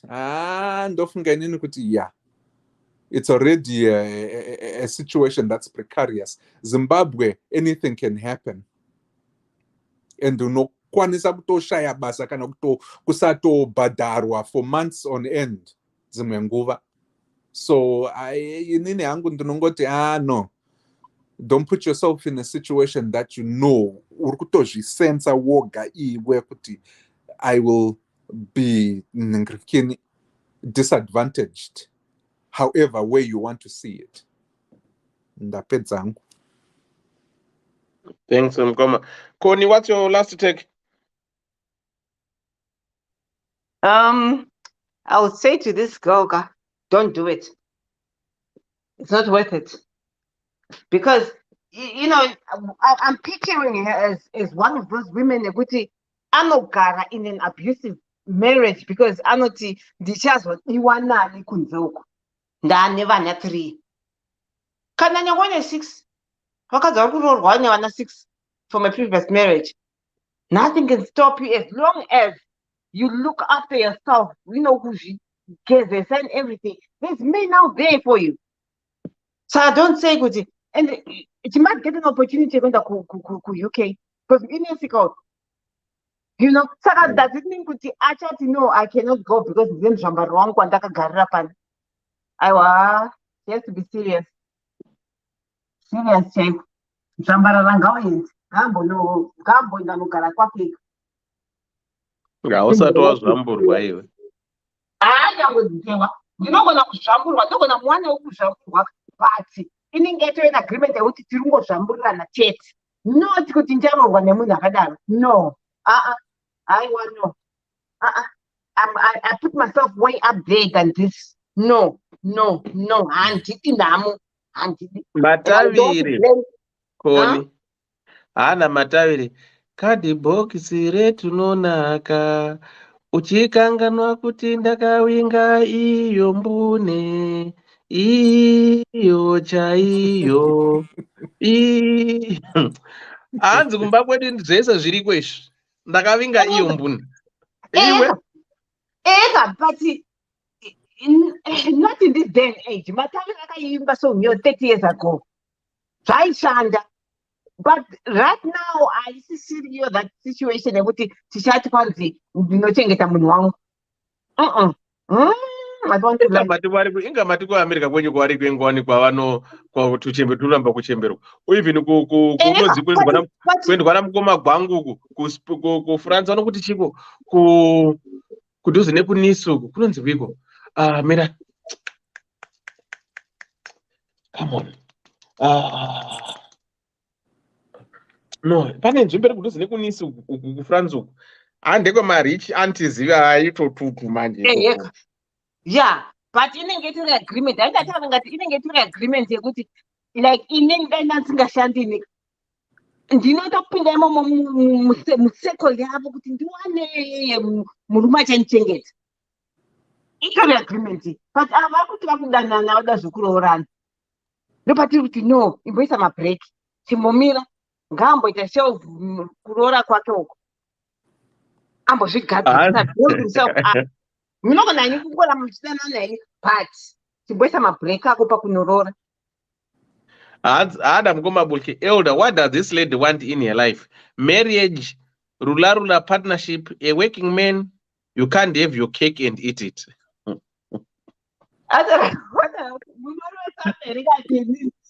Right, Dr. Love is going to what does this lady want in her life? Marriage, rula partnership, a working man, because you can't have your cake and eat it. She probably wants marriage and rula. I don't know. She found rula, and then she's being promised marriage. I mean, in India, I will say she wants lula. And a partner, right? Yes. Marriage is something that is freaking her out. A working man, ano muda food, but this way you can't have your cake and eat it. This man cannot work. But balula pairi nyanji. That's why he became a partner. That's why I can accept no. Chu ya kwangu since otazo badara rendi kwa come and stay with me. I think. Exactly. She thought with her pee instead of her brains. Exactly. Yeah. Do you know, Kuti, I'm also thinking Kuti, how this relationship started. Anga singa this relationship. But paka put. Do paka go out no. I don't think the guy even asked her out. Shaka yeah, I'm do it kwanza repwa. For that day, and then the vans were Sasa Kambondwa. And then that's how the relationship started. I don't think she was in a straight mind, which is and then you get into a relationship. Nancy, Manessa to Ziwa. Aiwa, do you know, Connie? Ndimo mbota spontaneous anditi. Yeah. Do you know what I will say kuti maybe since this lady was having a heartbreak, anditika, this guy maybe was a shoulder to lean on wachitaura. Then he kweta sponti yekuti wakamboita kuti muno kuti muri kunwa wandipekisira hatandadhakwa zvakazongoitika. Saka I think vakangoerekana vangokwirana ka. Then mukadzi achibva anakirwa. Yeah, that's exactly what I'm saying. Yeah. That's how they started this thing. Yeah. Sponto. No, move in because anakirwa ka haachadi kuiona chitambiswa kunzou. It's a girl that I can't even, you know. She's greedy. It's a girl akabatirira. Saka murume is also, you know, akunakirwa hapoza kuchengeta. Hapana asingaduchengeta. It's just automatic. Do you know this thing? Emma relationships, Emma, another Ben 10 JG. Bakazi, they're older than the guy. Not I can't even put them in the bracket Emma Ben 10 because 5-6 years is not bad. No, it's not. It's quite understandable. It's normal, yeah. Ben 10 Mukazi, they always use finance to hold this guy. Sometimes mama Ben 10 anoda maybe 2-3 weeks apedza newe. But vakadzi manje because anenge aine mari, they'll hold that guy until us will not know. I'm now suffocating really serious. Then he pulls himself away.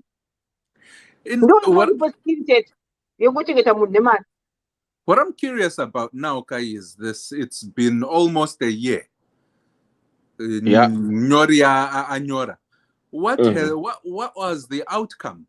Tinokwanisa here kunzwa kwaari kuti akazozvifambisa sei, because tiri kutonga nyaya iyi pamwe yakatopera akatoroorwa, ndo watiri kuona achinzi mukoti hanzi my Murora Day yakatobuda mnana August imomu. Maybe regarding to find out. Handika.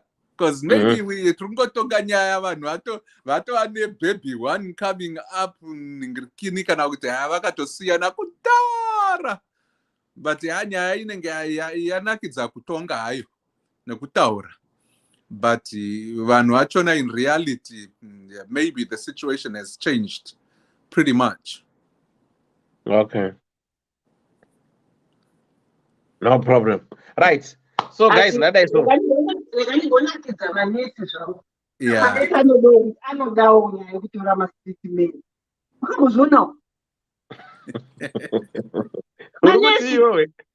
Anozvida zvekutora ma-street men bunzo. Amuchenesa manje murume ozochienda sobva zvati kwanzi handakamutora ari mustreet ndikamupfekedza ndikamudini ayakonekera kuchenda anesi. Do you know why vachida ma-street men? Because under that authority yekuti you have to feel them. This is a problem with nurses, most nurses, not all. Okay. Especially Zimbabwe nurses. Vanoda that kuda kufilwa kunzi I call the shots. Ukamuriswana nurse ukaenda papati. You know, one thing that I've noticed, America, New Zealand, Canada, Australia, you guys don't want to be associated as nurses. You don't want that title. You don't show off about being a nurse. But okay. UK man. Being a nurse is something chekuti muZimbabwe nega anofamba ari pamusoro pemba. Ukamuriswana nurse anokubata ruoko so. Ani munomurisana like this. Yeah. Oh, but hands koni veni juice kuisa kanyula inetsi. Yeah. Unonzwa isounds. Kanyula kuisa pa embonetsi apa. We have got good veins. atoona shift yake ipapo zvake. Ah, nice. Wow. That's the thing. Ah, those are the Yeah. Kuno kwanonzi vanonzana nokuzviya vanonzi aiwa no vakaita phase pane imwe scheme yakambopuwa tumajuke vakamboita semajuke then ichibhaibha iyoyo iye zvinezvi vane marange vakunzi marange whatever range every nesane range rover. Oh, yeah. Apo imari yavari kushandira 24/7 vasingarari dzimba. Every nesane range rover. Yeah. That's fun. But anyway, we love our nieces. Without them we can't do anything. We know they are good people. Only that don't go to what we do. We're just trying to make fun out of them, but are good one man. Right.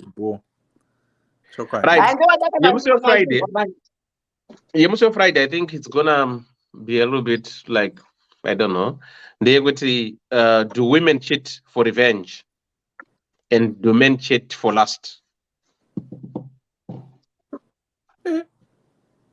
Wow.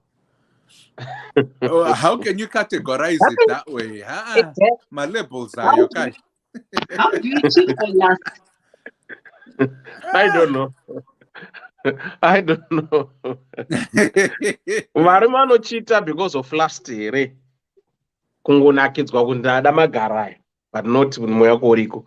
Vakadzi vanochita because revenge here. Kana kuti chi. That's what we want to find out. Yeah. Yeah. Inenge chinakidza. Ndotaura musi Friday tunzo kuti zvakamira sei. So on that note, guys, I just want to say, comment section chimboita muchiburuka kana muchiboyo pa makamera. Ani? That's your comment section. I don't know why people are not calling these days, right? It's always same people. Amuna kuisa phone number dzacho nazve nai mkomadewa. Ndokanganwa. All right. Next time, chesa number dzekufona. Mbudzi tinayo iyo akomana mbudzi yekufona. All right. I'll remind you Friday to mboita but vanhu vangoti vachifona wakati chimbonzwa. I only cheat for revenge. Laugh out loud. Just kidding. Right. I only cheat for revenge. Cheating is cheating. But Mrs. Konika, mnoza kuti ndakandiri pa ningirikini here pa Manhattan last Monday.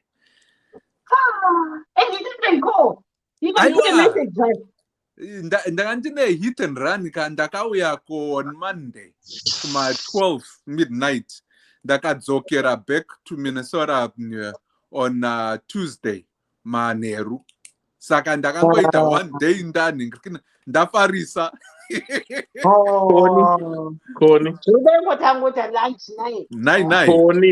Koni. Hello. Ndakandine hit and run. Caught. Aiwa, caught. Ndakandine hit and run. Ndakasvika 12 midnight. Aiwa, teronzwe. Ndakasvika 12 midnight. Right. Just for a night hit and run. Saka lanji unopinda paipo munari pa hit and run. Nai. Aiwa kani. Aiwa koni. Can I hit and run? You have to utilize the time you win at that opportunity. Apana second ofana kumiswa. Hit and run. Amuskona. Yeah. Moshanda basa odzokera. Zvakaoma. Pano ya enough time is hit and run. Ndo pamuenda kulunch. Yeah, kana isi. Wazona. Yeah. Right, good people. Ndatitambe kwaedza. Friday. Yeah. Right, tobata pamuso Friday.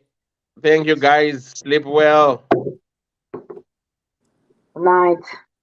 Night. Which is Marabilo one time. Ungabe udinga indawo yokuchadela kumbe udinga indawo yemhlangano esikubiza sithi ngama conference space. Ikulu indawo emaGolisi Resort. Loba uthanda ukwenza imidlalo enjengokugada escape, ukugada amabhizi kumbe ikanu. Woza uzobona ubuhle bemvelo. Ikhona njalo izipline emaGolisi Resort. Kumnandi labantwana asibakhohlwanga. Ikhona imjingo emihle emangalisayo emkhulu futhi. Ama virtual reality lama TV amakhulu atholakala ngaphandle. Hawu wakuhle emaGolisi Resort.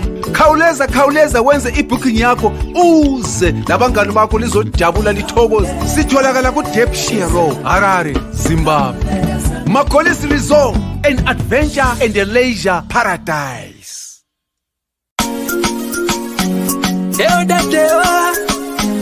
Ddc Skool of Thoughts, yeah. Kubatsirana, techizizisana, techiyambusana, fila, kuonesana, techisimudzirana, ya. Panondo patosangana, techibatsirana, panondo patokumana, techizizisana. Ddc Skool of Thoughts, Ddc Skool of Thoughts. Yautete wachimonyo pila icho kwadi upenyu uyu unoda kupanana miwono, yeah. Kubatsirana, techitsitsana, techiyambutsana, pila kuonesana, kusimudzirana, nekukurudzirana, yeah. Pano ndo patosangana, techibatsirana, pano ndo patokumana, techibatsirana. Ddc Skool of Thoughts, Ddc Skool of Thoughts. But Ddc Skool of Thoughts. Real life matters now. Mondays and Fridays, 8:30 p.m. UK time. Live here on Facebook. Ddc Skool of Thoughts.